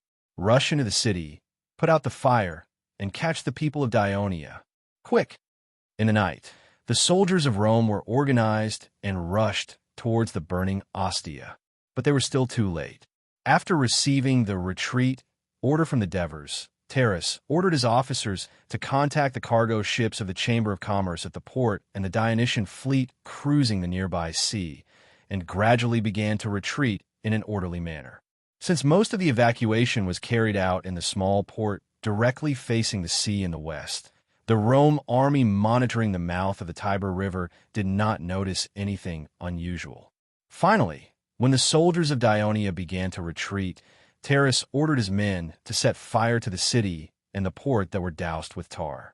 When Camillus learned that the army failed to put out the fire, the Ostia district and the port were burned, but not a single person of Dionia was seen, he felt depressed and could not say a word.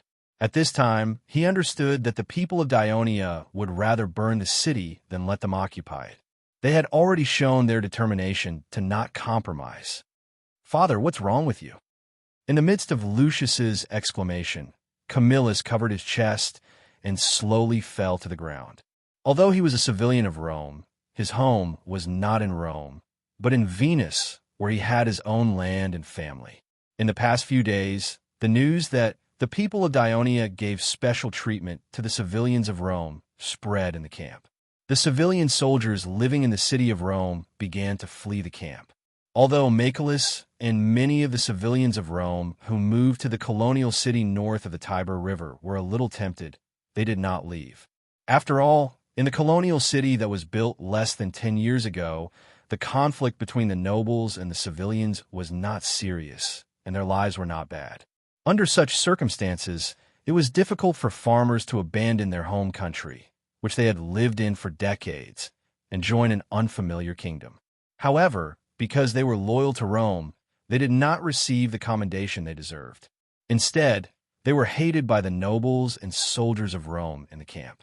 These nobles and diners learned from the news that their families in Rome were imprisoned, and their land was divided among the commoners. Their houses were occupied by the commoners, and their wealth was robbed by the commoners. This was a rumor. In addition, the commoners had been betraying them in the past few days. Of course, they did not have a good attitude towards the commoner soldiers who were still in the camp. Suspicion, ridicule, and abuse were considered light. During the siege, they blatantly used their power to place the civilian soldiers in the most dangerous positions, but did not allow them to retreat or provide assistance. This was not the first or second time. Mobile version of the fastest updated website. Chapter 841. Many of the civilian soldiers who had been loyal to Rome were bitterly disappointed. The hostility and suspicion between the Roman nobles and the civilians in the camp deepened. Even Michaelius and his men, who were initially firm in their stand, began to waver. However, the continuous battles left them with no time to calm down and think about the future. This morning, the generals of Rome, who were unwilling to give up, sent a few platoons to search Ostia, hoping to find something. Michaelius's platoon was assigned to the port. Macarius had been to the port of Ostia many times in the past. The port's waters were crowded with ships, and the docks were no longer bustling with people. The row upon row of residences and warehouses had now been reduced to piles of burning ruins. Black smoke was rising everywhere, lamenting the tragic fate that the port had suffered last night. Looking at all this, Michaelius's heart was filled with desolation. He could not help but think of Rome, Way AI, and himself. "Captain," the dictator told us that as long as we can recapture Ostia, we can force the Dionia to negotiate peace with us and get back the city of Rome. Now that we have recaptured Ostia, can we really negotiate peace with the Dionia? A Way AI soldier next to him asked doubtfully.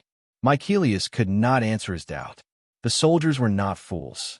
Both sides had been fighting fiercely for the past few days, and there had been many casualties. According to the habits of Rome in previous wars, once they had the upper hand, they would completely conquer their opponent so that they would no longer have the ability to fight against Rome. Would the equally powerful kingdom of Dionia let Rome go so easily? What does it have to do with us whether the Dionia can stop the war or not? I have had enough of this endless war. Now that Jupiter is still protecting me, I want to leave this place and return to Way AI. Another soldier said loudly. Macarius glanced at him, and said, "As long as the Dionia still occupy Rome, Way AI, which is not far from Rome, is in danger. We are fighting here for ourselves. Look at this." Mycarius pointed at the ruins of the port of Ostia and said worriedly, "We must not let Way AI become like this." The moment Mycelius said that, everyone suddenly fell silent. They looked up to the northeast with worried expressions. After a while, the soldier who spoke earlier said softly, "Why don't we join Dionia? Not only can we protect Way AI, but we can also increase our wealth." The other soldiers still didn't say a word. Even Mycelius didn't berate him. Everyone looked at each other with odd expressions. At this moment, someone shouted in front, "Look! A boat is coming." After entering Ostia in the morning, the soldiers saw nothing but ruins. So many of them rushed to the jetty of the port out of curiosity. They saw a sailboat sailing from the northern coastal waters and turning into the mouth of the Tiber River.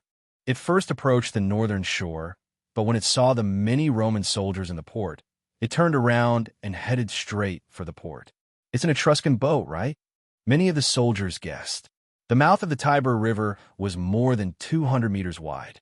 In addition, there was a thin mist on the surface of the river in the early morning, so they couldn't see clearly.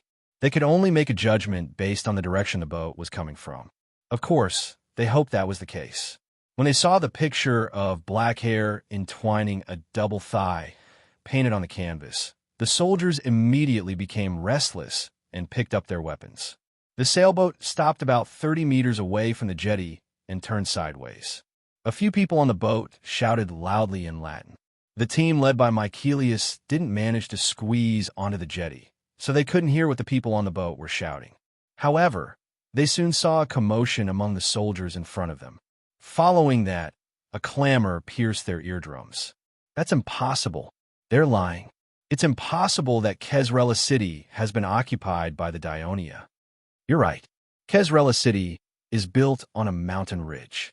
It's very difficult to capture it.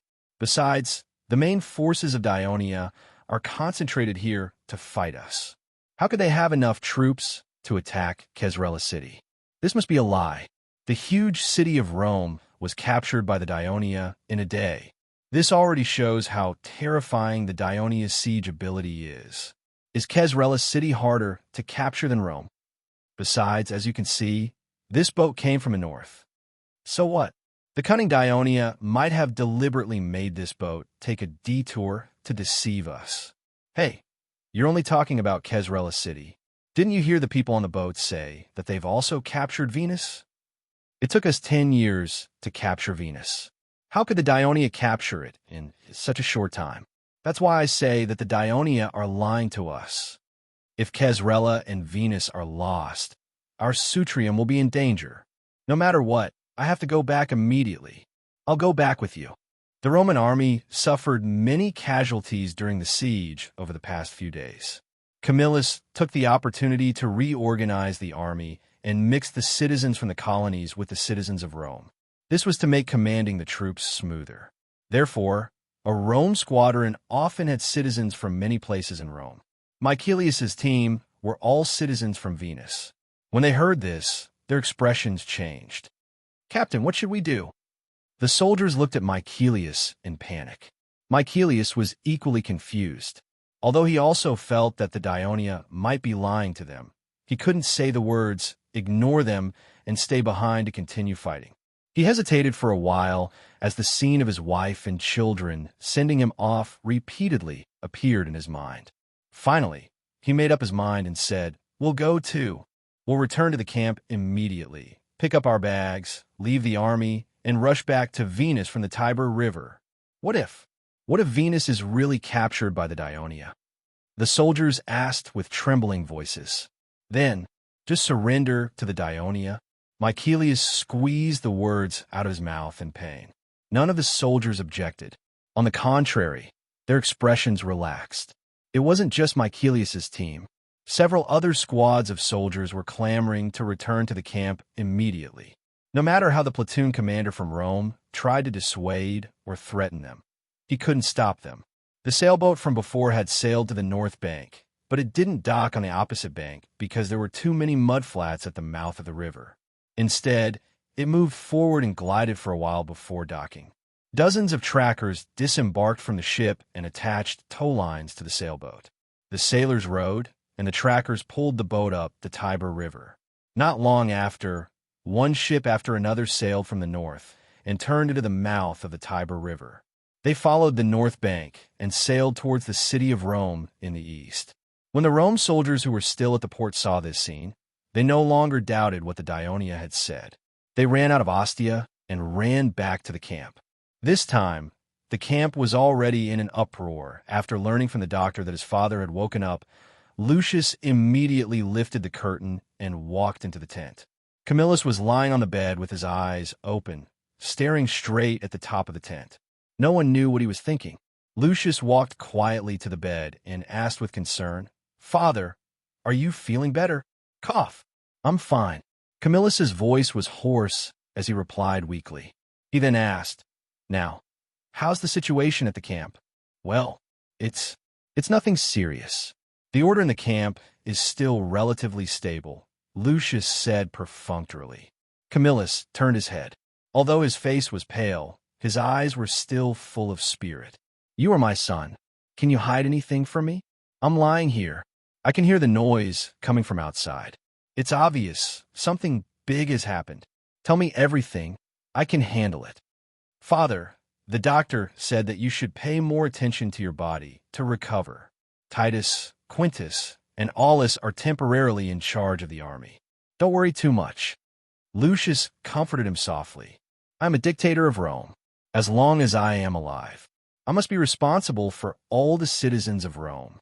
When I die, there will be plenty of time to rest." Cough. Camillus slapped the bed with his hand and said loudly, anxiously. Lucius saw him coughing and hurriedly said, Don't worry. Take a breath first and listen to me slowly. This morning, we sent a few Rome squadrons to search for the burned Ostia. As a result, the soldiers believed the rumors spread by Dionia's ships, saying that Kesrella and Vila Vai have been occupied by Dionia. Kesrella and Vila Vai have been captured. Camillus's eyes widened in shock. "I said it's just a rumor. The walls of Kesrella and Vila Vai are strong, the terrain is dangerous, and the main force of Dionia is fighting with us. How could they capture these two cities in such a short time?" Lucius said anxiously at this moment, but those stupid soldiers believed it, and the rumor spread throughout the barracks. As a result, not only Vila Vai, but also the colonial soldiers from the northern bank of the Tiber River, such as Serworth and Cosa, have fled the barracks. Even the army of the Etrurian alliance has asked to leave. Titus, Aulus, and the others have urgently led the army to stop them. Camillus never thought that the situation would become so bad when he woke up. In his anxiety, not only could he not think of any good ideas, but he also had a splitting headache. He used his hands to support himself on the bed, trying to get up, but he could not exert any strength. "Quick, call the soldiers to carry me out. I'll go persuade them." He was so anxious that he wanted to speak loudly, but the voice that came out was very weak. Chapter 842. "Father, you're not feeling well now. The doctor won't let you out. You have to believe that Titus and the others can handle this." Lucius held his father down and urged him anxiously. While the two were arguing, Titus walked in. Lucius happened to see him and asked in surprise, "Titus, why are you back so soon? Has the situation in the camp calmed down?" Lucius said and winked at him. Titus was obviously not in the mood to care. He looked tired and worried as he looked at Camillus, who was lying on the couch, and said anxiously, "Sir Dictator, as soon as I heard that you were awake, I came immediately. The messengers from Volci and Tarcona are here. They said that Kesrella and Vai have fallen and asked for their troops to be withdrawn to protect their city-state from being invaded by the Dionia. If it's really as these messengers said, that Kesrella and Vai have been occupied by the Dionia, how did they arrive at the camp? Titus, are you sure that they are really the messengers from Volci and Tarcona?" Lucius immediately questioned. "We all know the people who came. Volci's consul Messala and Tarcona's senator Coda. They took a ship to Adi, then landed and rushed over. According to them, The Dionia warships did not intercept them. Titus replied angrily. As soon as they arrived at the camp, they spread the news of the fall of Kesrela and Vaiai. The camp, which was already restless, became completely chaotic. Not only did the Etruscan army want to leave, but the colonial soldiers on the north bank of the Tiber River also want to leave. Some of the Latin Alliance's troops also want to leave. Now, Quintus and his troops are blocking the gates of a few camps. The Etruscans are declaring, if we don't let them go, they're going to barge in. There's already a small skirmish between the two sides, which is why I'm here to ask for your instructions. This is all a conspiracy by the Dionia. Lucius shouted angrily, "Damn the Etruscans! Damn the Latin city-states! And those civilians of Rome who deserve to be crucified!" At that moment, Camillus had calmed down. He let out a long sigh. The fire in Ostia burned away the hope of the soldiers to fight. Kesrela and the fall of Venus has disintegrated our army. The king of Dionia, Camillus suddenly stopped talking. He lay there quietly with his eyes slightly closed. "Father, Mr. Dictator," the two of them shouted worriedly. A moment later, Camillus asked, "Titus, did you ask them, even if the Etruscan army left us, how are they going to return?" Titus immediately replied, "Yes. They said that after they cross the Tiber River upstream, they will immediately head east into the mountains, bypassing Venus. That mountainous area is still under the control of the Etruscans, so it's relatively safe." Camillus nodded slightly, his expression unchanged. He said intermittently, "Judging from the current situation, we can no longer force them to stay. Otherwise, it will only cause a civil war in the camp. No matter who wins or loses, only the Dionia will benefit, and our friendly relations with the Etruscans, the colonial city, and even the Latin Alliance will be completely destroyed. In that case, it's better to let them go." "Mr. Dictator," Titus said eagerly, "ever since we returned from Helniki, we have lost nearly 30,000 people in the battle with the Dionia, including the civilians and soldiers who have fled. If we let the Etruscans, the colonial citizens, and the Latin Alliance leave, I'm afraid we will have less than 15,000 soldiers left. Not only will we not be able to recapture Rome, but we may also be attacked by the Dionia." "Titus," Camillus shouted with great effort, then said in a self-reproachful tone, "I made a big mistake. As soon as I heard that Rome had fallen, I couldn't wait to recapture it immediately. That's why the army has suffered so many casualties. That's why we're in such a big predicament. It's all my fault. No, Mr. Dictator, you're not the only one who wants to recapture Rome quickly. It's the urgent hope of all our soldiers." Titus was not just comforting him. What he said was also the truth. Now we all know that it's impossible to recapture Rome quickly. Camillus sighed softly, coughed a few times, and showed a hint of pain. "It's already so difficult to attack Ostia. Then, when we really attack Rome, what will happen?" Titus and Lucius could not refute that, because it was the truth, so they remained silent. At this time, Camillus opened his eyes. His eyes were sparkling. "Titus, do you remember how we defeated the Celts? We attacked the Celts' food collection teams, attacked the looting teams they sent out to attack other villages, and won one victory after another. The Latins, the Etruscans, and the Sabines, who had been poisoned by the Celts, joined us one after another. Our team grew bigger and bigger like a rolling snowball. The Celts, on the other hand, were forced to stay in the city of Rome, not daring to leave the city. In the end, they were too afraid to fight us head-on. They could only choose to retreat, but in the end, we still caught up and defeated them." Camillus's voice gradually became stronger. "That war, I remember it lasted for more than half a year. Next, to deal with the powerful Dionia, we should adopt the same strategy. Only by persisting in fighting the Dionia for a long time can we finally win." Titus was a little moved, but he also felt a little uneasy. The Dionia are not like the Celts who only know how to burn, kill, and loot. They are more cunning than the Celts. But the Celts did not have a powerful enemy like Carthage. "Samone," Camillus replied confidently. Titus was convinced. He immediately said, "I'll convey your message to Quintus and the others immediately." Although Quintus clearly opposed Camillus's decision, the generals of Rome finally reached an agreement. The Etruscan army was allowed to leave, but they had to accompany the colonial soldiers and ensure that they could safely return to their homes. After the army left, the generals generously allowed the Latin army to return to their respective cities. These Latin generals did not leave in a hurry like the Etruscans.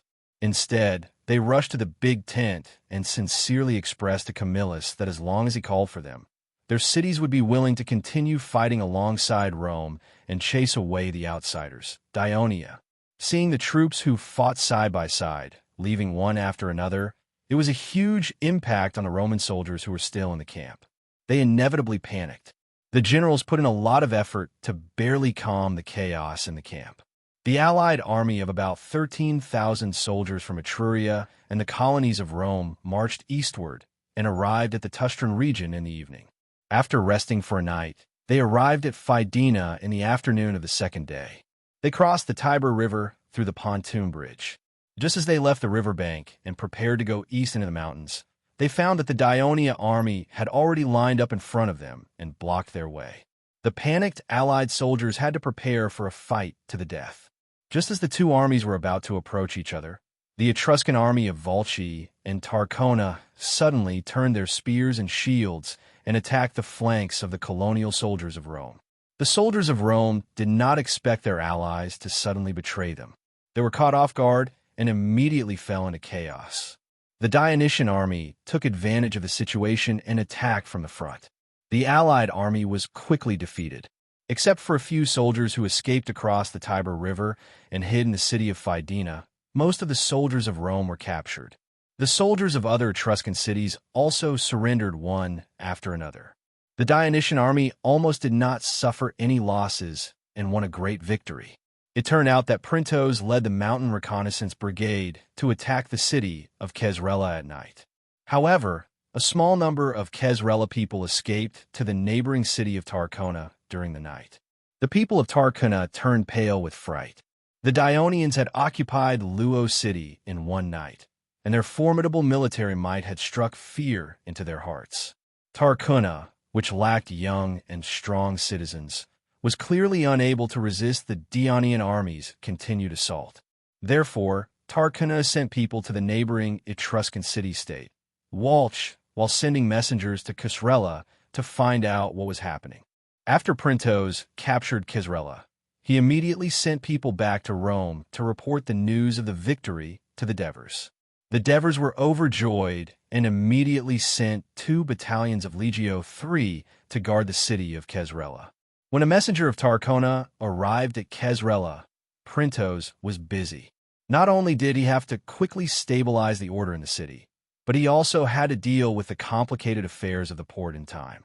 This was because the king of the Devers repeatedly emphasized that other than seizing the ships of Kesrela and Carthage, they were not to plunder or harm the merchant ships of other cities.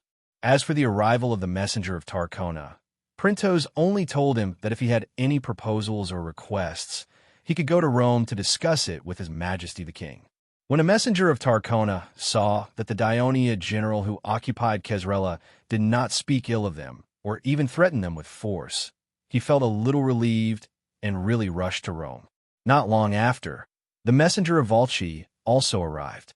The Devers received them very friendly and expressed the kingdom of Dionia's desire to form an alliance with the Etruscan city-states to fight against the people of Rome. Chapter 843. With the precedent set by Kesrela, the 2 envoys did not dare to be perfunctory. Both sides quickly discussed the matter. In the meantime, under the urging of the Devers, the messengers frequently traveled back and forth between Rome, Wolsey, and Tarcona. Both sides quickly drafted a draft of an alliance. The main contents were as follows. First, the Kingdom of Dionia would form a military alliance with Tarcona and Wolsey. Second, Tarcona and Wolsey must respond to Dionia's request and provide troops to fight against Dionia's enemies.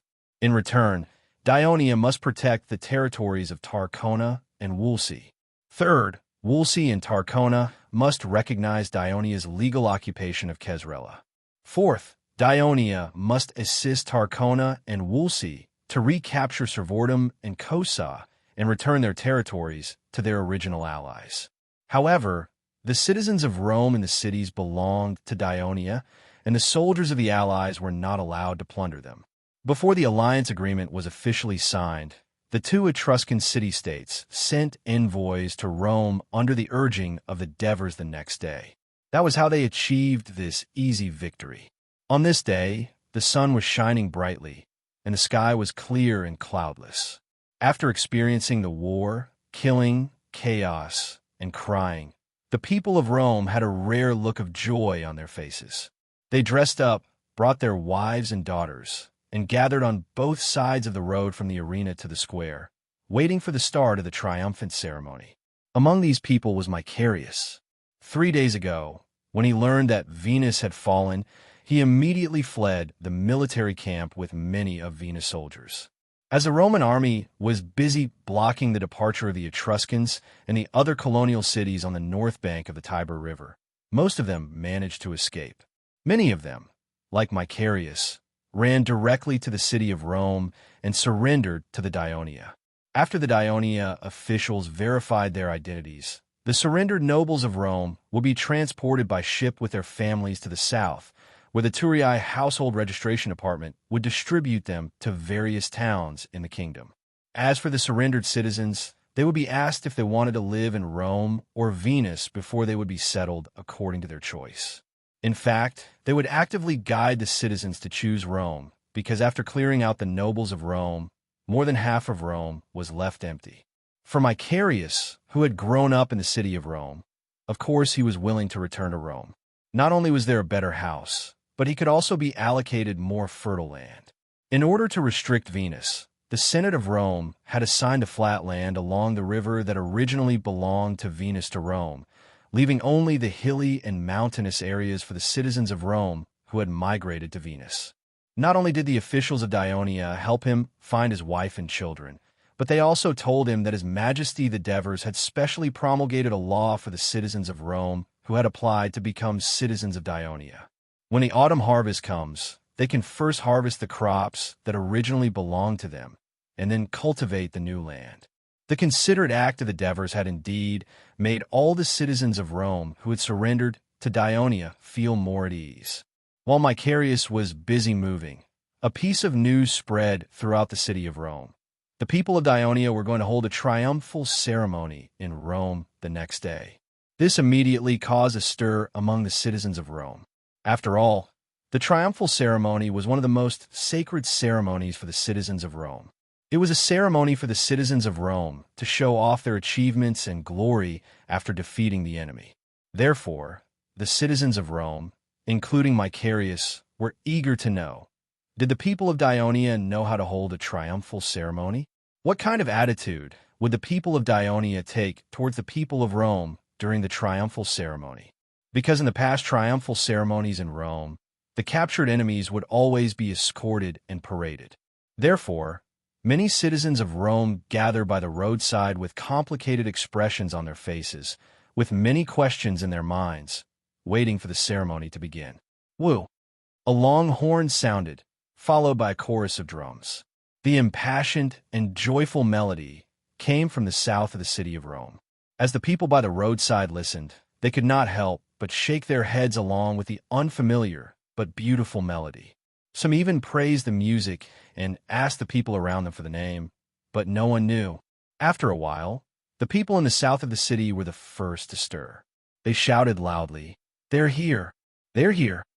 The people by the roadside began to surge forward, but they were stopped by the soldiers of Dionia who were standing by the roadside, holding each other's hands. Macarius picked up his 5-year-old child and tiptoed to look south. He saw a shining golden flag in the middle of the road in the south. It was raised high in the air and was walking towards them. When he got closer, Macarius could clearly see the black flag fluttering high in the air. On it was a silver double-pronged fork with a golden crown, surrounded by gems and entwined by black hair. At the top of the flag was a majestic statue of a Greek god. This is the military flag of the Kingdom of Dionia? Macarius looked up at him. After he returned from Helsinki with the Roman army, he went straight to attack Ostia. He had not even seen what the military flag of Dionia looked like before he surrendered. This time, he looked very carefully because he knew that he would be fighting under the command of this flag in the future.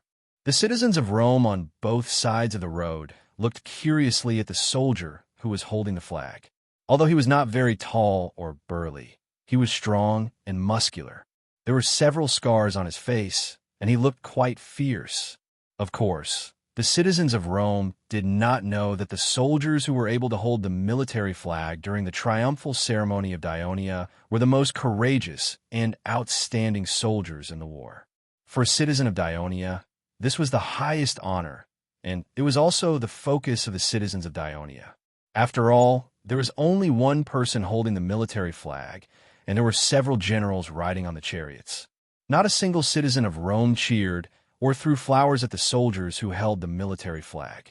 This might have made Tarentus feel a little regretful, but he was still filled with pride because he was the first soldier of the Mountain Reconnaissance Brigade to hold the military flag during the triumphal ceremony since the establishment of Dionia.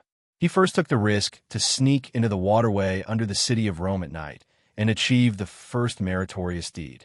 Then, during the night attack on Kesrela city, he was the first to climb up the city wall and cut down 5 or 6 Kesrela soldiers who came to stop him. He bought time for the entire operation, so when it came to selecting the flag bearer for the triumphal ceremony, he was chosen without a doubt. 10 soldiers followed closely behind him, holding 10 flags. As there were too many flags and the road was not wide enough, they were forced to form 2 rows. These flags belonged to the 1st Legion, 2nd Legion, Legio III, Legio IV, 5th Legion, Legio VI, 1st Cavalry Legion, and 2nd Cavalry Legion. This time, there was also the flag of the Mountain Reconnaissance Brigade. This special force of only 1,000 soldiers played an extremely important role in this war. Of course, there were also many casualties. Of course, the Devers had to give it a lot of commendations to make up for the neglect of the military's honor in the past few years. The one who was holding the flag of the Mountain Ridge Reconnaissance Brigade was the captain of the company, Kurgalus. Although his performance in this battle was not very outstanding as a team officer, he had performed well in previous battles over the past 10 years. There was another flag that was, when the citizens of Rome saw the flag and the soldier holding it, some of them could not help but exclaim, "It's Valerius! It's actually Valerius!" However, most of the citizens of Rome were looking at the only red flag with a complicated expression, just like Michaelius. The soldier holding the flag, Valerius, was still wearing the attire of the Rome heavy infantry. As a member of the newly formed Rome Reserve Brigade, he had become the representative of the Rome Reserve Brigade after his heroic performance in the raid on Venus 3 days ago. Of course, his performance was far inferior to the other flag bearers, but the Devers needed the political significance he represented. However, it was obvious that this citizen of Rome had not adapted to such an atmosphere. He was a little timid and did not even nod to the people who knew him. He was not like the other flag bearers who held their heads high and had a proud look on their faces. After the flag bearers, for Dionia priests in white robes appeared in front of Michaelius and the others. They carried a wooden statue of a god and walked solemnly in the procession. Many citizens of Rome asked in whispers, "Who is this Greek god?" Those who knew the situation told them that it was the protector of the kingdom of Dionia, Hades, king of the underworld. Upon hearing this, the voices of the people on the side of the road became a little quieter because they realized that after joining the kingdom of Dionia, they would inevitably have to deal with this powerful Greek god. After the Dionia priests walked past, another statue of the god appeared in front of Michaelius and the others. "It's the goddess Diana!" someone shouted excitedly. The people of Dionia placed the statue of the goddess Diana, who was widely worshipped by the citizens of Rome, behind their protector, which showed how much importance they attached to the god worshipped by the citizens of Rome. With this, Michaelius and the others heaved a sigh of relief. They even saw the chief priest of the Temple of Diana among the priests carrying the statue. The chief priest had a solemn expression, but his heart was filled with joy. This was because the chief priest of the Temple of Hades, Chaldeas, had already had a secret discussion with him. After Rome joined the Kingdom of Dionia, the Temple of Hades would focus on supporting the Temple of Diana as one of the main temples for the citizens of Rome who were already citizens of Dionia. The Temple of Diana would also become a place for citizens of Dionia of other races to worship freely. Chapter 844. Of course, he did not forget to return the favor. For the past few days, he had been leading the priests to preach the benefits of joining the Kingdom of Dionia to the people of Rome who came to the Temple of Diana to worship, intentionally or unintentionally, to dispel their confusion and anxiety about the future. Following behind the group of priests was a band. Dozens of musicians were holding brass horns, drums, flutes, lyres, and various other musical instruments. As they marched, they played music. The beautiful melody attracted the attention of the audience on the roadside. Someone could not help but ask curiously in Greek, "What's the name of this music?" "It's called the Victory March," a musician responded loudly. Therefore, the name of the Victory March quickly spread to the people on the roadside. Even the most picky people in Rome had to admit, Dionia is indeed a big country. They have specially made such a beautiful piece of music for the triumphal procession. This melody is very suitable for the triumphal procession. Behind the band, a carriage appeared. It was pulled by 2 horses, but both were variegated horses because there were not so many black horses in Rome. On the carriage stood a Dionia general in full military uniform. The people of Rome did not know him, and they did not applaud. Of course, such a deserted scene made Amyntas not in the mood to smile and wave to the people on the roadside, as usual. He even felt that it was a mistake to hold a triumphal procession in Rome, so he kept a straight face. Behind him were 200 soldiers selected from the First Legion. They lined up in neat rows and walked at the same pace. Their mighty appearance reminded the people of Rome of the arduous battle they had suffered a few days ago. They silently watched the group of soldiers pass by. Then, they were surprised to see another carriage carrying another Dionia general pass by. The people of Rome were suddenly surprised. When the soldiers of the Second Legion passed by, and another Dionia general passed by in a carriage, the people of Rome were confused. Wasn't the triumphal procession supposed to give the general the highest honor? But why were there so many generals in carriages during the triumphal procession of Dionia? Moreover, there were no attendants behind the generals holding up laurels for them and whispering in their ears, "You are just a mortal." Was this the most significant difference between the triumphal procession of Dionia and the triumphal procession of Rome? Macarius and the others were deep in thought. Just as the Dionia generals in carriages led groups of Dionia soldiers and passed by Rome in silence, the crowd suddenly burst into exclamations. It turned out that the people of Rome knew the next general who appeared in front of them. It was Sextus of Raventine. How could the people of Rome not be surprised when this young Roman procession appeared in the triumphal procession? Every citizen of Rome dreamed of participating in a triumphal procession, but it was an extravagant hope for the commoners of Rome. On the one hand, it was difficult for them to become the commander-in-chief of the army, and, on the other hand, it was impossible for the Senate to approve a triumphal procession for them. But now, Sextus had set a precedent. Although it was a triumphal procession held by the Kingdom of Dionia, it gave the commoners hope and made them believe in the promise made by the Devers in the square that day. Of course, the feelings of Macarius and the others were more complicated. Sextus is a traitor. He became a hero of Dionia by slaughtering his fellow Rome citizens. Isn't he afraid of Jupiter's punishment? A commoner of Rome, who is also from Vaea, cursed. Just as he finished speaking, another commoner beside him defended loudly. You should thank Sextus. He led the army to attack Vaea and maintain the military discipline of the soldiers. He didn't loot and kill in the city. Not many people died in Vaea, so you can still see your loved ones when you come back. Think about it. If the people of Dionia had attacked Vaea, I'm afraid the situation wouldn't have been any better than when we attacked Ostia. You can only cry now. Macarius had to admit this point, but he couldn't help retorting, has Sextus ever served as a consul or military officer? Has he ever commanded an army to achieve a great victory with more than 5,000 soldiers? Has he ever made the entire army cheer for him because of the victory?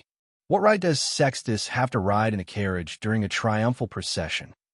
What you said is really funny. My friend, look carefully. This is the triumphal procession of the kingdom of Dionia, not the triumphal procession of Rome. Why should it be carried out according to the original rules of Rome? Sextus is the hero of Raventine, the hero of the commoners of Rome. He deserves this honor. The words of the man who might have been Sextus' neighbor resonated with many of the commoners. They spoke up to defend Sextus and the Roman soldiers behind him, accusing Macarius and the others of being jealous. There were many commoners in Rome, so the people from Via Via did not dare to refute. Macarius subconsciously hugged his son tightly, but he heard his son point at Sextus on the carriage and say loudly, "Father, I want to see you on the carriage too." Macarius was excited for a moment. He admitted that he had been a little jealous before. Sextus had become the protagonist of a triumphal procession at such a young age, while he was almost 30 years old and had yet to achieve anything. It was inevitable that his emotions would be a little unbalanced. But now that he had joined the kingdom of Dionia, the situation might be different in the future. We are both commoners, but if Sextus can do it, why can't I? Thinking of this, he pinched his son's foot and said confidently, "Son, you will see that day." At this moment, it was unknown how many commoners of Rome had secretly made up their minds like Macarius. A unique scene appeared on this triumphal procession. When the other Dionia generals and their troops passed by, both sides of the road were silent. Sextus and the 200 commoners of Rome were surrounded by cheers, as if this triumphal procession was specially organized for them. Although Sextus was more mature than his peers, he could not help but be in high spirits on such an occasion. He frequently waved to his compatriots by the side of the field. When his carriage passed under the triumphal arch, he looked up at the white arch, which was mottled with age. He was a little dazed, and he suddenly felt a little worried. He was afraid that this was just a dream. When Sextus entered the square of Rome, the cheers were even more deafening. Countless people of Rome waved their arms excitedly and shouted the names of their loved ones. The interaction on and off the field was extremely lively. Not only did the Devers invite most of the families of the Rome's reserve troops to the square, but they also invited the transport personnel, personnel from the engineering and medical camps, and personnel from the various chambers of commerce who had come to Rome with the Dionia army to the square as spectators. This was also an honor for them, because most of them would not be able to enter the Victory Square during a triumphal procession in Turiae. Therefore, the cheers here were not only for the soldiers of Rome's reserve troops, but also for the soldiers of Dionia who finally felt the glory of the triumphal procession. All of them had smiles on their faces. Of course, for them, the greater glory was the recognition from the king of the Devers on the platform in front of them. Under the watchful eyes of the soldiers, the Devers, who stood on the platform in front of the Senate, looked at the flag-bearer of the Dionia army walking forward with a smile on his face. He joked, "Tarentus, you have raised the standard of the selection of flag-bearers for the triumphal procession to a higher level." This was a tactful compliment from the Devers to Tarentus. However, when he heard it, he was not humble at all. He said naively, "Your Majesty, I can still do better." The Devers immediately smiled and said, "Good. This is what an excellent soldier of the Mountain Reconnaissance Brigade should say." After he finished speaking, he personally helped Tarentus with a 3-headed dog gold medal. He then grabbed Tarentus' hand and raised it high in front of the soldiers below the platform. The soldiers of Dionia were cheering loudly. The soldiers of Rome were also shouting loudly. They were not completely following the crowd. When they saw this scene that was completely different from the triumphal procession in Rome, they realized that the triumphal procession in Dionia was not only related to the commander of the army. Ordinary soldiers like them could also obtain great glory through their own efforts. The Devers then helped the other flag-bearers wear the medal. When it was the turn of the soldier of Rome, Valerius, the Devers specially explained to him the origin of the 3-headed dog on the medal in a pleasant manner. After listening to the interpreter's translation, Valerius fondled the silver medal on his chest fondly. This peasant of Rome, who was already in his 30s but had yet to marry a wife due to his poverty, stuttered and asked, This thing is worth how much land? After listening to the translation, the Devers laughed and said, This metal is your glory. Keep it well. Becoming a flag bearer in the triumphal procession will at least give you 3 acres of land after this war. Make more achievements, and the land you will own in the future will only increase. Valerius' eyes lit up when he heard this. Facing the commander of the First Legion, Amyntas, the Devers said in a deep voice, Thank you for your hard work. Amyntas took the silver scepter and said softly with mixed feelings, Thank you, your majesty. Originally, he had defeated the Roman army outside Ostia, ensured the landing of the army, resisted the attack of the Roman army on Ostia, and defeated the allied army of Rome at the upper reaches of the Tiber River. These achievements seemed to make him the real protagonist of this triumphal procession. He once heard that the Devers had made this proposal at the preparation meeting for the triumphal procession, but it was opposed by a group of young staff officers from the Ministry of Military Affairs, and in the end, it became like this. Amyntas knew very well that they were right. According to the military law, only a commander who commanded the army independently and won a great victory could sit on a carriage pulled by 4 horses on the triumphal procession, suppress all the other generals, and obtain the highest honor. The real commander of this war was the king of the Devers. His victories were all due to the planning of the Devers, but he still had some unwillingness in his heart. Mobile version of the fastest updated website. Chapter 845. The Devers thanked the commanders on the stage one by one. When it was the Legio IV Commander Oliver's turn, he looked down at the silver scepter that had a different shape and length than before. He even joked, Your Majesty, since the drought, our treasury has been tight. I was worried that we wouldn't be able to receive any rewards during the Triumph Parade.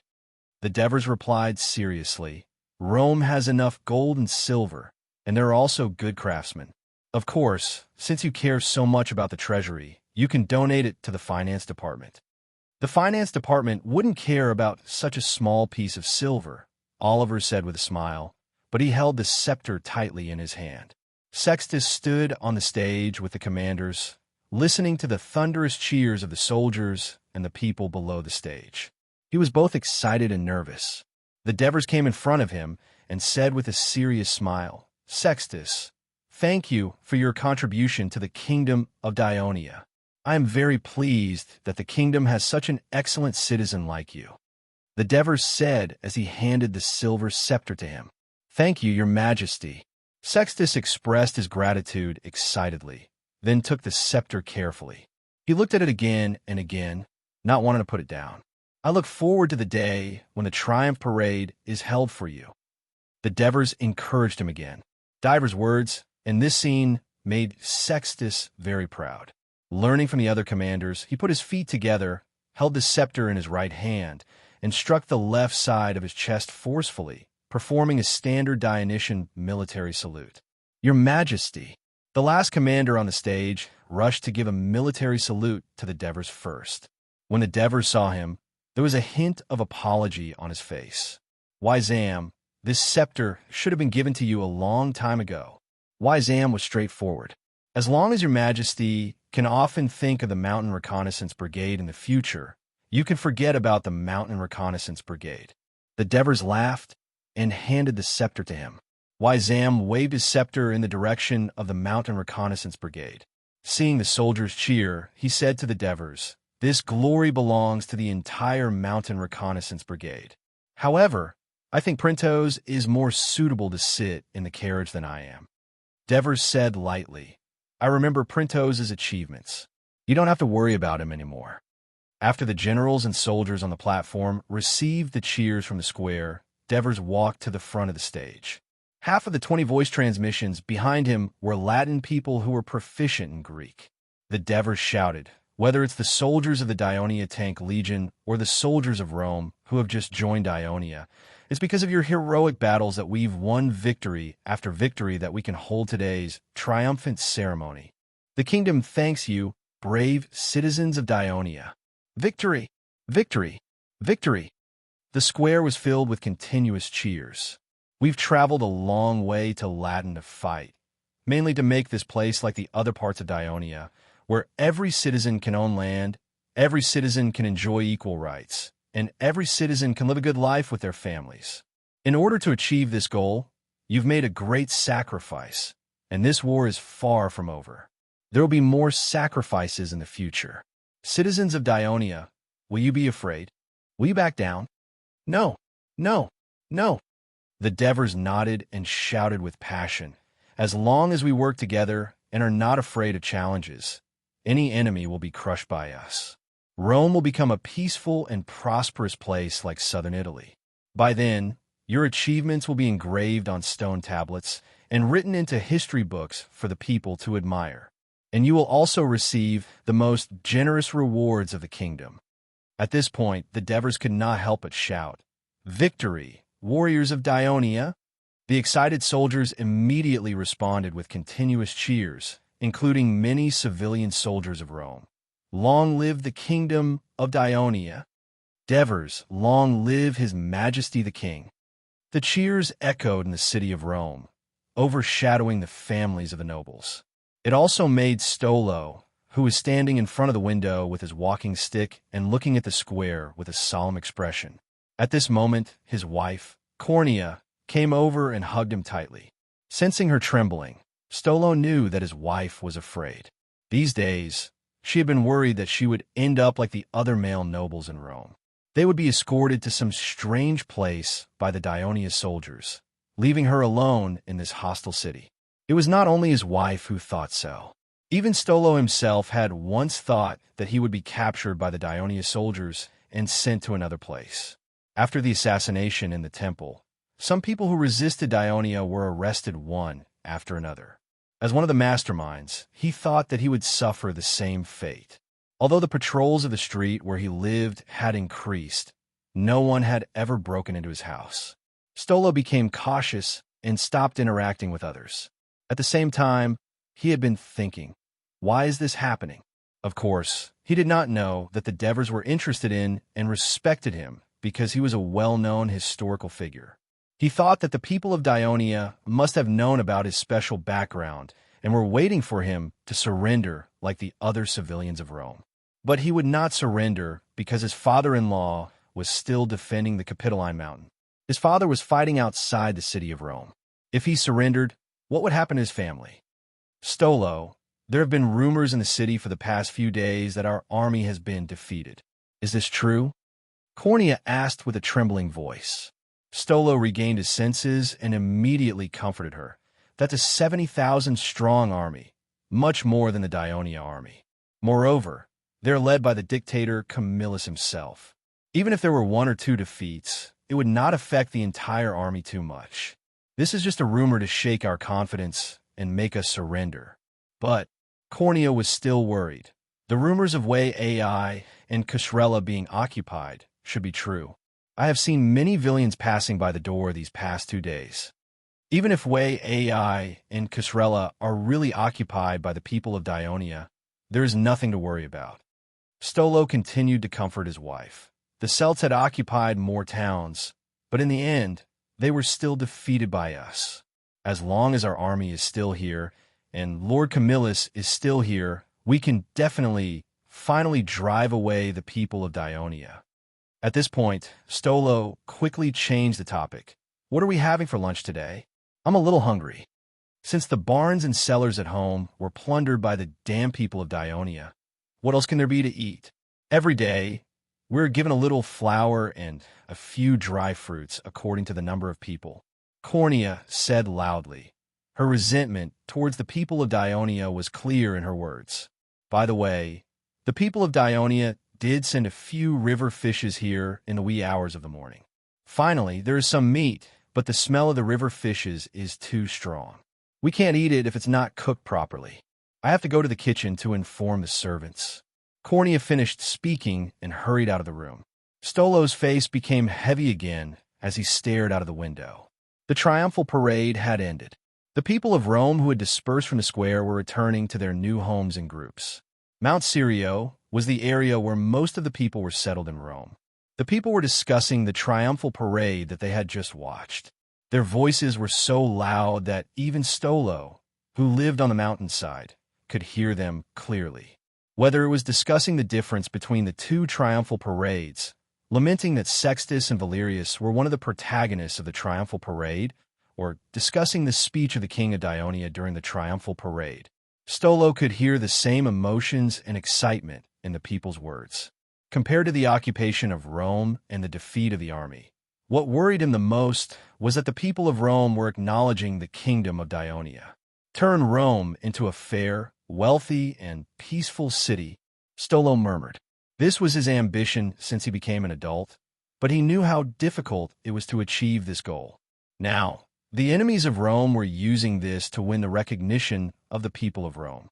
This was something that the barbaric Celts would never have thought of. Dear senators, do you know that what you have been trying to prevent is now a sharp weapon piercing your chest? Stolo looked at the silhouette of Capitoline Hill in the distance in the southeast and punched the windowsill in frustration. At this time, the senators of Rome and Stolo were looking at the square of Rome from Capitoline Hill. As Capitoline Hill was the highest in the city and not too far from the square of Rome, they could see it more clearly. They could even vaguely see the priests, statues, bands, generals and carriages, and marching soldiers, although they could not hear anything. The senators of Rome who knew the kingdom of Dionia better knew what the people of Dionia were doing. They were holding a triumphal parade in Rome. What made them even angrier was that among the soldiers who participated in the triumphal parade, there was a general wearing Roman armor and many Roman soldiers. At the end of the parade, they could even hear the shouts in Latin. So before the triumphal parade in the square ended, many of the senators had quietly left the top of the cliff. The only thing that the senators were glad about was that a few days ago, they had sent soldiers to block off the area where they could see the square of Rome the clearest and forbade anyone from entering.